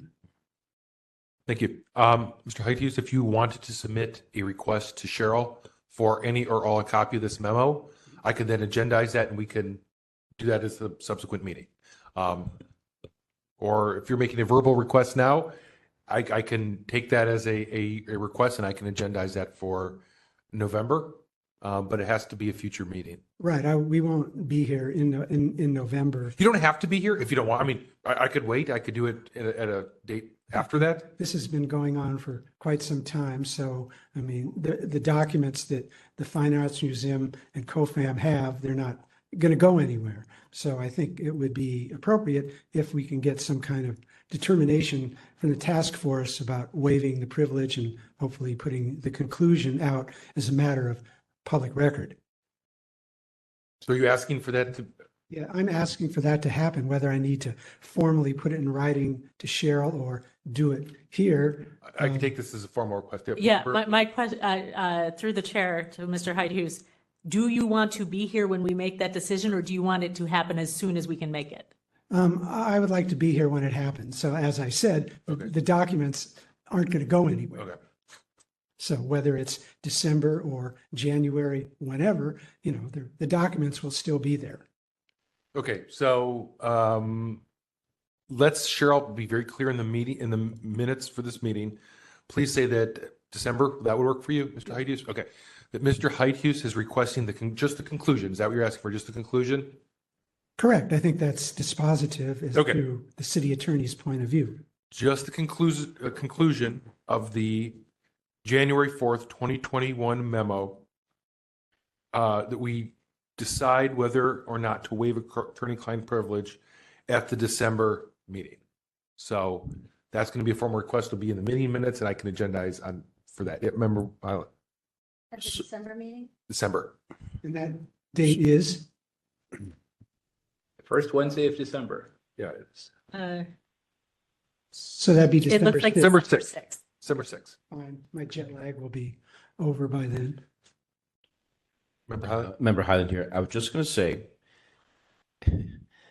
since we rushed to get here with, as Member Schmidt would argue, an incomplete document, as we now found out, perhaps what we should do is vote to make this whole document public and furthermore ask the DCA, perhaps the original writer of this piece, to include the case that Member Schmidt referenced, because this is a records case. This is not a meeting case.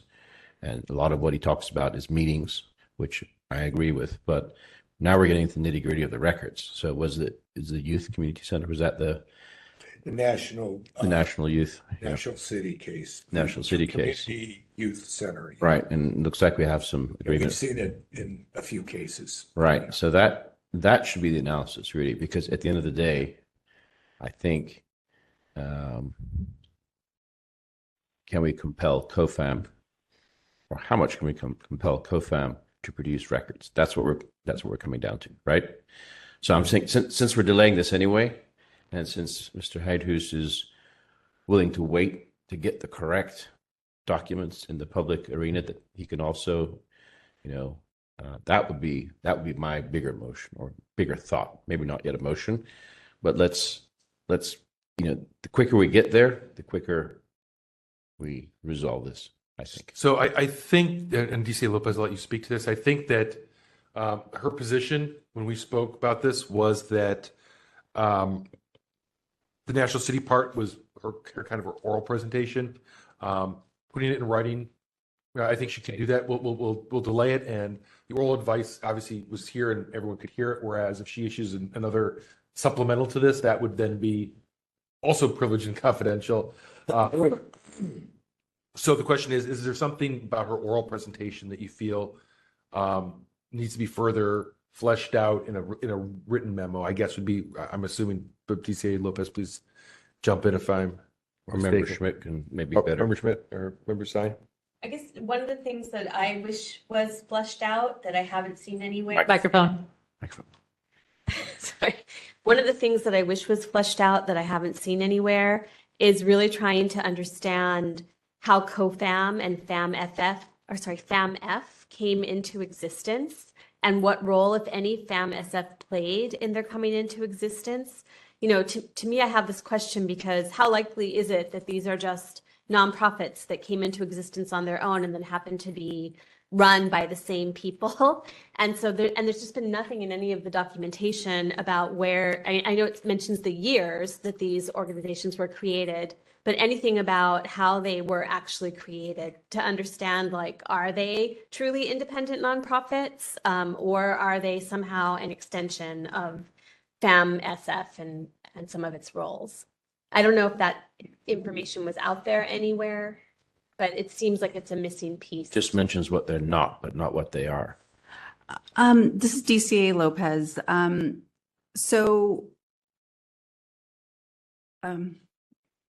reluctant to say much because I think this memo is very extensive, and I think I read it a few times and it answers a lot of questions.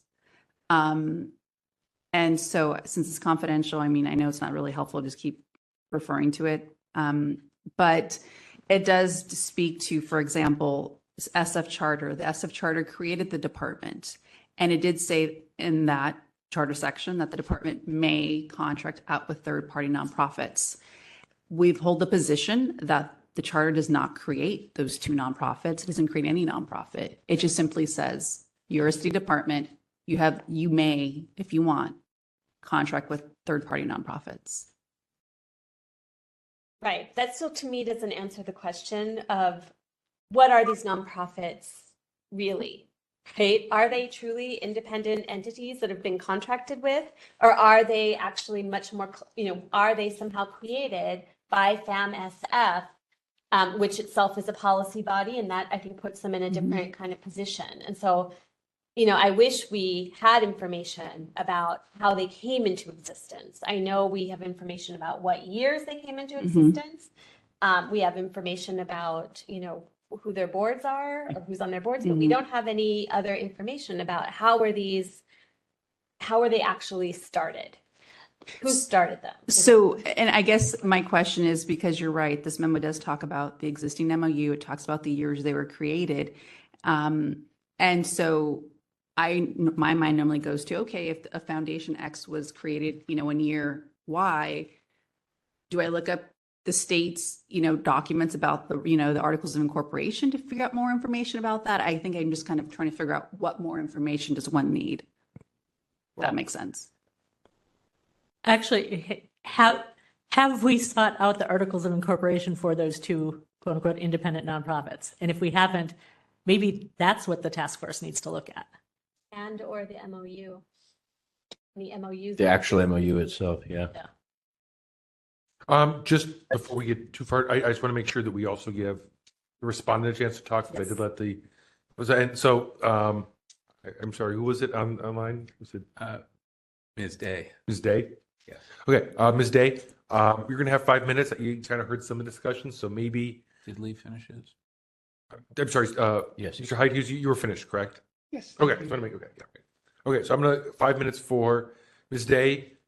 Ms. Day, you've heard some of the questions we have. So if you wanted to kind of touch on some of that in your brief presentation, that would be, I think, helpful for all of the task force members. So sure, I'll let you know when you could begin. 5 minutes. Put me in the queue.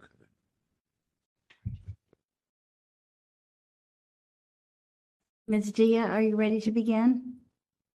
Yes. Go ahead. Great, thank you.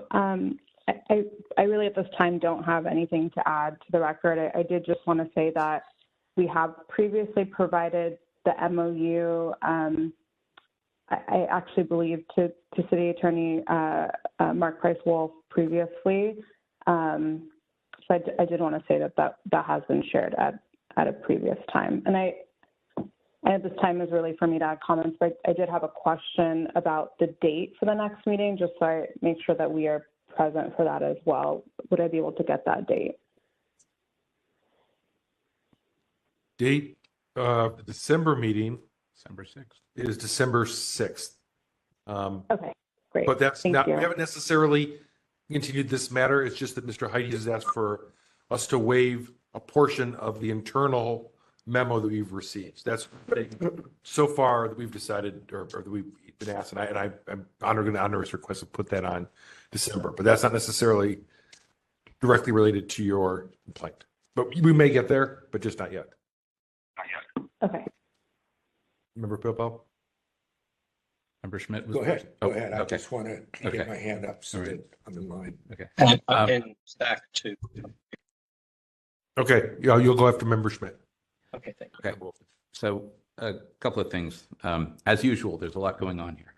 So as to the request to waive privilege on the memo, I would respectfully suggest that when we put this on the agenda, that we have at least three options. One is to waive privilege with regard to the conclusion.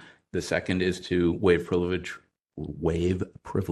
with regard to the entire memo. And the third is, if we do the second, is to request the city attorney to publish the memo as a public opinion on their website. So if we did the second, then it seems to me like they ought to just make the entire thing public. But we haven't made that choice yet, and there may be good reasons to not do so. In any event, turning for a moment, and I only got the memo this afternoon. I've not gotten through the details. I, of course, am fascinated by powers and duties in the city. And if Buck Delventhal were still alive, I would just ask him, and he would, of course, say, well, clearly in, 1787, there are four, whatever, and all that. But that's not an option right now. I believe that the current charter section that governs the fine arts museums was in the 1995-96 charter.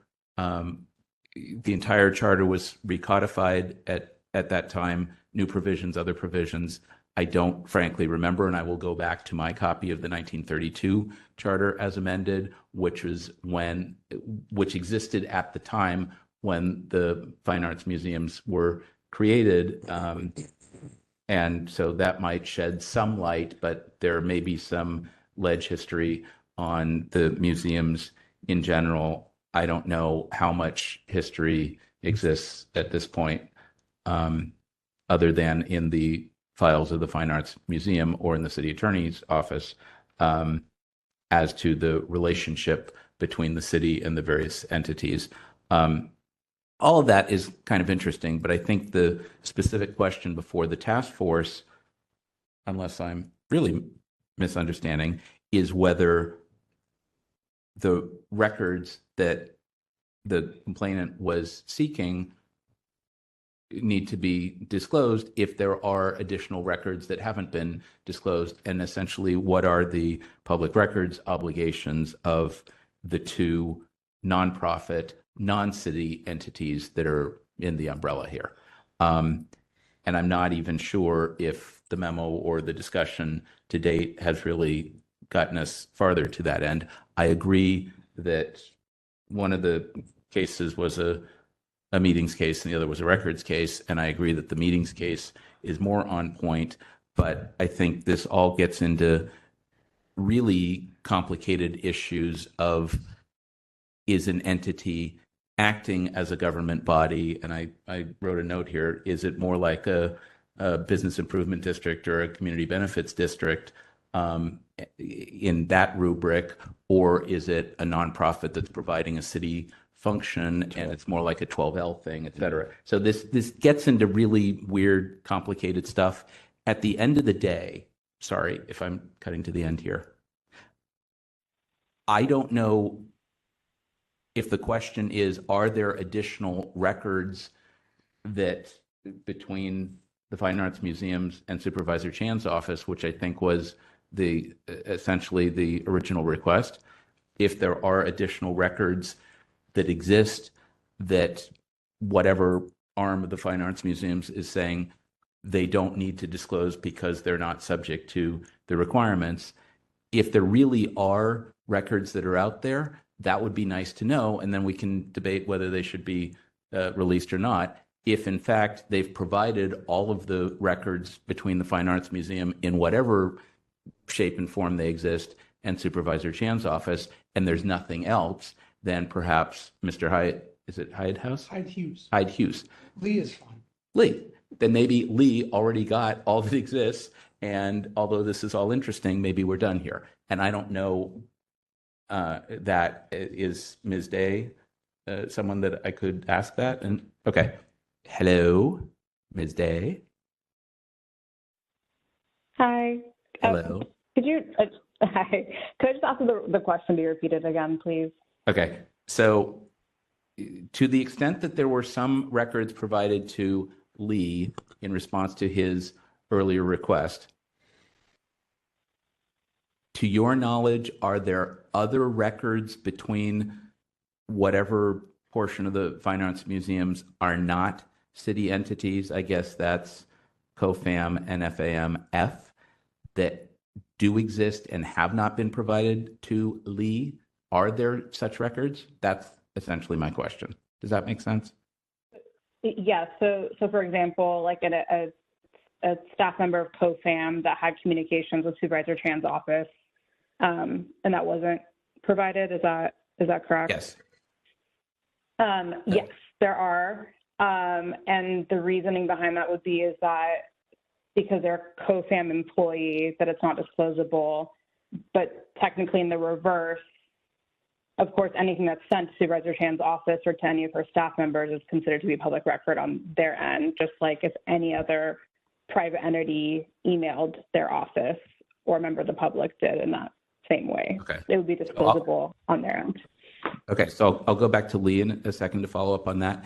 If you're aware of those communications, can you estimate, is that, 1 page or 500 or somewhere in between? I mean, is there a lot of stuff that's in this potential pile or not so much?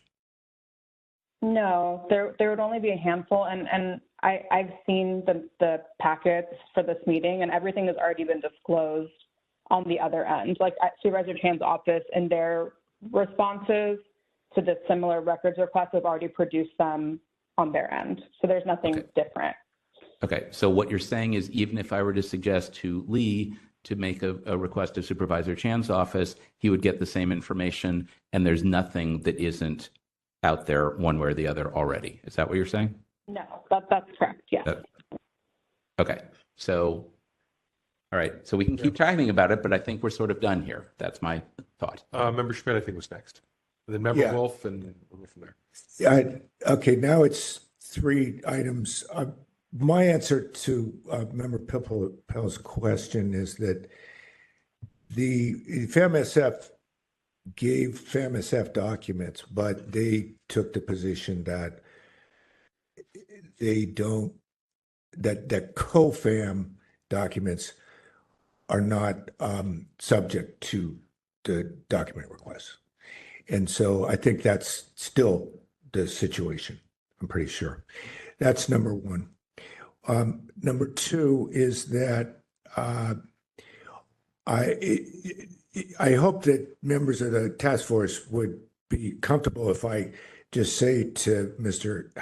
Heidhus that this legal memo that we got, it doesn't affect the validity of the prior orders of this task force. Just to clarify, I wanted to clarify for him that this doesn't like somehow trump what we've done here before. Is that fair to say, everyone?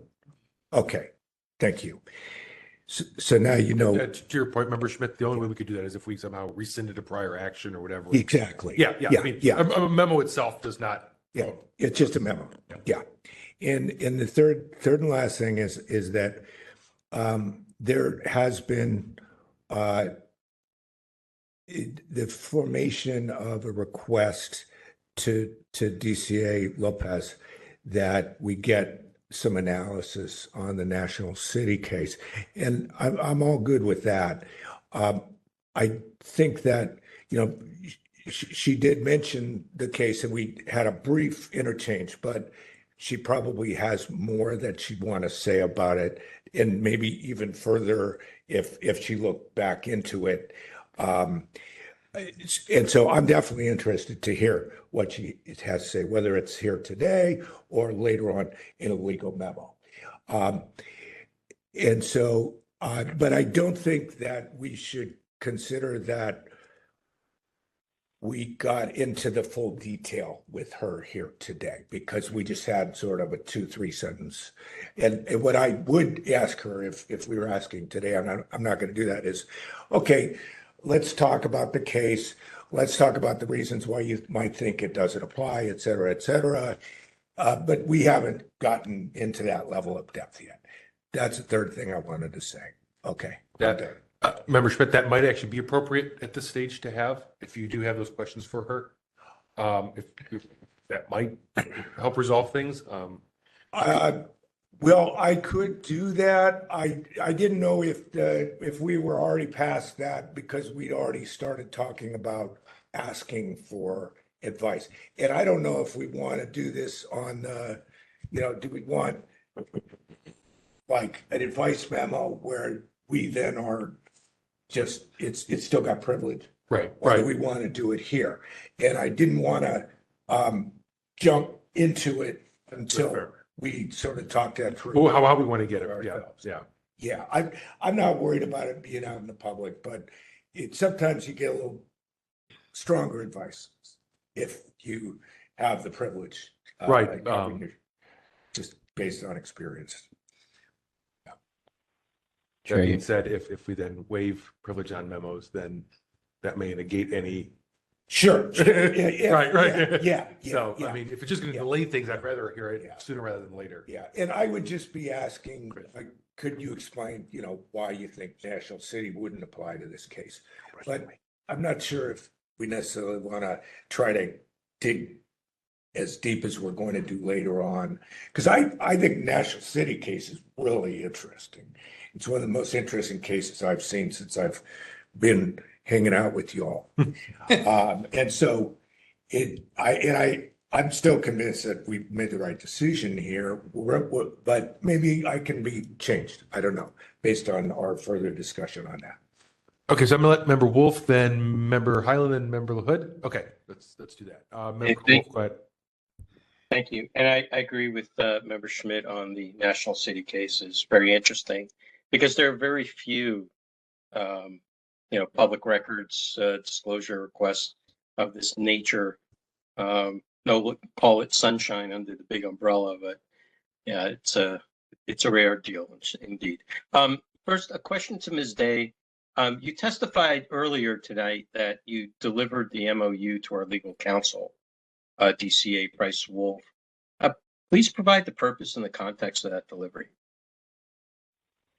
When he wrote that memo, the one in 2021, he reached out to our office to ask for a few different documents, and I believe that one was one of the ones that was produced. He asked for like different bylaws of the boards, and I think that was about it. Okay, so that was then. But it's been a few years, so I can't remember exactly, but that's what my memory is of that. Yeah. Okay, I just wanted to get clear on what the timeline was for that. And Mr. Hyde Hughes, do you have possession of the MOU? No. Yes, you do. Okay, great. No, he said no. No. Oh, you said no? Okay. Mr. Hyde, speak into the microphone. Sorry. No. Would it be interesting to you, or? Well, yes, that's why, I asked again with opinions, memorandums, what have you, there's always an order conclusion, at the end. And that's why I'd like to see what the conclusion is, because I think that would be dispositive on where the city attorney is coming from in the moment. Okay. Mr. Mr. Hyde, are you speaking of the MOU? Yes. Or the confidential legal advice that we have? The one from January 2021? Okay, that's not where we're asking if you're interested in the MOU, which is between COFAM and FAMSF. Yeah. Yes. You're interested in that. Oh, yes. I don't think we have that, but that might be something Ms. Day could provide to you. That was published in 2018 or created in 2018. Yeah. Some of us were here for complaint number 19058 Smith versus FAMSF, COFAM, and FAMF, which dealt with specifically the relationships between those three entities. And I believe that's what Ms. Day was referring to. The MOU was part of that record. So it would behoove us in this case to review our own case law, which is, call it recent. It's within 4 years. I think there might be something to help us through this. We don't necessarily hear cases de novo, as if they were necessarily brand new. We have a compendium of determinations based on similar facts. Last question is to DCA Lopez. Are you aware of any of the charter, anything in the charter or law or codes, regulations requiring either board members or commission members of FAMSF, which is the city department, the city entity, to sit on either COFAM or FAMF boards of directors?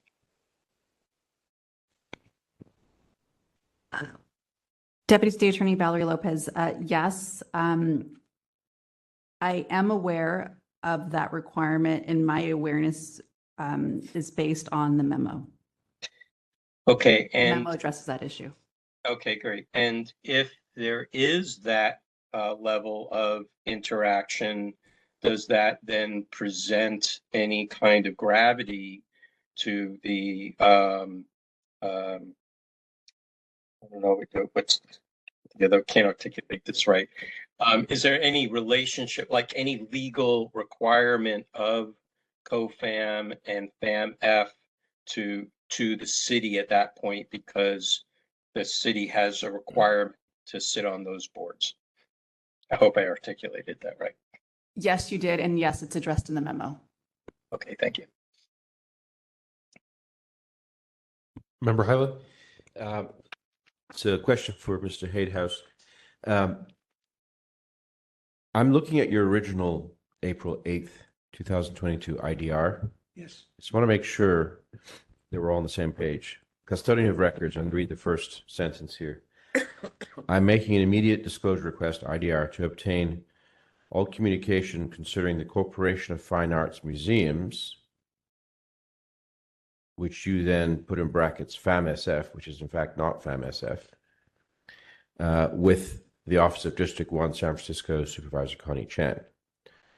I think what you meant was COFAM, I believe, or you're treating them as one and the same and mention them both in the same sentence. Can we get some clarity on that? And the reason I want to do that is to protect you and the integrity of that original request. All right. Does that make sense?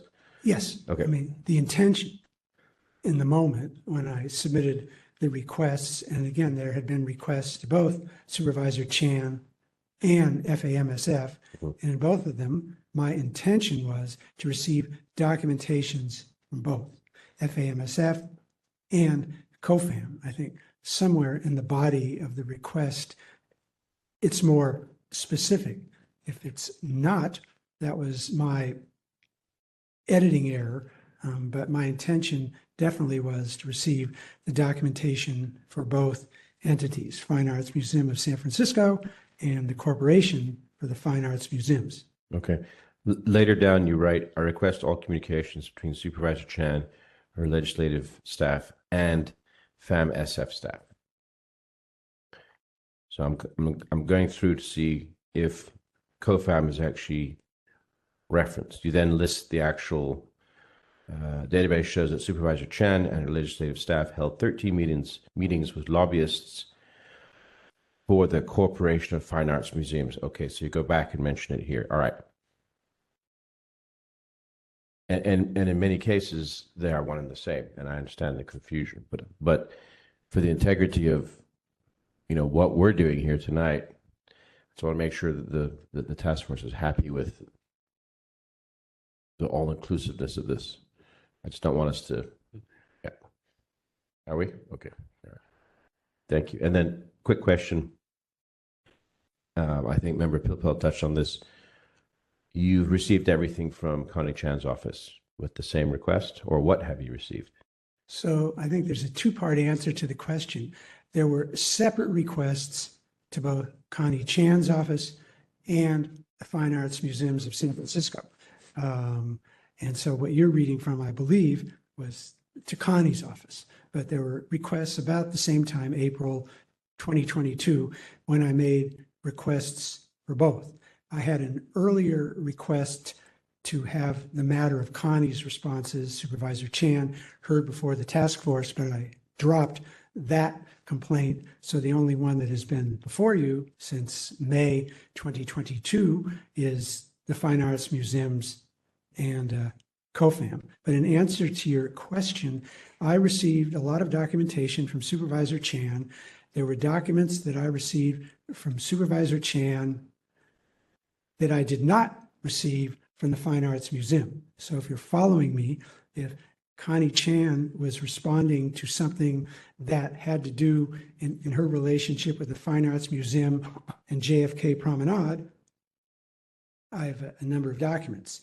If Fine Arts Museum COFAM was being straightforward about this, I should have received the same documents. I should be able to match up two sets of responses, but I have not received that response from Fine Arts Museum and or COFAM. Okay, so let me ask this question a bit more specifically. So do you believe you have received everything responsive to your requests between Connie Chan's office and COFAM and FAMSF from Connie Chan's office? Yes. It's not an exact science, but, I have to say, hopefully, because, I work with her staff, Okay. Angelina Yu, and, she's good. And I think that Connie Chan's office has been responsive. Okay, so, and that's possibly why you dropped that particular case, that side of the investigation, if you like, or that. That was one of the reasons, Okay. yes. So would it be accurate to say that this is an academic exercise at this point to get the same documents from this other channel? No, because Are you expecting something different? Because remember, my requests to FAMSF / COFAM were about everything. They weren't just related to Connie Chan. If you read that, it's all government entities, NGOs, everything. That is why there's been no response. My request to COFAM was not a discrete one-off Connie Chan. It was like everything. That's not what I'm reading. In What the I'm reading. request to FAMSF? Yes, I'll read it again. I am making an immediate disclosure request, IDR, to obtain all communication concerning the Corporation of Fine Arts Museums, brackets, FAMSF, with the Office of District 1, San Francisco Supervisor Connie Chan, period. Well, I would have to go back and read my submission to the FAMSF. Now, so let me go through and just see that you don't add to it. Maybe someone else want to help you, but that's how you start that IDR. And, we're bound by IDRs specifically as they're written. You are. You understand that? Okay. The IDR includes the period, January 1st, up until including the date of response to the requests, responsive documents include, et cetera, all communication. Then you list some subjects, which is extra detail, but basically you've already asked for everything between Connie Chan and these two entities, right? And then you list some instances where you see Ryan Blake and Paul Muir from the Ethics Commission website. In addition, I am requesting all records of any lobbyist meetings involving Supervisor Chan and the Corporation of Fine Arts Museums, which have taken place during March and April 2022. So this is purely between Connie Chan and FAMSF. Okay. So again, I ask you, Mr. Hayhouse, at this point, this looks like an academic exercise to me. Sounds like you've gotten everything from one channel. You've just said that, you've closed that case. What else are you expecting us to provide for you in this very specific channel? All the documentation from the Fine Arts Museum that they have. Which you already have from Connie Chan. Okay, but I haven't received it from the Fine Arts Museum. So this is an academic exercise at this point. Perhaps. Okay, thank you. That's all I have. Member LaHood's next. This is sort of adjacent, but following up on the previous question about articles of incorporation, just point of information, it's easy for anyone to find this online. If you go to bizfileonline.sos.ca.gov/search/business, you can plug in Corporation of the Fine Arts Museums and Fine Arts Museums Foundation. The one was founded in 87. So this is the Corporation for the Fine Arts Museums. The so the Fine Arts Museums Foundation, which previously had another name, was incorporated in 1963, and the original documents aren't there, but in 2005, there's an updated Articles of Incorporation that has some degree of detail. I'm just bringing this up, putting it in the record, because it may be useful at some point. Great. Thank you, Member LaHood. Do you have something, Member Kopel? At the risk of being redundant, like I said earlier, I think we're sort of done here. I think, due respectfully, I think even if you didn't get all of the records you wanted from the Fine Arts Museums, if you got them from Supervisor Chan's office, then you got them. And although it's interesting perhaps for us as to the obligations of the various entities, and we can sit around for lots more time and invest lots more resources in chasing that down. If you have all the records, and we did hear from the representative from the museum that you in fact have all the records, then I think we're sort of done here. And the more academic questions about when these entities were created and what charter obligations exist and how do the 62 people overlap and, who is Diane Wilsey married to, and all of that fun stuff is kind of incidental to the question of did you get the records? And if you got the records, I'm kind of done here. Yeah, and through the chair, it's just. But I think no Mr. disrespect intended to. Yeah, I think. Member Wolf, 1 second. I remember highlighting. Your efforts are appreciated because this is, sparked an interesting discussion. We're gonna, I think, still continue it forward. I think we still need to get to the bottom of this, especially when it comes to records. And I like to, see the analysis at that level. And ultimately, I'd love to see all that published because this needs to be in the public domain, I think. So that's all I have to say. Thank you. Okay, Member Wolf, go ahead. Yeah, I'm a little concerned about this last interchange because it just sounded like re-adjudicating the case. Okay. We have a very specific line we don't cross in asking the requester what their intent is for asking for records. And if they decide that they want to, and we dealt with multiple records of the same similar types through the whole anonymous era, where they asked for the same records from multiple agencies involved in similar activities in order to corroborate them. Okay, that is a function of discovery. You know, I don't understand this line of, this kind of discussion where we're trying to discern what what the petitioner here is interested or asking for. He's asking for public records. Are they public? Yes or no? If they are, they should be disclosed. That's the beginning and the end of our work. So I'm a little concerned about this last discussion and the road it's going down because it feels very slippery to me. So I would urge that we stay on point. A request, whatever request that has been completed through another party that the petitioner, the complainant, the requester has made, whether they have gotten records or not from them, is of no business of ours. That's not before us. What's before us is the next request that he made that was not complied with, and we're here to determine whether there's actual violation of that or non-compliance or not. I'll stop there. Thank you. Thank you, Member Wolf. Okay, we've been on this one for a little over an hour now, so I think we need to at least figure out one way or another how we're going to conclude it for tonight at least. So any thoughts? I'm not sure if people still want to see more information on this. If there's an additional question for our DCA, if we don't think this could be wrapped up today, what we want to see in the future. So the only thing so far I have on my to-do list is to agendize for December whether or not we can provide Mr. Haitius with the conclusion or the entire document, so if we want to waive the attorney-client privilege on that. So beyond that, if you want other actions, none of Or your ask the city attorney to make the whole thing public. The third. Yep, either that conclusion or the whole thing. Right.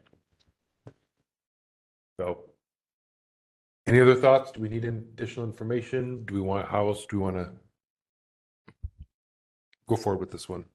I know, did you have questions that you still wanted to engage? Do you feel it's better, Member Schmidt, maybe to get it in writing? Well, I would, and I'm open to any way, different ways to do this, but I would like to request our legal counsel to do an application of the National City case to the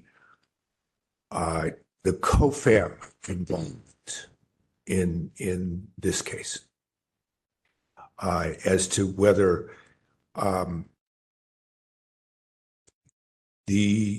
whether FAMSF has obligations under National City vis-a-vis COFAM.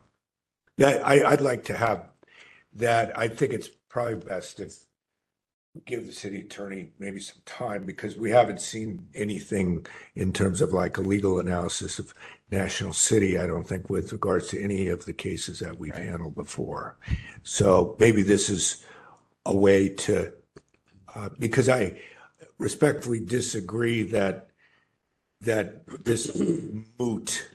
I think that in my mind, we still have an issue about whether COFAM, whether their records were off limits to Mr. Huda's request. And their records were held off limits to his request. So we don't know what were in their records. So that's the one piece that I would like to have if we're going to do something. This Sure, is yeah. Deputy City Attorney Valerie Lopez, and I hate to interrupt, but I just want to say, Member Schmidt, I hear your question, and the question is answered in the memo. Yes, the memo doesn't talk about the Community Youth Athletic Center, but once you read the conclusions and the analysis in the memo, that conclusion will easily guide you, and you'll understand why the Community Youth Athletic Center is unapplicable. I just want to point that out for the members. Okay, so just to confirm, you're saying that the memo we got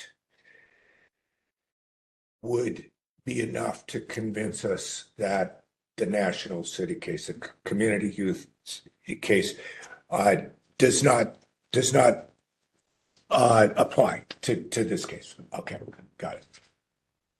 And I'm just saying, I heard what she said. I'm not saying I agree with it. Member through the chair, just to answer Member Wolf, I'm just making sure that, he's gotten the documents that he asked for, albeit from a different source. I'm saying based on the memo,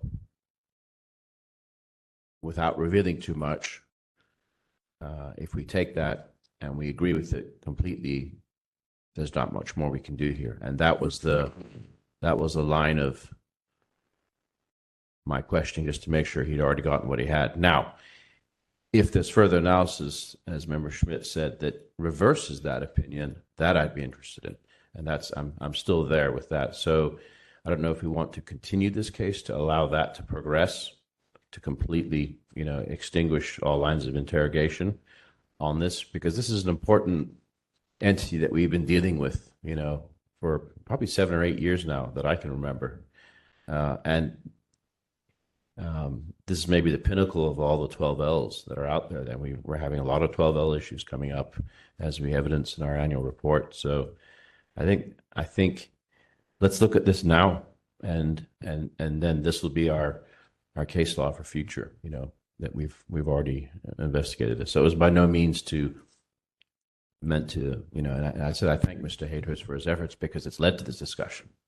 That was the intent of my line of questioning. Thank you. Mr. Chair. Go ahead, Member Wolf. Yeah, just real quick. The hard part about this is you're dealing with the 3 entities. The question is was the request made to one entity, or is it made to all 3? Or because the requester doesn't have any knowledge of how the city structure works or operates, all they could refer to is the city department. And maybe if they know about the others, maybe assumes that they're also city departments. It's not really a requirement of the requester to know how the city works. And that's why they're asking questions. So I'm a little concerned about what DCA Lopez is referring to, because I'm not convinced that is a final conclusion. I think the question that Member Schmidt brings up with regards to National City applies more, because it determines a chain of custody of possible documents, and I think that's worthy of our time. Thank you. Thank you, Member Wolf. Before I would like to, and then I think we really do need to wrap this up, Member Popo. So I think this is where we're at. I mean, we've already issued an order to turn the records over. They said they're not going to, right? So our order still stands today. I think Member Schmidt brought this up earlier, right? So that hasn't changed. So getting additional memos and so forth, the only change that could occur is that we somehow rescind that order. If we still feel today that the order is valid, I'm not sure that additional memos and additional discussions and so forth is going to bring Mr. Heithuis any closer to getting his records. I think, at least for me, I'm seeing this more of an enforcement issue. I don't think we're going to convince COFAM that we're right. I don't think any amount of legal advice from DCA Lopez is going to change that fact that COFAM is going to say, we're not going to turn it over. Our own lawyers say we don't have to. They've been very clear about that. We've been given the the information. So we could do it as an academic exercise and get more memos. I guess I'm trying to look at how do we move Mr. Hyde-Hughes to the next stage, right? I mean, we've issued an order. Like I said, that stands. So do we move this somewhere else? Do we send more, aggressive letters? I mean, I'm not exactly sure what it is. I think at this point, our hands are pretty much tied, particularly if we're sticking with our position that you need to turn these records over. Quite honestly, I think this is something that probably has to get litigated in the courts one day. That I don't think that this is the body that's going to have, the deciding case law on this relationship. I think it's very complex. There's, it's in parts of it in the charter. There's MOUs. There's a lot, and I'm not sure any one thing is going to look at it. So I'm wondering how much more time do we want to, at this point, invest in this to bring Mr. Hyde-Hughes back over and over again if we're not going to convince COFAM to do it. And Mr. Hyde-Hughes, I think, we've like I said, we've seen this come up over and over again. But to be very clear, we have very limited enforcement power. We can't, go over to COFAM and raid their office and grab the records and give them to you, even if that's 100% that we believe in. At a certain point, another entity is going to have to enforce what we do or say that we were wrong, right? We might be wrong. So that's kind of where I'm at. Chair Yankee, I think you're right. I think our determination is still correct. And I think the problem is that this is a very murky area. And I don't think we're going to get any more clarity until the Board of Supervisors decides that it needs to clarify the relationships between the nonprofits that have a lot of power, doing work on behalf of the city. And not all of them do, but the arts museums clearly do. And I think there's public interest in wanting to understand a little more about what's happening behind the scenes, in the work that they're doing, with collections, owned by the city and with city property, even though, it's just confusing. I don't know that we're going to get any further. I think it's still valuable to have the discussion about how much of this memo we might want to release, because I think other people in the community will also be interested. And I think we would be doing a public service by having that discussion amongst ourselves and deciding, should we put this out there for the greater good? Totally agreed. I think, we should one way or another have that discussion for December. As far as this immediate case, I think I also totally agree. I think it's murky. It's murky. I think it's either going to be a court case or a political case, right? The board's going to have to rule, and come up with something to fix this. But I don't think it's going to be us who fixes it, unfortunately. Mr. Chair. Yep. So, as Member Wolf, so I think both of you may have brought up a very good point. And I think if, you're right, we don't have any authority over these organizations or that department. Any MOUs or contracts or what have you must be approved by folks that are, above our pay grade, so to speak.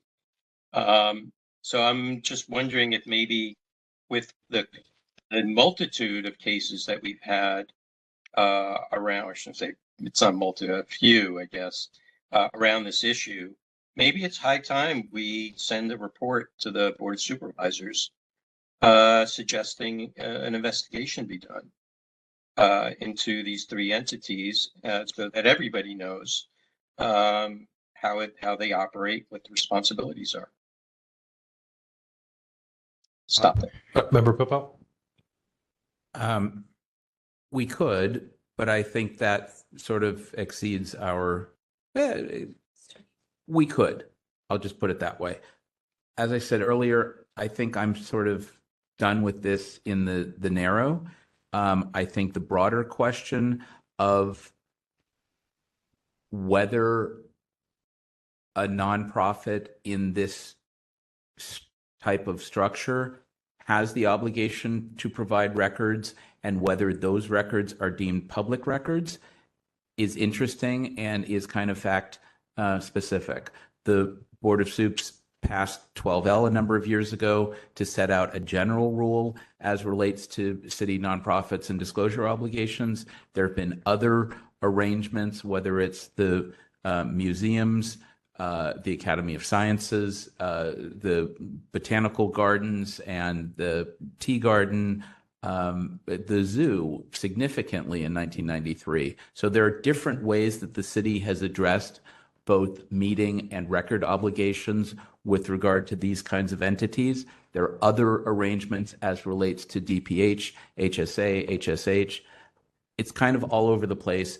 And I'm not sure that the city is going to standardize all that for a variety of budget policy and other considerations. As relates to this specific thing, I think we will discuss in December whether to waive privilege as to the conclusion of the entire memo or ask the city attorney to make it public. But as relates to these records, and I'm not sure if I would have come to the same conclusion as the task force, but I think the order stands for me right now. Can I make a point of order? Commissioner Highland, Yeah. if you go through the documents. Use the mic. If you look at the agenda for tonight, go to pages 296 through 302. On June 26th, 2022, I made a records request to the Fine Arts Museum in COFAM, and it had nothing to do with Supervisor Chan. And the Fine Arts Museum responded typically, but this year on July 23rd, before the task force meeting, I sent a memo to Cheryl talking about this very request that I made, and I never heard anything back from the task force that the request I made on June 26, 2022 would not be applicable to my original complaint. And there's no mention of Connie Chan in this June 26, 2022. What page is this? 296 through 302. Why is that even in the packet? So did you say that you had a new IDR that superseded the old one? I made an IDR on June 26, 2022. It's page 296 and 297, 298, 299. On July 23rd, 2023, I sent an email to Cheryl, and I said it is important that this information be brought before the full task force during its July 25th meeting, in which I will participate. And then I add some other language. And then the last page is there's response from Perea that on So, Mr. Heidhus, let me July stop. 12th. So, but it's just to answer that my requests were only to Connie Chan, because they were not. Well, right, but no, you sent Cheryl through our form the complaint on April 29th, 2022. Correct. If you didn't write that additional IDR until June, that would be 2 months after. So that would have been 2 months after you made the complaint to Cheryl. So you can't amend and add additional ones to it. So we can only go by the one that you submitted at the time. Okay. So we can only look to Member Highland's point at that one. If you want to file separate complaints for subsequent ones, that's a separate issue, but we can't combine them like that. Okay. But it was informative, excuse me, if I might. It was informative to their response, which says in relevant part, the corporation or COFAM is a private 501c3, not a department of the city. Sunshine Ordinance applies to agencies, et cetera. Troop member, Right. but it doesn't matter. We can only talk. I mean, again, this is academic, but okay, that's the point. Member LaHood. Oh, the only thing I was going to add is that Member Stein wrote about the ongoing issues in our annual report regarding the complexities of working with nonprofits in 12L. Member Schmidt. I'm hearing what everyone's saying over on this side of the room, and I think I'm going to crawl back and withdraw my request for a further analysis from the city attorney, both because we already have an order. There's not much, if anything, left we can do under our powers. And also, I think I got the answer from the DCA as to what the analysis is on the National City case. So I don't think I need to include that at this point. Mr. Chair. Yeah, Member Wolf. Yeah, I was just going to say that, now I understand why Member Highland was going down that road. It wasn't clear to me that this case was based upon a complaint to Connie regarding a request to Connie Chan. It was my understanding, based upon what I saw in the agenda as the description, that it was specifically to the fine arts museums. So, Well, it was against, yeah, the Fine Arts Museums, but Connie Chan was the other recipient of the records that he was asking for initially. yeah, so if you're going to say that, then I don't understand what was just said. You're saying that on the one hand is, he submitted his request based upon getting records from Connie Chan, but then he's claiming that there was a whole separate request directed directly to the museums. Now, the title of this case complaint today is based not on Connie Chan at all. Doesn't involve. Remember, Wolf, there's more than two. There's actually like three or more. There's the April ones that he sent to both Connie Chan and the Fine Arts Museum. Okay, so Connie Chan provided records, Fine Arts Museum provided records. The ones that Fine Arts Museum produced did not include all the ones that Connie Chan produced. Subsequent to that in June, he filed another one, even broader request to the Fine Arts Museum. Okay. We're talking about the one that he submitted in April, essentially concurrently to the one he submitted to Supervisor Chan. I think he's trying to see if the records corroborate each other or not. I mean, it really doesn't matter why he did it. He's entitled to do it. But the one that he did in June is not material to this because it occurred after the complaint occurred. Okay, thank you for the clarification. Vice Chair Stan. I just wondered if I could ask Mr. Hyde-Hughes, like, what would you like us to do at this point? We had an order for FAMSF. They haven't complied. We have a couple options that are, on the table, like refer it to Ethics Commission or refer it to the DA. We don't know truly what will happen with that, whether that would help you get your records from COFAM, but what would you like to have happen? There's nothing you can do. I mean, basically, I think given the way you're chartered, you have some limits. So I appreciate all the time you've spent. My frustration to me is, now I'm a little editorial, why? I mean, why are they fighting this? I mean, they lost at the ballot box, they lost at the Board of Supervisors, and they lost at the First District Court of Appeal. JFK is a reality. It's over. So it's not like this is ongoing. This is like history, so to speak. So the frustration for me is, what's the problem? Unless there's a bigger reason where I'm just one piece of a puzzle here of a person who is seeking information from the Fine Arts Museum. So if they're obliged to give it up to me, who's going to be the next person coming down the road? So I think that you as a task force, I really appreciate the time you've spent on this, but realistically, you can't subpoena anybody. You can't, there's only so much, you can do. So in a way, you're kind of beating a dead horse on my behalf. And I think there's better ways for you to spend your time. But, I would like to see the memo that is privileged and confidential. And so would the public. Member Sugarman? Question that I'm sure may have come up in this conversation, but in the context of authority, are we allowed to release that memo? We could talk about that when we get there. Yeah, yes. I mean, can we waive attorney-client privilege? Yes, we can. We would have to agendize it as a separate item. Then we can discuss, and if we do vote to release all or part, we can certainly do that. We just can't do that here in this meeting since it was an agenda item. So then there was a suggestion somewhere along that path to approach the Board of Supervisors to analyze the organizational structure of these organizations, which seems like it could be a prudent path to whether you want to release the memo. Like maybe they say no. Just anyway, out there.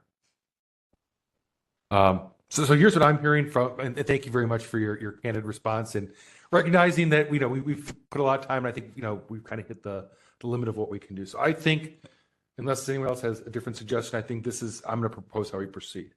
That I agendize in December the memo and whether or not we want to release all of it or just part of it.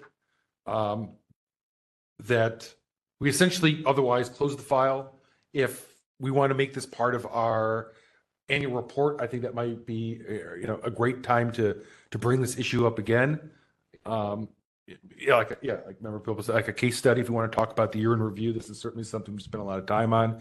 I think it's an excellent topic if someone wants to take it on for the annual report. And then, Mr. Heidhus has our order. He can take that to court. He can do what he pleases with it. I think, one day this is something that I hope someone takes to a court, because I think that's where we're really going to get good case law that's going to resolve this, since this is, I think, since I've been on task force, probably the third iteration of this issue. And every single time we do come exactly where we came. And, we hit that point with you again, Mr. Heidhus. So that's what I'm proposing. I don't know if anyone else has a counter opinion. If not, I'm going to make a motion to agendize. I don't even need to make the motion, but I'll do it just so it's in the minutes. To agendize the consideration of waiving all or part of the January 4th, 2021 memo at our December meeting, and to close this file. You mean waiving attorney-client privilege? Wait, I'm sorry. Yes. Yeah, waiving attorney-client Yeah. privilege. Yeah. I'm sorry, I didn't hear all of that. So it would be to agendize for our December 2020, was it December 6th? I think it is the December 6th, 2023 meeting, to agendize the consideration of waiving attorney-client privilege on the January 4th, 2021 memo, and to close file number 22052. Sorry, my computer went kind of blitzy for a second, so I was trying to fix that. Oh, that's right. So I didn't hear you. That's okay. Okay, for December 6th hearing.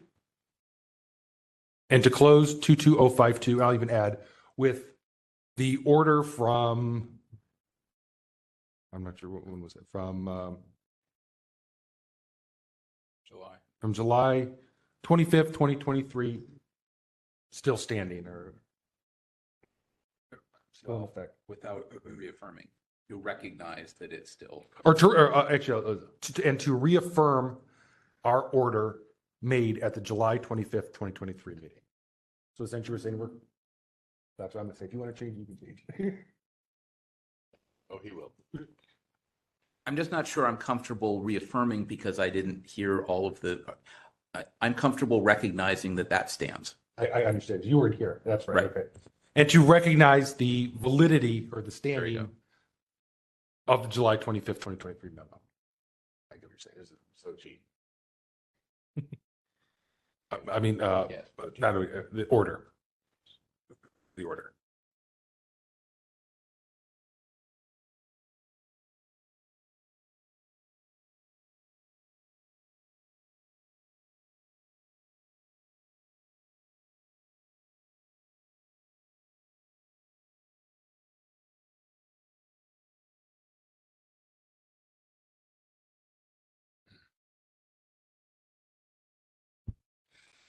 Maybe we should give Ms. Day one more opportunity.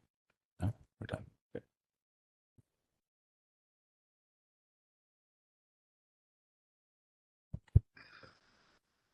Can I read it back to you? Yeah. Okay.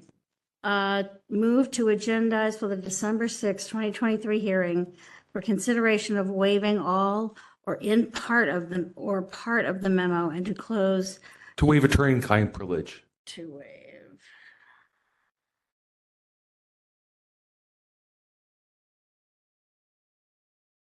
All or in part of the memo, and to close 22052 with the order from the July 25, 2023 hearing. Is that close? Recognizing the validity. Recognizing the validity of the order from. Or continued validity.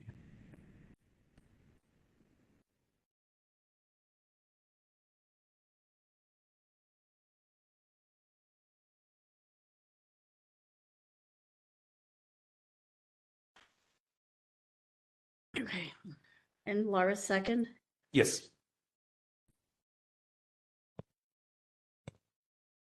Move to public comment. Yep, let's go ahead and move to public comment then. If there's anybody who would like to make public comment, you can approach the podium at this time. If you're joining us via telephone or via the application, you can press *3 to raise your hand, or otherwise use the application to raise your hand for public comment. I'll give everyone a few moments.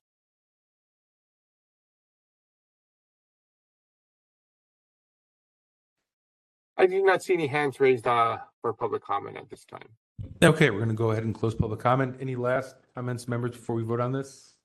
Seeing none. Okay, Cheryl, go ahead and take the vote on that when you're ready. Chair Yankee? Aye. Chair Yankee, aye. Member Stein? Aye. Oh, Vice Chair Stein. Member Pilpel? Aye. Member Pilpel, aye. Member Sugarman? Aye. Member Sugarman, aye. Member Wolf? Aye. Member Wolf, aye. Member Hill? Aye. Member Hill, aye. Member Highland? Aye. Member Highland, aye. Member LaHood? Aye. Member LaHood, aye. Member Schmidt? Aye. Member Schmidt, aye. 9 in favor. Okay. Thank you again, Mr. Heidhus. I hope this is helpful to you at some point in the future. Yes, thank you. I just want to thank Cheryl. I mean, I've called City Hall a lot over the years, and every time I've called her since, I guess, last year, she always answers the phone. I mean, this is really, really something to loud. There's never been a time when I've called and she hasn't answered within 2, 3, 4 rings. So she just needs to get that recognition. Thank you. Thank you. Thank you. Good night. Okay. So we are on to item 12. We are on to, yeah, I believe it's item 12, right? It's, anyone care? Hang on a second. Yeah. I got to look at my papers here. Have we had no public comment tonight? No public comment. Wow. Where's Peter? Okay, let's keep going. Item 12. Item number 12, file number 22045, complaint filed by Giselle Ravi and Carl Kramer against Cheryl Evans Davis and the Human Rights Commission for allegedly violating Administrative Code Section 6721 by failing to respond to a request for public records in a timely and or complete manner. On June 21, 2022, the complaint committee moved to find that the task force has jurisdiction, the requested records of public, and to refer the matter to the task force for hearing with no recommendation. Okay, so let's see if we have the complainant and respondent online with us. So Victor, if you could check. Yes, if you are a party to this matter, if you can go ahead and raise your hand, it would be appreciated so I can identify you. Okay. I have unmuted the caller. Carl Kramer. Thank you for joining us, Mr. Kramer. Do we have someone from the Human Rights Commission here?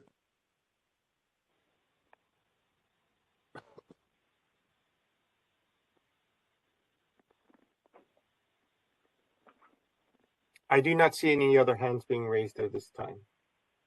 Just for the record, Cheryl Evans Davis was specifically noticed on this. She was. Okay, thank you for putting that in the record, Cheryl. Yeah, she was. Okay, so we could have the record indicate that there was no respondent representative available for this hearing. That being said, this looks like it's one of the similar types of MCO cases we've heard before, but I will turn this over to Complaint Chair Schmidt to give us a quick summary on. Yeah, this is one of the Kramer requests. We have experience with these. He's asking for very specific information, and we've seen the same kind of information asked for from various agencies of the city and county. Here we have, it's the Human Rights Commission. It looks like what happened with this request was that there was some delay in responding to it. It seems like there were a couple of different sets of documents that were shipped over. It seems like there was some delay.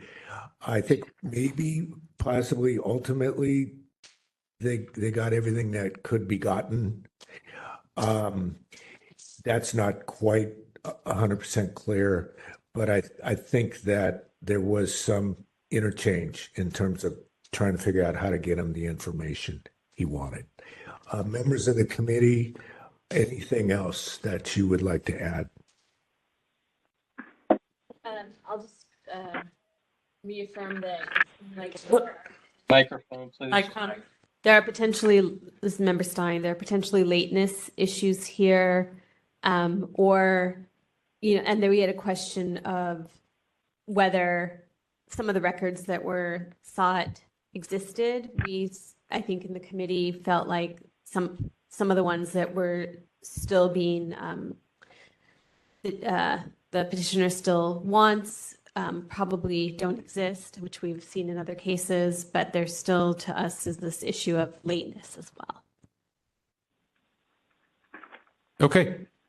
So, Mr. Kramer, I think you've been through this before with us. So, well, sure, I'll go ahead and set your clock for 5 minutes. And if at some point we have someone show up from the Human Rights Commission in the next 5 minutes, they can respond accordingly. Mm-hmm. Cheryl, when you're ready? Okay. Yep. I'm ready. Okay, good. Go ahead, sir. Need the fire time. Go ahead, Mr. Thanks, Kramer. Cheryl. All right. Just to direct your attention to page 1154, we sent an initial request on December 23rd for information on the allocations to nonprofit organizations with which their department contracts for the minimum compensation ordinance funds and the cost of doing business funds as separate figures for fiscal year 2019 to 2020 and for fiscal year 2020 to 2021, and requesting the figures of the funds to each specific nonprofit. On page 1161, on January 31st, we received the MCO and the cost of doing business figures combined for fiscal year 20 and fiscal year 21. And you'll see that on page 1169. Page 1160, February 4th, email from Kathy Mulkey-Meyer that she will ask accounting to separate the figures. On page 1160, on March 4th, I sent an email that we had not heard back on this request. Page 1159, March 16, we received an email that they don't have records that match our request.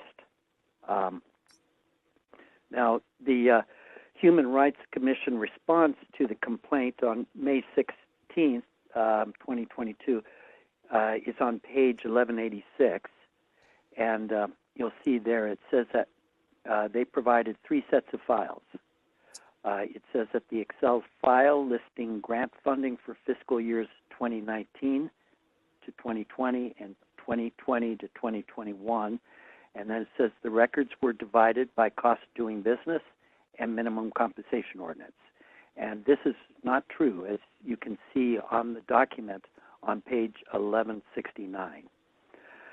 The second set of files they said that they sent was a breakdown of the Civil Rights Division budget, which you can see on page 1174, which is irrelevant to our request. The third set of, or the third file that they sent was grants from fiscal year 2021, 2022 that were sent on May 3rd, and you can see those on page 1172.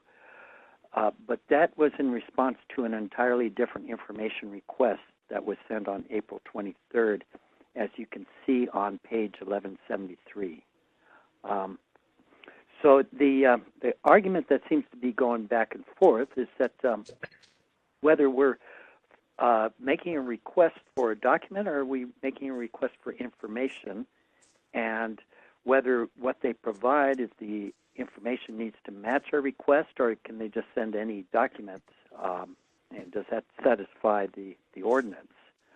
And what at the June 21st complaint committee meeting, the commission secretary said that when she requested the figures separated, the response according to the SO, I'm not sure what the SO stands for, was that they have to submit existing documents, and these were the existing documents. I would argue that there's nothing that compels them to have to submit only existing documents, that when you have information in a database, and if you can download that information to match the request, that the department should be obligated to do that. Now, I know questions came up at the complaint committee meeting whether it was their accounting people that with the commission that prepared the figures, or were the figures just sent by the controller's office, so they don't really know how to separate those figures. The figures were not sent by the controller's office. It was prepared by the accounting people in the commission. So that was, so that is our position, is that they did not make that information available. Thank you, Mr. Kramer. All right. Your time's elapsed. Thank you, Mr. Kramer. All right. So are there any parties provide facts or evidence on behalf of the respondent? And I'm going to take Victor silence as none. So let's one more time call to see if there's any, sorry, I think I said respondent. Are there any persons or parties provide facts or evidence on behalf of the complainant? And if there's none, we'll move to the respondent. And one more call for the respondent. Is there anyone there for the respondent, Victor? I do not see any hands raised at this time. I have 3 people. Actually, I have 2 people online with us right now. Okay. One is Dylan Schneider, and I believe the other one, SM, is for the next item. Gotcha. Okay, great. Yeah, Michelle Schneider is for the next item. The next item. Okay. So I'm assuming then there's no parties provide facts or evidence on behalf of the respondent if the respondent themselves is not here. So turn it over to the members for questions for Mr. Kramer. I only have 2. To Mr. Kramer, I believe you said in reference to page 1186, the Excel file listing the grant funding, the records were divided by cost of doing business and MCO, and you asserted that they were not. I looked at page 1169, although it's not broken out necessarily in the way I would have done it. It does look to me like they've got separate lines for fiscal 1920 and 2021 cost of doing business and MCO that roll up to 40 and 43,000 roughly respectively. And then for each organization, a total for CODB and MCO for each of those fiscal years, but it's not broken out as to each organization how much was CODB and how much is MCO. It's also not entirely clear to me from your original request if that's what you were looking for. I think there are different ways to interpret the language of the original request. I think I now get what you were trying to understand. And as we've heard in multiple hearings, the city generally doesn't track it in that way. Should they? Yeah, probably. Do they? Apparently not. So I'm not sure where the question is there. But where I do know there's a question, I wasn't able to listen to a hearing this morning at the board's Budget and Finance Committee, Mr. Kramer, but perhaps you did. And if not, I would strongly encourage you to find out about item 1 there. Supervisor Ronan was proposing an ordinance to amend the city's budget process with respect to grants and multi-year grant making, et cetera. And although it's not specific about MCO and, CODB. They say CODB sometimes. Right. It did ask the controller's office to prepare base budgets for city departments going forward that specifically included updates on costs with respect to nonprofits. And it seemed to me like you could propose a specific line in there or a phrase or a clause that says including a specific call out for CODB and MCO, and that would probably get you what you want going forward. So if you have not had that conversation with Supervisor Ronan's office, I would strongly encourage you to do that, because that might get you what you're looking for. Anyway, if to the extent that there was a question in there, anywhere if Okay. you'd like to respond. I guess to respond to that, if you had seen the Budget and Finance Committee meeting, you would have seen me speaking to it. That is something we've been campaigning for. That's just one part of it. I think it's just a start. We're finding that the problems with a lot of the ways that the departments are contracting are very problematic. So it's going to take, and I think the Controller's Office has been very receptive, and they've been actually taking the lead and kind of working through a lot of these problems. I don't think it was misunderstood that we were asking for the cost of doing business increase and the minimum compensation ordinance increase to be separate figures for each organization, because we did go back and forth on that. And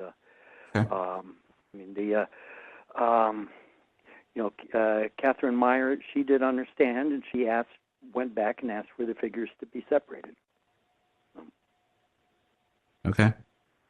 All right. In any event, I don't know what we're doing with this specific thing, but hopefully this is getting fixed for the future. And if that hearing today that I wasn't able to listen to is getting somewhere, then that's great. I think that's very good news, and I appreciate your work on this.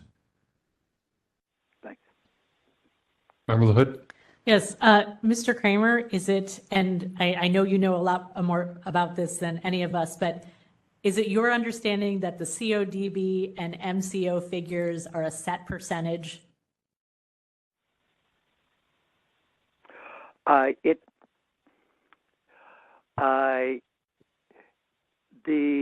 With the minimum compensation ordinance, it would be an increase of that minimum rate, and that would be pegged to the increase in the consumer price index from the previous year. Okay, so it's going to be a particular percentage for increasing the minimum rate. Yes. The Controller's Office tells departments that they should also increase the wage rates above the minimum rate, going up to $22.50 an hour. But we haven't found any departments that really understand how that works. So now with the cost of doing business increase, that would be a set percentage of the overall general fund portion of an organization's budget. And the figures are very different. So is there any reason why, let's say a department has decided what it's going to do, is there any reason why it would treat organizations that it funds differently, or is it going to be consistent across the board?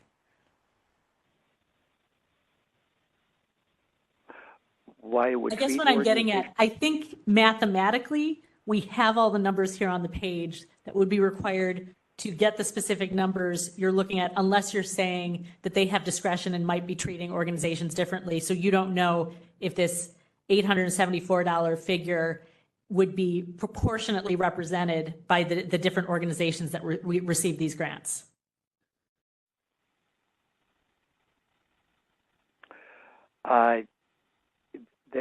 That 874. I mean, we're talking about kind of very minimal amounts, but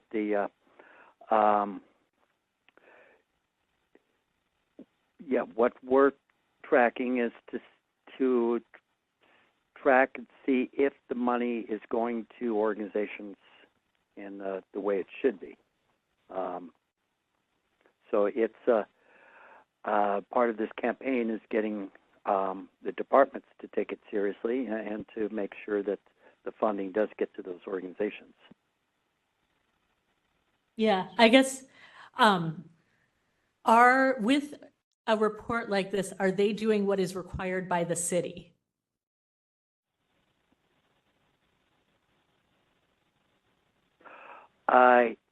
You mean as far as bookkeeping?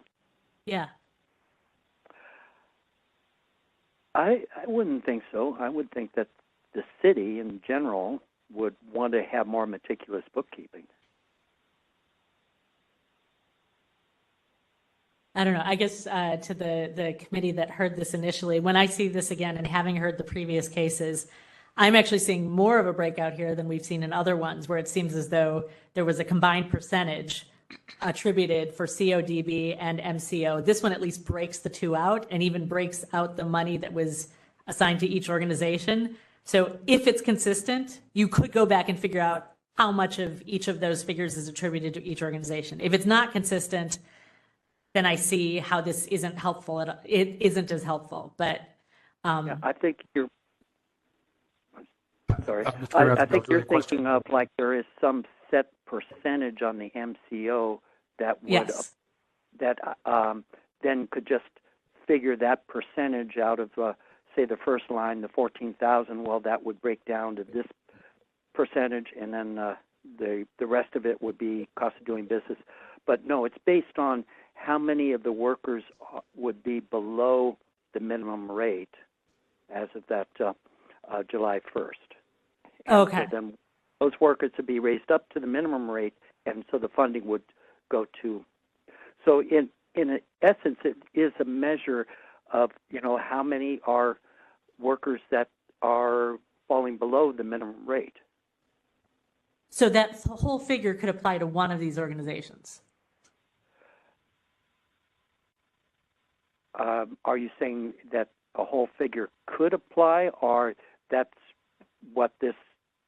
I'm saying, right? No, we don't. If what you're saying is that it's not evenly distributed across all the organizations, or proportionally distributed across all the organizations, you're saying that for fiscal year 2021, that $218 increase may have only applied to one of these organizations, and you don't know which one. Right. Right. Okay. And thank you. Part of our work is, we're approached and asked, well, okay, how many workers in San Francisco are at the very minimum rate? Thank you. So part of our research is to kind of track these numbers. Okay. Any other questions, members, or should we move to rebuttals? That's any other questions? So let's go ahead. Mr. Kramer, will give you another 3 minutes as your rebuttal. That's all right. Cheryl will let you know when we can begin. So, Cheryl. Carl, are you ready to begin? Oh, I'm finished. Oh, you're finished? Okay. Oh. Yes. Okay. All right. So, members, you can go ahead and deliberate on this and come up with a motion.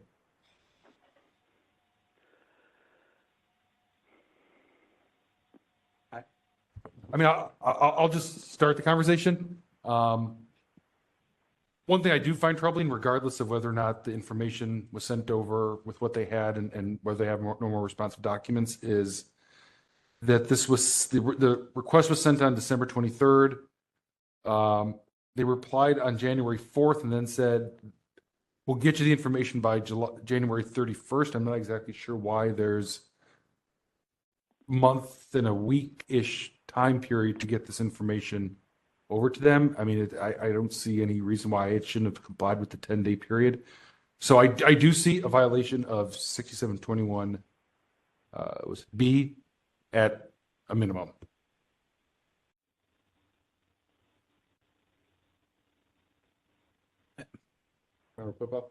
I mean, also, there's no representative from the respondent, Yeah. so that's what, 21E and 1 E, yeah. So there's that.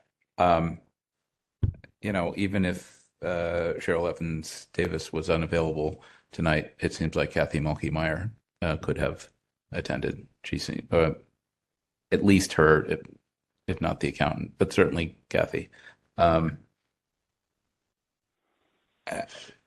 I mean, this is another one where I think they're not tracking it the way we would want to. They're probably tracking it the way they do it. The change in the ordinance from this morning, if that proceeds, may change things in the future. But if they provided what they had, then they may well have complied. Was it timely? Maybe, maybe not. Was someone here? No. Is this the biggest thing in the world? I don't know. But I agree fundamentally that raising the wages of minimum wage. I'm now getting the thing. I don't have a motion right this moment. I'm less coherent. Vice Chair Stein? I'll make a motion. Okay, go for it. Which is to find a to find a violation of 6721B for lateness, for an untimely response, and of 6721E for not sending a representative to our meeting. And Okay. that's all. I will second that motion.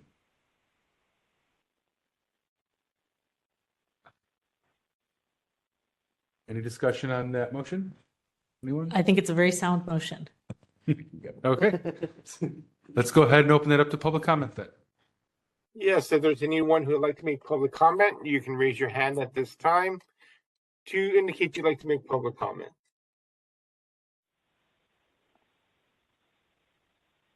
I see no hands raised at this time. Okay, we'll go ahead and close public comment, and I think we're ready to take a vote on this one.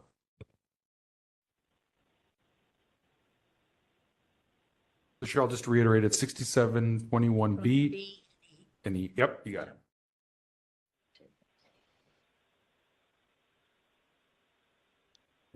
Member Stein, Vice Chair Stein, Aye. Vice Chair Stein, aye. Chair Yankee, Aye. Chair Yankee, aye. Member Pilpel, Aye. Member Pilpel, aye. Member Sugarman, Aye. Member Sugarman, aye. Member Wolf, Aye. Member Wolf, aye. Member Hill, Aye. Member Hill, aye. Member Highland, Aye. Member Highland, aye. Member LaHood, Aye. Member LaHood, aye. Member Schmidt, Aye. Member Schmidt, aye. 9 in favor. Okay, great. Thank you, Mr. Kramer. And if your second file is coming up right after this one. So Cheryl, when you're ready, we can go ahead and move on to item number 13, file 22046. Item number 13, file number 22046, complaint filed by Giselle Robbie and Carl Kramer against Shireen McSpadden and the Department of Homelessness and Supportive Housing for allegedly violating Administrative Code 6721 by failing to respond to a request for public records in a timely and/or complete manner. On June 21, 2023, the Complaint Committee moved to find that the task force has jurisdiction, the requested records are public, and to refer the matter to the task force hearing with a recommendation for no violation. Okay, and I think we figured out before we do have the respondent available on this one. Is that correct, Victor? I am not sure anymore. We had one person drop off. We do have Dylan Schneider with us. I'm not sure if they're a participant in this matter. He's with HSH. She is. Good evening, everyone. Apologies, I'm trying to unmute myself. My name is Dylan Schneider. I'm here on behalf of the Department of Homelessness and Supportive Housing. There I am. Excellent, great, thank you. And Mr. Kramer still on the line with us? I am.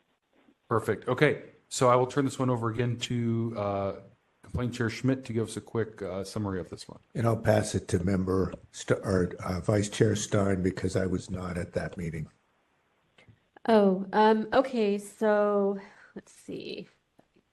Yeah, so the petitioner made a request on December 23rd, 2021. They got a response within 4 days, which was later extended to January 20th. And basically, the Department of Homelessness and Supportive Housing maintained that they didn't really keep an MCO amount. Basically they didn't keep the records in the same way that they were requested, which has been an ongoing issue with a lot of departments. And so for that reason, we felt again that because the records didn't exist in the format provided, that there probably isn't a violation there. Okay, thank you, Vice Chair Stein. And let's see here. One quick thing I'm trying to figure out is the dates aren't matching up on this. There is no June 21st, 2023 Complaint Committee meeting. Was this 2022? It was 2022. Okay. So 2020. Here with 12. Right. So Cheryl, can you please correct the record? If you do see where I'm reading that? In the agenda. Yeah, in the agenda. Yeah. So in that it's and your parenthetical notation, it says on June 21st, 2023, it should be 2022. In that case, I was there. So you were there, see? Yes. I almost got out of this. It looks like you're there. It was a recommended no violation, I know. That's all I remember about it. Got it. Okay. So we'll go ahead and start with Mr. Kramer again. So sure, when you're ready, let them know when his 5 minutes starts. Mr. Kramer, are you ready to begin speaking? I'm ready. So on page 1228, you'll see the initial request that we sent to the Office of Homelessness and Supportive Housing on December 23rd for the allocations to the nonprofit organizations with which their department contracts for additional MCO funds and the CODB funds as separate figures for fiscal year 2019 to 2020 and for fiscal year 2020 to 2021 for figures for each specific nonprofit. In page 1246 to 1247, I received a response on January 20th.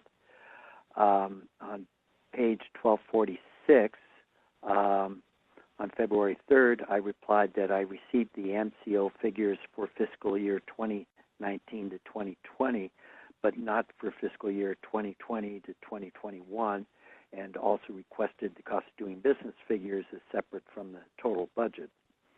On page 1246, on March 4th, I sent another email that I had not heard back on this request. On page 1244, on March 7th, Jeff Hamilton sent an email that the figures that I was requesting are embedded in the documents that they have provided. I responded on March 7th, sending an email that I double-checked, and the document only had 2019 to 2020 MCO figures and not 2020 to 2021 amounts that I was also requesting. The other document had two tabs. One tab was the total allocations to organizations for 2019 and 2020, and the other tab had the total allocations to organizations for fiscal year 2020 to 2021, and I was requesting just the CODB increase as separate from the total allocation to the nonprofit organization. I later received a phone call from Jeff Hamilton that said they do not save the figures once they are totaled. And that's it for me. Okay, thank you, Mr. Kramer. And are there any parties to provide facts or evidence on behalf of the complainant? And not hearing any from Victor, we'll go ahead and move on to the respondent. I don't have anybody else with us tonight. Gotcha. Okay, great. We'll go ahead and move on to the respondent then. And Cheryl, if you could let the respondent know when their 5 minutes begins. Ms. Schneider, are you ready to begin? I am. Go ahead.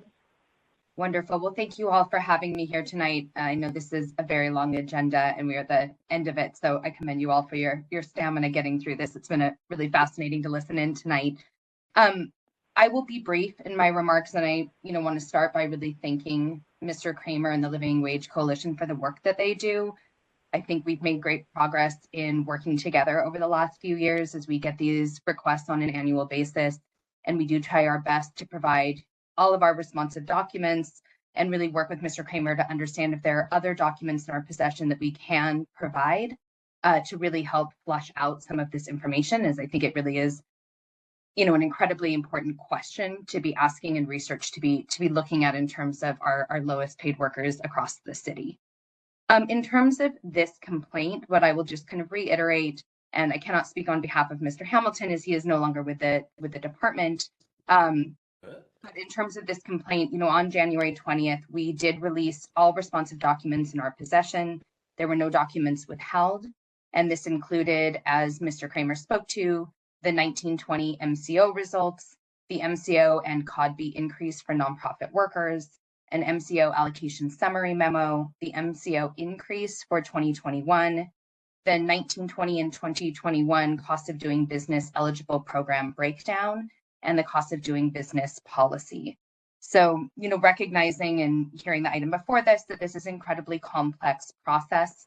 We do follow the Controller's Office policy and guidelines on how to calculate and release these budget allocations to our nonprofit providers and work with them to support them, making sure those allocations are distributed amongst their organizations. So just to summarize, I think, we did provide Mr. Kramer the aggregated numbers that included MCO and CODB budgets for the contract providers that we had in our possession. We do not, however, have records that break down these into further aggregated numbers.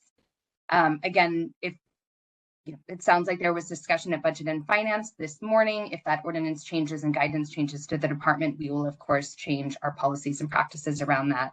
And again, Mr. Kramer, I hope we look forward to working with you on this year's request and doing our best to provide you with everything that we have to help with this research.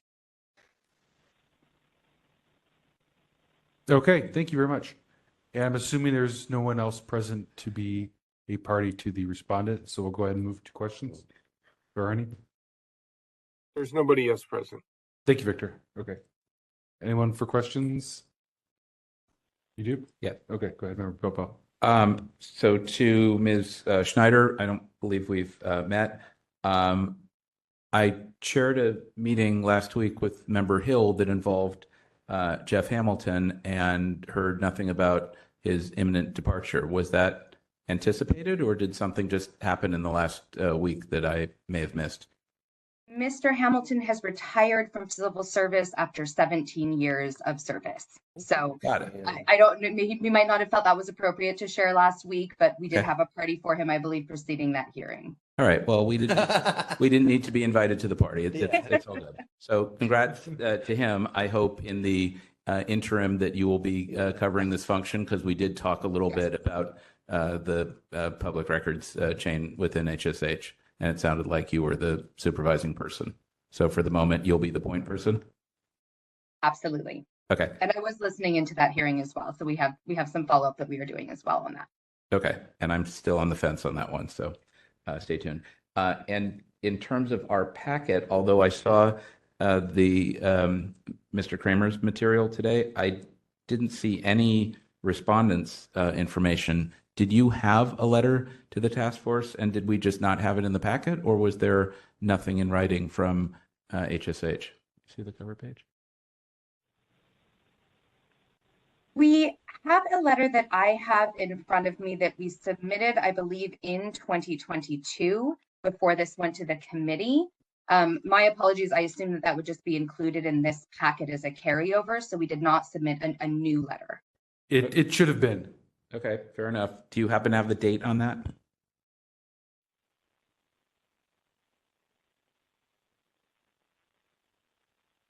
I do not have the date on this hard copy that is in front of me, but I'm happy to follow up on that. I can say it has a different file number. It's file number 20046, and I know it was submitted prior to that June 21st committee in 2022. Maybe it got I'm missed. also happy to resubmit it to Cheryl if that's helpful. That would be great. Maybe it got put into 20046 rather than 22046. All right. Anyway, I was just looking for something in writing from the department. But thank you very much for your answers. Appreciate it. Okay. Any other questions? All right. See no hands. Let's go ahead and move on to rebuttals then. So we'll go in the opposite order, and Cheryl, if you let the respondent know when she may begin.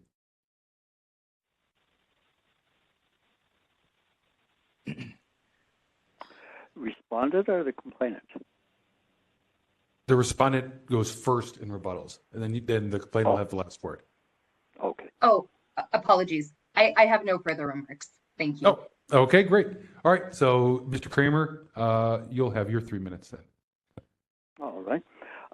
So yes, I just want to thank Dylan Snyder for saying she'll be working with us to kind of provide the information we request. She kind of named a number of different things that they provided, and I'm not so sure that the things that she said were provided were provided. We did get the 2019-2020 MCO figures, and that was the information we were looking for. The 2020 to 2021 figures were not provided. The cost of doing business increase figures were not provided for either of those 2 years. And I'm looking through the packet from the complaint committee, and the letter responding to from the department is not in that packet either. So I'm not sure exactly what the what the number is on the other one? I'd like to check and just see if that maybe was another entirely different complaint.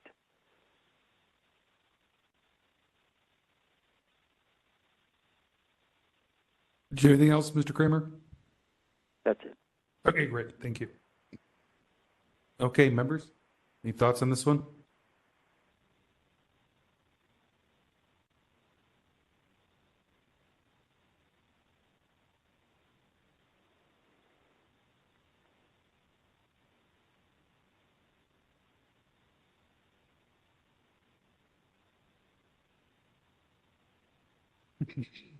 As a reminder, the complaint committee recommended no violation. Do we want to go with that, or has there been evidence to suggest there is one?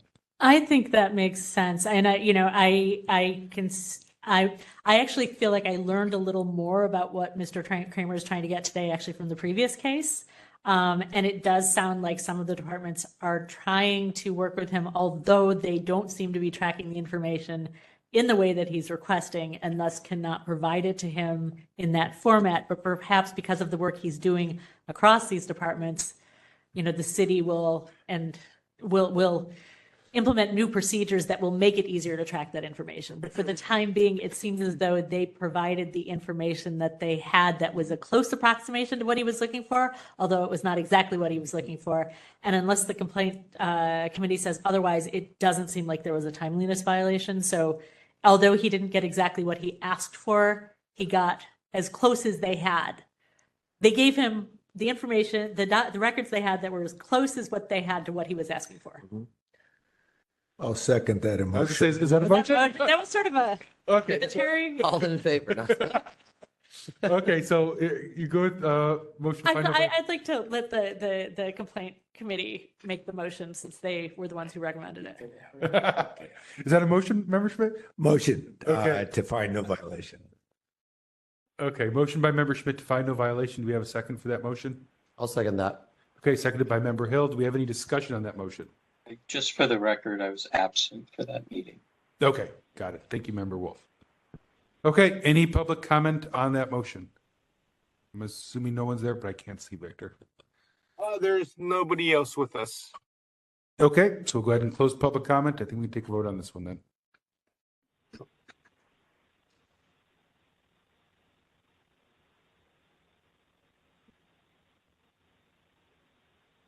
Member Schmidt? Aye. Member Schmidt, aye. Member Hill? Aye. Member Hill, aye. Member Pilpel? Aye. Member Pilpel, aye. Member Sugarman? Aye. Member Sugarman, aye. Member Wolf? Aye. Member Wolf, aye. Member Highland? Aye. Member Highland, aye. Vice Chair Stein? Aye. Vice Chair Stein, aye. Member LaHood? Aye. Member LaHood, aye. Chair Yankee? Aye. Chair Yankee, aye. 9 in favor. Okay, great. Thank you, Mr. Kramer. And I'm sorry, I didn't grab the respondent's name, but thank you, Schneider. Thank you, Ms. Schneider, for joining us. Right. Okay, Thank we'll you. go ahead and move on to item number 14. Item number 14, this is a hearing on remote public comment. Discuss a proposal to limit remote public comment at meetings of the Board of Supervisors and potentially approve a letter from the Sunshine Ordinance Task Force to provide feedback on the proposal. Okay, thank you, Cheryl. So a little background on this. Member Pilpel had asked to have this item agendized, and you can see in the packet a potential letter that Member Pilpel has drafted on behalf of the task force. We don't have to go with this. We could change it whatever we want to do if we want to send any letter. But this topic has to do with the recent situation that I believe boards and commissions and the board itself, Board of Supervisors itself, has been facing, where they've been receiving very hateful, derogatory, discriminatory public commenters, troll, for lack of a better term, the meetings. And I think we've all kind of got an email about that, and right before this, in case that happened here. Luckily, it did not. In response to that, there was discussion about a proposal to change the board rules to eliminate remote public comment, except in the cases of complying with someone with a disability. It looks like since that article came out, and I think there were a few versions of this type of article, it looks like legislation has since been introduced, file number 231020,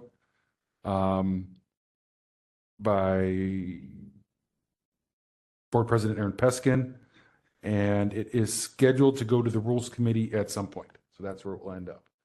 So I'll leave it at that. We can have a discussion if we want to submit anything for, against, or what have you, or stay out of it. Turn it over to you guys. So, Member Wolf, did you have comments? Yeah, I do. And I appreciate Member Popel's efforts in writing this letter. It's well done. My concern about this is San Francisco Board of Supervisor meetings are one of the few meetings, I would say, around the Bay Area, but maybe wider. I don't know about other places that holds their meetings early in the day. It even when there wasn't remote public comment, it made it difficult for the general public who work from 9 to 5 to participate in their public process, their duly rightful activity. If the Board of Supervisors are going to cut off public comment for the reasons that this letter is suggesting, and others are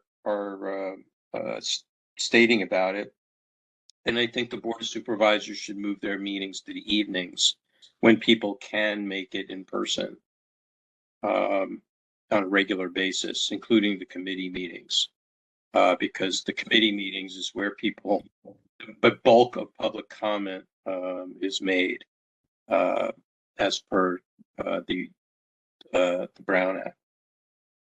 So I'll stop there. Thank you, Member Wolf. Member Popel, did you have comments? Sure. And I will attempt to keep it brief.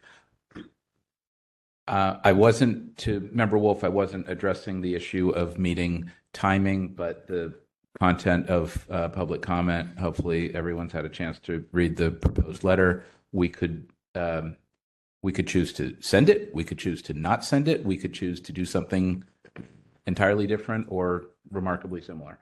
I did reach out to a couple of organizations that I know have been dealing with this issue in the Bay Area and elsewhere, particularly as it relates to anti-Semitic comments, but they also have concerns about racist comments.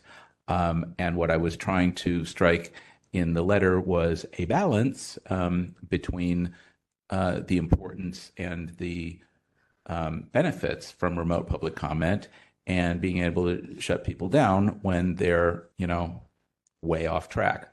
And I hope it communicates that well. If it doesn't, feel free to futz with it. But I felt pretty strongly one night last week after I heard about this, in the middle of Jewish holidays and prior to Senator Feinstein passing away, and given all of the craziness that's happening in the world from elsewhere outside the country to Washington and Sacramento to here, I thought, our small amount of public participation that is good should not be eclipsed by the few people who are trying to disrupt, generally from outside the city. And it was pointed out to me that there's one individual who calls in, not me, who calls in pretty regularly to the Board of Supervisors and likes to use the F word. I'm not crazy about that, but I can certainly tolerate that compared to some of the other comments that have been made. And I think it would be just very bad for the city and public participation to eliminate all remote public comment. We could have a greater discussion about how to make meetings work, including remote public comment at another time. But I thought this was, or something along these lines, was a good start. Mm-hmm. And so I thank you for indulging me on this one. Mm-hmm. Just for the record, this is happening all over California. Yeah. Understood. Yeah, it's interesting. I think it's probably one or two organizations. And it's not a large number of people that have these, but it doesn't doesn't take much to disrupt an airport or any number of things. It's, yeah. Vice Chair Stein. I thought it was a good letter, and this is Member Stein. I thought it was a good letter. I'm completely fine with endorsing it. I had like one tiny change I would suggest. It's just because I don't like the way it's phrased, where it says at the bottom of 1266 that we think the anti-Semites and racists win and we lose. I would keep that if we changed it to something. Well, I mean, you could keep it if you want, but I think it would be better to say something like "and democracy loses," rather than making it personal. But I basically agree with everything the letter said. I think it hits the right pitch. I think it leaves the right things open. It just calls attention to certain things that are important. And I think it's, in our remit to make our perspective on this known. Thank you. So I make a motion to endorse it. I can second the motion along with what she said about that specific line. It stuck out to me as well. So that's the line that says, that way we think the anti-Semites and racists win and we lose. Yeah. Change that to, and democracy loses. Well, for me, I would just cut the line. Just cut the line entirely.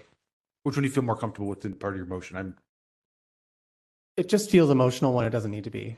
Agreed. Maybe just cut it then. Because the letter is so strong. Without it, you don't need it. Yeah, that sounds good. Okay, so we have a motion by Vice Chair Stein, seconded by Member Sugarman to Stack. I'm sorry? Stack. He wants to be in the stack. Yeah. Okay, gotcha. Let me just to approve the letter with the elimination of that line we just stated. Okay, so Member Wolf, go ahead. Yeah, so that I'm fine with all that.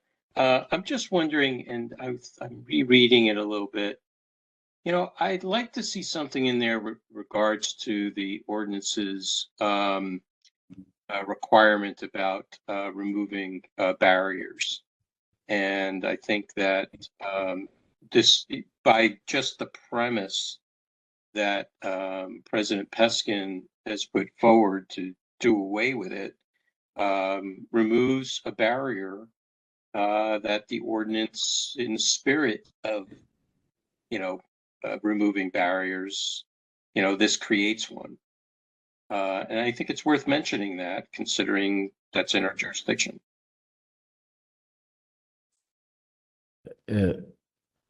Member Highland here. I'm not quite sure I follow you saying this creates a barrier is what you're trying to say, right? No. President Peskin's legislation, his proposal, is to remove public comment remotely, forcing everybody to come into City Hall.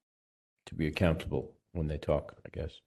Right. Well, it would just block the ability for people to call anywhere from anywhere in the world and be untraceable, so to speak. So, yeah.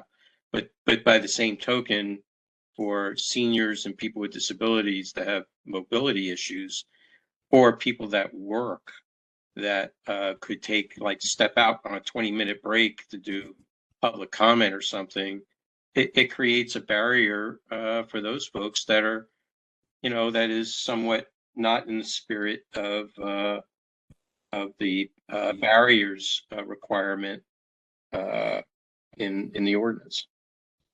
So I'm talking about it in spirit. There's no requirement for remote access yet. But our charter was written before that was an option, right? Exactly. Basically, yeah. But maybe there was phones. There was phones, and you could, if you had, and we always did it, as you know. It's been our history is if people claim accommodation, they could always call in, or if they were anonymous, they can call in. Member Schmidt. Jim. Yeah. Go ahead, Member Schmidt. Yeah, I'm not quite sure if I'm gonna be able to vote for this one, and my concern is that it's a nice letter, and I'm tempted, but with this kind of thing, to give a standard like this to each person who's running a meeting where they would be able to rule, so and so is fine, but so and so that's harassing, or that's a threatening view. There's a little bit of vagueness in that, and so it sort of gets my First Amendment antennae up a little bit, because it could be in the hands of a human moderator of a meeting. It could also be misapplied, abused.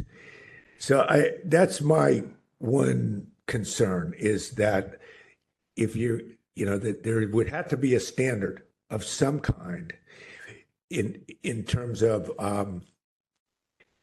setting a sort of a bar that would have to be adjudicated on a daily basis in meetings. And I don't know exactly how you can really do that. It's hard. It's really hard to do. I mean, I know that we had to come up with something, but I don't know where that bar should be. That's my sort of take on this. Member Hill and Member Sugarman. And then Sometimes I feel like that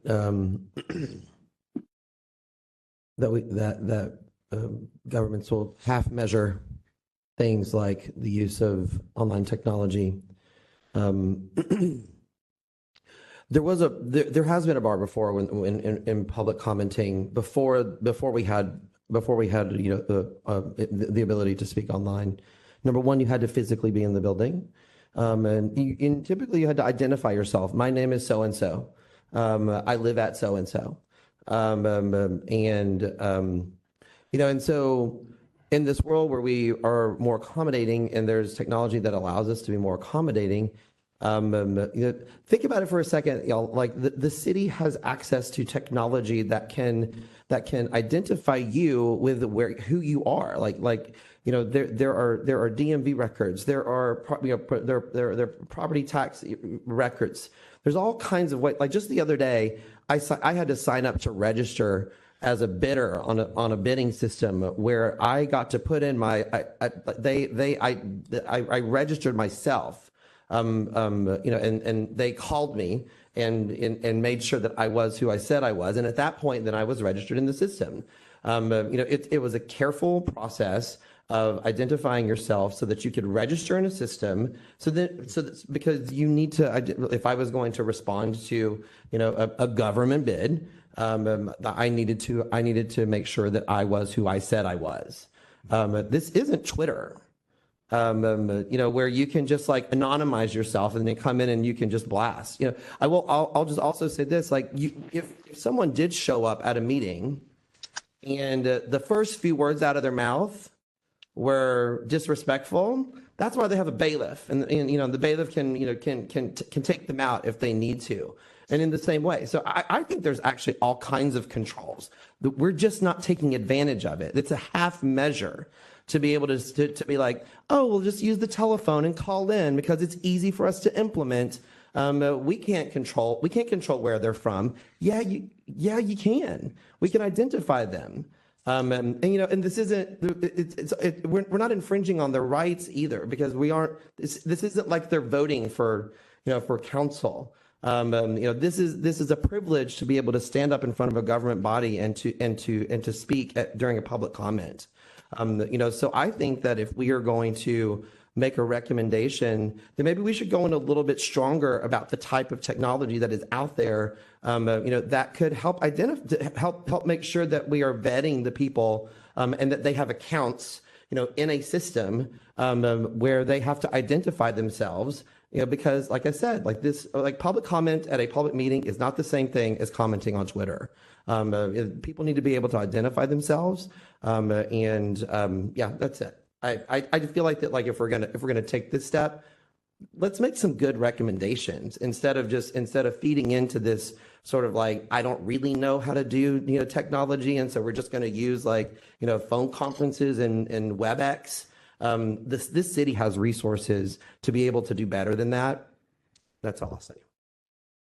Thank you, Member Hill. And I would entertain an amendment, to add some language to that so that we can actually give some good recommendation about how to do this in a safe and compliant manner that also allows those that can't make it physically into the building to still have the ability to provide public comment.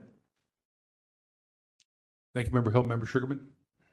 Thank you. So far as I understand from what Mr. Pilpel said in the letter, it's having to do with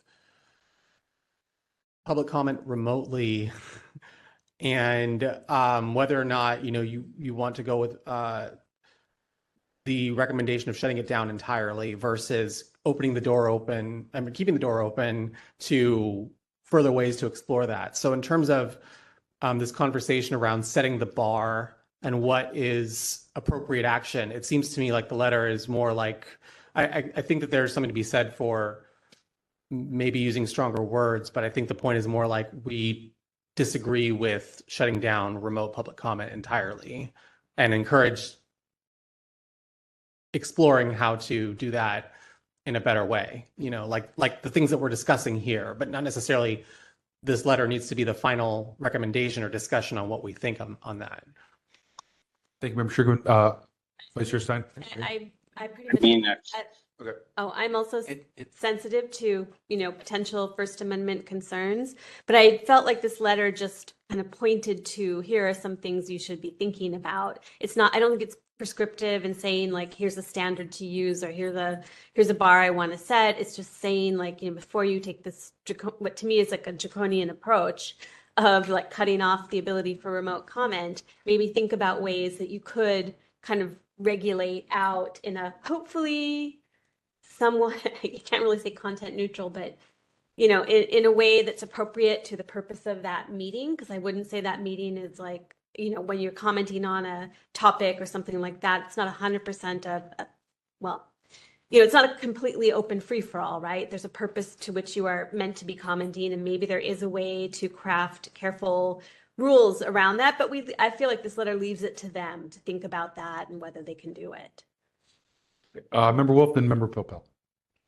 Yeah, I'm a little kind of distressed about some of the things that were being said here. The Sunshine Ordinance nor the Brown Act doesn't require anyone to identify themselves with their true names or exclaim any personal ID at all, except that they'll probably be recorded now, either by audio or video. Public testimony is a right. It is not a privilege. It's the law. And observation and participation in a public forum is a right, not a privilege. It's the law. So I don't think that making any assertions, in that regard is, it's lawful for us to even consider at this point. Our standard is to try to create more transparency and more participation, not to reduce it. It's unfortunate that a handful of folks are making it tough for everyone else. I mean, another interesting example, it's happening everywhere. It was said before, I'm an amateur radio operator. I've got folks like this that are commandeering whole frequencies 24/7, 365 now that can't be used because they just run recordings looping over and over again, hateful messages, which is against the law, even though we try to get the FCC to shut them down. It's really hard for them to track them down, no matter how good the technology is. So I think if you want to send this letter, I think it's a good letter to start with. I think my points about if just to make the point to the maker of the legislation that if you are really seeking to shut down public comment, then you have to make time available when people are available to come and speak in person. Thank you. Thank you, Member Wolf. Member Pilpel? Briefly, first to Member Stein, thank you for finding the one sentence that I had the most trouble with. I was trying to fill in the end of that. I didn't like the way I had it written, but after spending 2 or 3 hours on this, I said this was good enough for a first draft. Sent it to Chair Yankee, and I said we'll discuss it. So you found the thing. Thank you. I have no objection to deleting that sentence, and Member Hill, Member Sherman, others, if people have ways to recraft or beef it up, I think that's fine. I was trying to keep it relatively tight. I wasn't suggesting a solution other than really finding a solution and saying that we would be happy to continue to engage. So this wasn't intended to be the final thing on the matter. To Member Wolf, I agree that there should not be barriers, and where there are barriers, we should seek to get rid of them, and we should not impose additional barriers on public access, participation, etc. However, I think that there are fewer barriers for in-person comment other than you just have to show up. And yes, you should be able to speak anonymously. However, I think that unfortunately, remote public comment is not required under state law. It's not currently required under the ordinance. So I think we actually could put some additional barriers or constraints there, like you have to register, give a name, provide a phone number, even if that phone number is not displayed on any screen. So if we need to find you, we've got a phone number for you, something like that. And I didn't want to be too specific about what and how, just that there are some way that this should not be an all or nothing question. That's how I was trying to say that we reject the idea of doing it the way we're doing it now or not doing it at all. I don't like either one of those, frankly.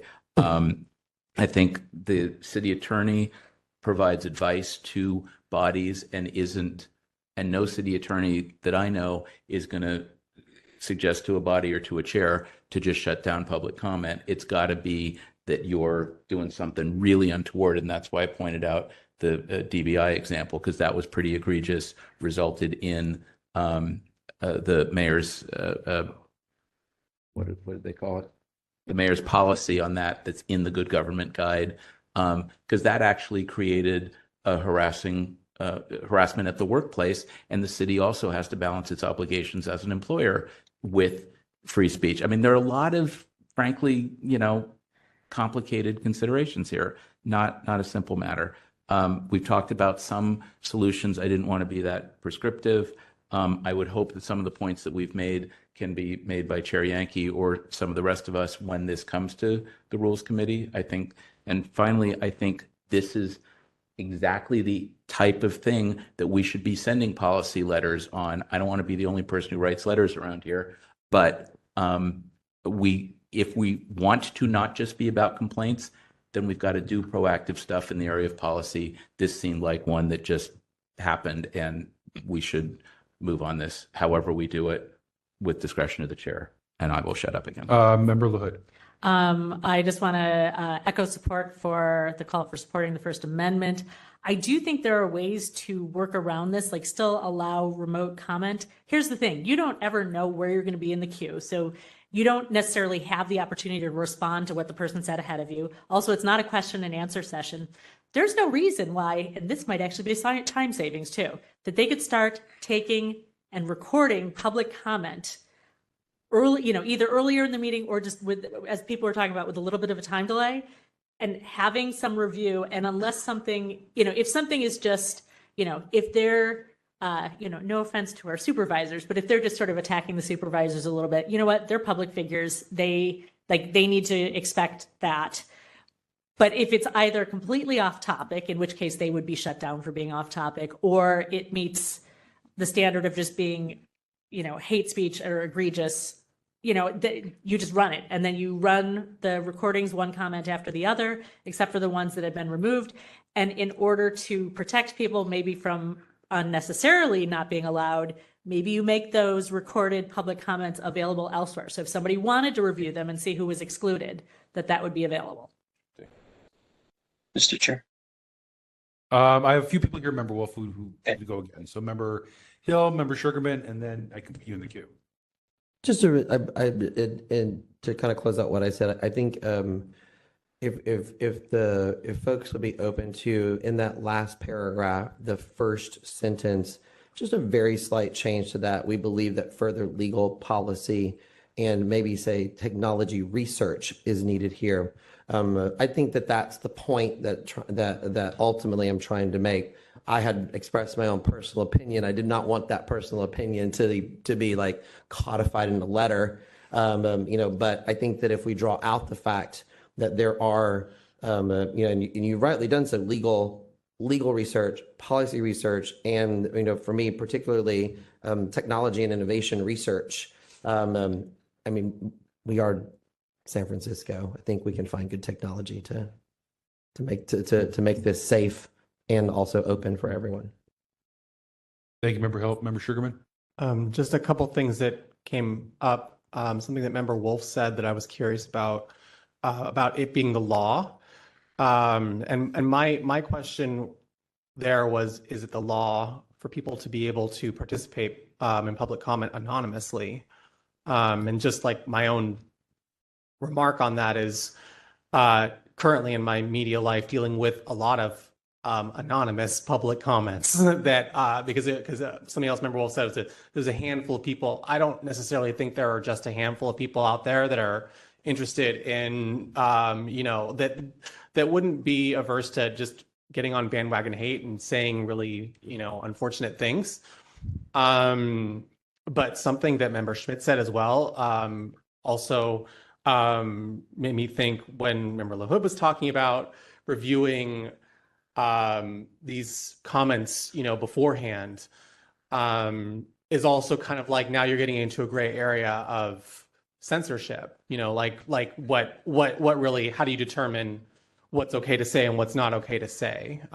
So I mean, I don't know. It's such an interesting topic, but I do agree that at least in the notion, again, it doesn't have to be in this letter. I support this letter, but I agree with the notion that's been said here a couple times, the idea of having people identify themselves. I think that having your actual identity attached to what you're saying is very discouraging towards saying something that's completely untoward.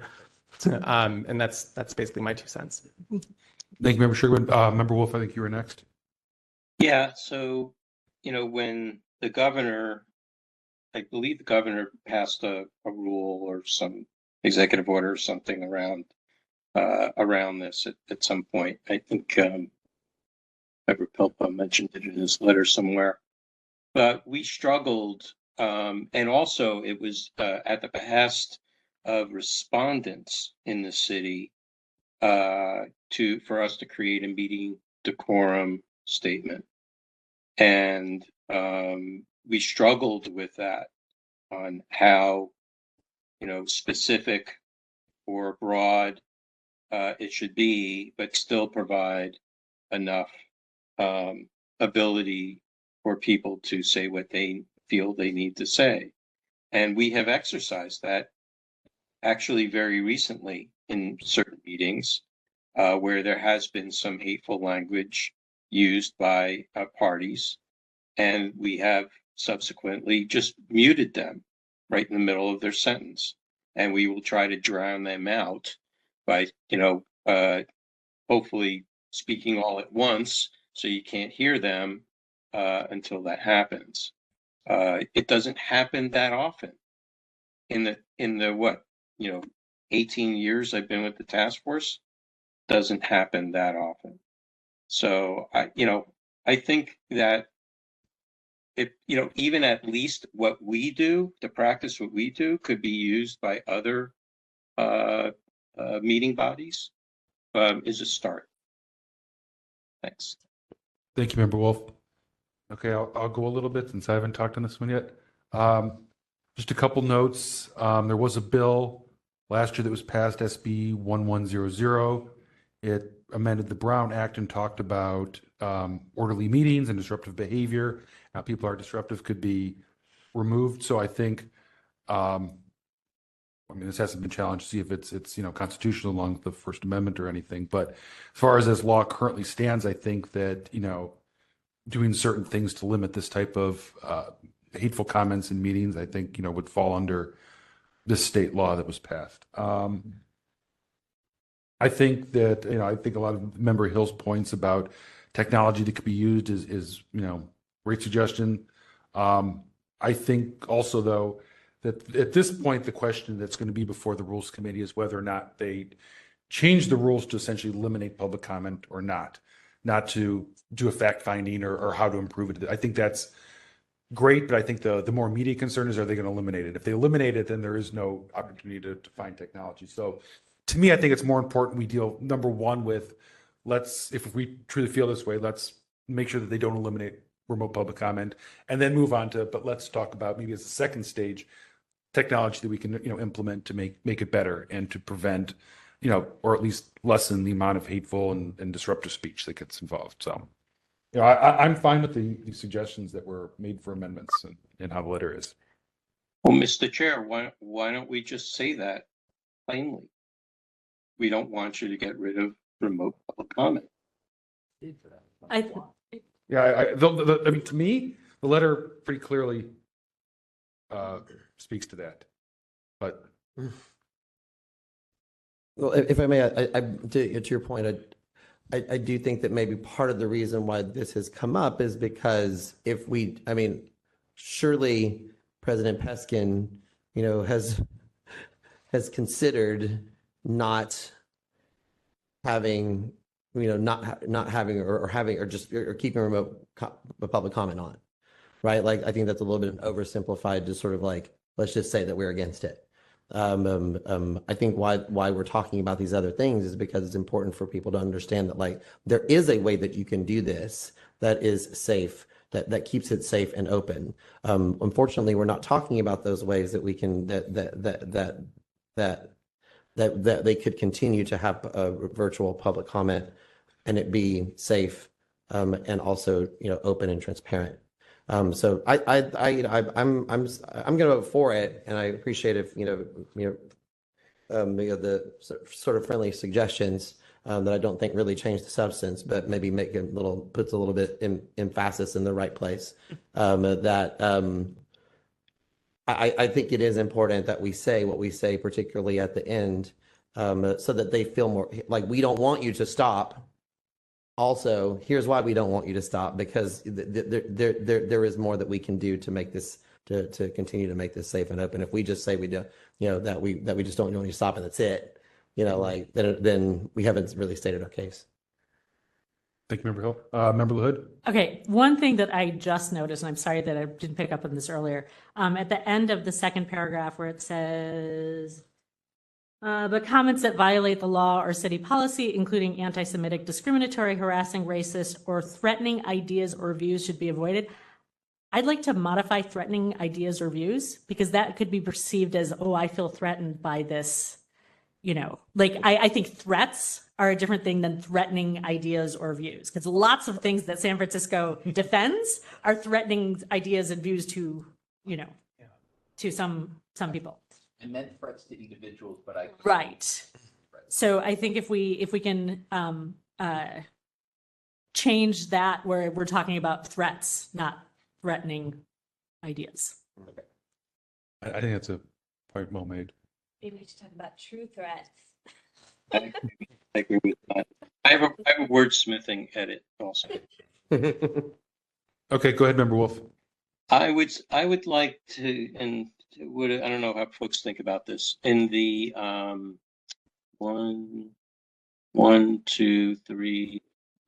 4th paragraph, first sentence, second line, it says, we reject the idea that the only way to do this is to eliminate all public comment at Board of Supervisors meetings, so on and so on. I would suggest that that line be bolded or at least underlined, because that's the thrust of our message here.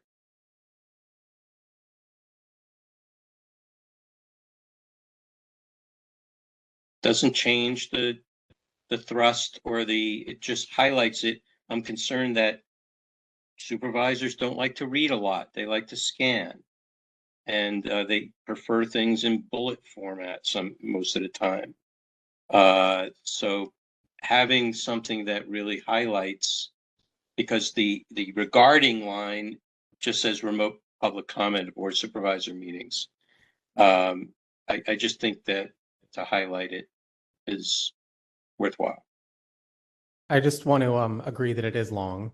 So I can see it both ways. I think there's good reason to say, oh, this is why we are saying we don't want you to remove remote public comment, but also I agree that it's pretty wordy. So that's all. Maybe change that bullet line at the top too to clearly state our position. Opposition to eliminating. Yeah, we could clarify it where it says remote public comment, but yeah, it might make sense to say oppose legislation to eliminate public comment. Why we think public comment should not be eliminated. There you go. Yeah. There you go. Okay, so I've been taking notes as we've been going. So here's where we're at now. We have a motion to approve the letter with the edits, if everyone's okay. So these are the edits I have, and it is to remove the line that says, that way we think the anti-Semites and racists win and we lose. Remove that entirely. Then in the final paragraph, it's to change, where was it? Technical work. I'm sorry, technical to technology research. Then to change, going back up and kind of bouncing around here, but there was something about threatening ideas or views, to change that just to the word threats, to bold the line that says we reject the idea, ... and then to modify the subject line to better reflect our opposition to totally removing remote public comment. It's going to be more than that. I'm going to maybe ask Member Pilpil to redo this letter. No. And I had just said, instead of technical word, just say technology research. Instead of, okay, the word research. I didn't hear you say the word research. I'm sorry, technology research. Technology research. Okay. Yeah. To take Member LaHood's suggestion, I think something about either threats or specific threats, but somehow ideas or views relate to the other things. So threats are very specific, but it doesn't say anywhere racist views. We don't want to, I don't think we're in the position to stop how people think, but we're asking them to stop using language in our public meetings. Sure. Okay. Because I think trying to stop how they think is a much bigger project. Yeah. So you've used an idea of one thing, but language is another. Language is specific. Right. So that's why it says, but comments that violate the law or city policy, including anti-Semitic, discriminatory, harassing, you could say, or racist language. Language. Why don't we There say you go. racist language or threats? Or threats. There you go. Should be avoided. Yeah. And I'm seeing another one at the very bottom of this page where we say avoiding inappropriate remarks. Inappropriate, again, is a judgment call. Yeah. And it's also like, what's inappropriate? So. Well, that's what I was going to say. Trying to not repeat this. Yeah. That's why I brought up SB 110, because it actually uses the word and legislatively defines disruptive.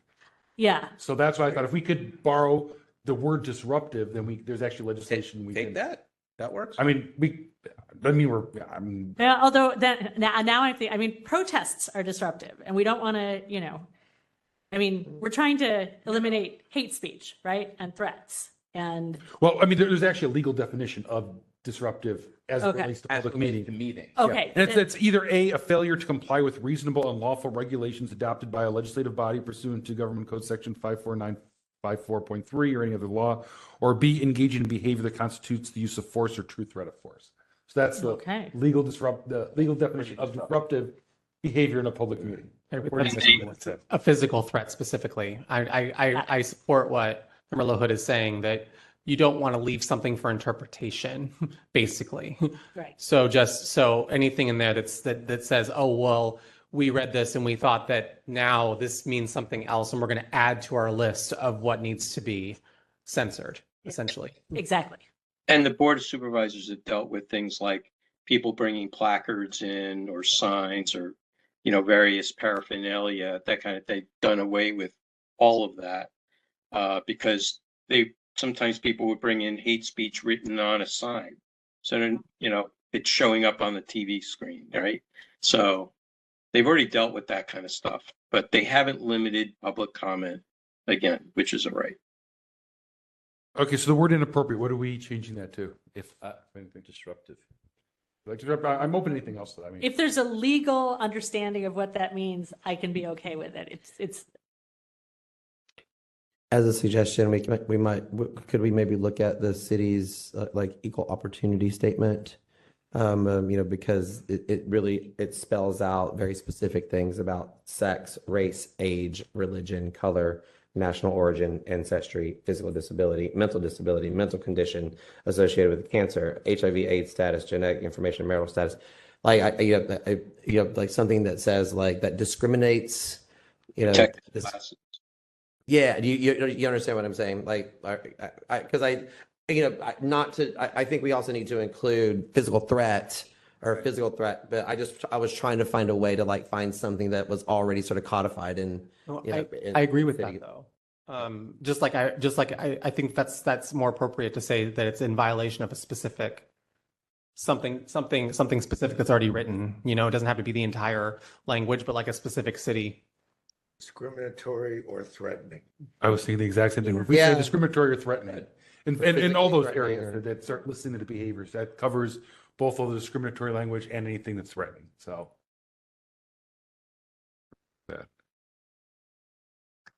yes, that inappropriate was shorthand for that, but thank you for which still gives people a chance to say, this is a dumb idea. Because we want people to come in and say, I'm upset about this. This is a dumb idea. I don't want this happening in my neighborhood. Yes. That's what I was trying to. That people should argue about policy and not cast aspersions about individuals or threaten them because of whatever. Mm-hmm. They should say, this policy is good, this policy is bad. Here's what I would do differently, and here's why. Yeah, it looks like it. Again, I'm looking at the Human Rights Commission, and they use the word discrimination. So I think that we could, if we wanted to be more general, we could just say, discriminatory or threatening. Discriminatory, inflammatory, physically threatening. Yeah, inflammatory. I might as well throw a little flame in there. It's late. Okay, anything else? We still have an open motion. We're ready to wrap this up. Yeah. Can I suggest that the motion is to send the letter with the edits that we discussed, granting Chair Yankee the ability to tighten this up and get this out sooner rather than later, and you've got it in Word, right? I do have it in Word. Okay. You send it to me in Word. So how are you changing the motion? I don't think so. I think the motion was. I would just. I think it's just that in this way, we don't necessarily have to see the letter again, right? Right. It's substantially this form, right? So this could go to rules in the next few weeks, and we should. Yeah.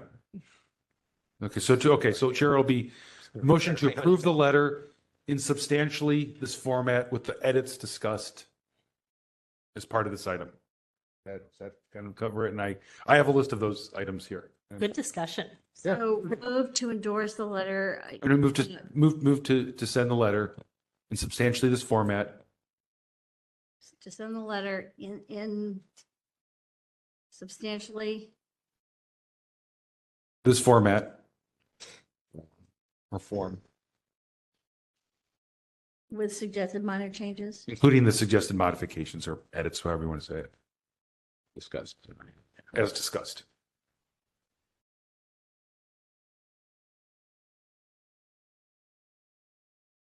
So we open up to public comment. Sure, let's do that. We don't have anybody with us. Okay. And Cheryl, can you be sure to CC me on the letter since it's before my committee? Yes, absolutely. No, I'm sorry. You said Cheryl. I was going to say I could CC Victor also on the signed copy if it helps when I send it back to Cheryl. That's fine. I also wanted these other department heads to hear from us so that they're not just, Okay, ready for a vote? Victor, do you know if this is going to the meeting on Monday by chance? Next week, Monday is canceled, holiday. Okay, gotcha. Okay, meeting after that is a possibility. I haven't heard otherwise. Okay, because I'm leaving tomorrow on vacation. I won't be back until Tuesday, so I wanted to make sure I didn't have to somehow. There's no meeting next week. Okay, so as long as I get it done by end of next, I would say Middle of next week. Middle of next week? End of next week at the latest. Gotcha. Okay, sounds good. Ready for a vote? Yeah, I think we're ready for a vote. Okay. Oops. I Member, think it was, Vice Chair Stein? you think you seconded, right? Vice Chair Stein, aye. Member Sugarman? Aye. Member Sugarman, aye. Member Pilpel? Aye. Member Pilpel, aye. Member Wolf? Aye. Member Wolf, aye. Member Hill? Aye. Member Hill, aye. Member Highland? Aye. Member Highland, aye. Member LaHood? Aye. Member LaHood, aye. Member Schmidt? Aye. Member Schmidt, aye. Chair Yankee? Aye. Chair Yankee, aye. 9 in favor. Okay, thank you, everyone. That was a really good discussion on that item. I think very timely also. Glad we can get involved in something as it's happening. Ready All for right. item 15? Let's go ahead to item number 15. Item number 15, announcements, comments, questions, and future agenda items by members of the Sunshine Task Force. Okay, the only announcement I have is that the Rules Committee approved a replacement for Vice Chair Wong, Maxine Anderson, who should presumably go to the board very shortly for final approval. And then so by the time our November meeting rolls around, we should have a new member. So That's great. So that's great news. That's as far as membership changes, that's the only news I have. And then obviously my other report was going to be that we have Pat joining us, but she already introduced us. So I got the Rules Committee for Member Wong, and you said something after that. that was it. That just that the Rules Committee approved a replacement for Member Wong, Right. Maxine Anderson. That's it. It starts in November. Yeah. I just had one item. I don't want to provoke a long discussion tonight. We could talk about this in the future. One of the things that we did last week in my brief stint chairing EOT, thank you, Member Highland. I think it's thank you. I'm not sure. And Member Hill, if you want to comment, was to take cases first. The prior practice of this task force years ago was to start at 4 with cases and move all general public comment, minutes, administrator's report, all of that other stuff to the end so that we would see who was available at 4. If the person's there, take them and let's go and get done with cases as early as possible. Where we chose to, we would occasionally take a policy thing at the front out of order. But the idea was to hear from complainants and respondents as early as possible and do that. We don't need to make that choice now. It would involve a change to our bylaws and procedures, but I would suggest that we think about that so that we're doing more of this policy stuff at the end and not making as many people wait as long as they wait. Something to think about. That's all. Okay, thank you, Member Popel. Anyone else? Yeah, I'd just like to comment on that. It's not going to matter because I think we need to be real careful, though, about commenting on that so we don't have a substantive discussion on the item. Oh, okay. Well, So, you know, I think he's talked about it as a future thing, but I really don't want to have a Just think about it. That's all. Yeah. Keep thinking. Thinking is good. It's hard to make a comment, a statement like that, and there not to be an item on the agenda to have a discussion about it, because there's some history on that particular item. Yeah, that's fine. We could say that there is some history on that. Yeah. Okay. Anything else? Seeing none, let's go ahead and move on to the final item, Cheryl. Item number 16, adjournment. So moved. 10:14. Moved by Member Wolf, all in favor? Aye. Aye. Aye. Okay, meeting adjourned at 10:14. Have a good week. Have a good night. Bye-bye. Aye.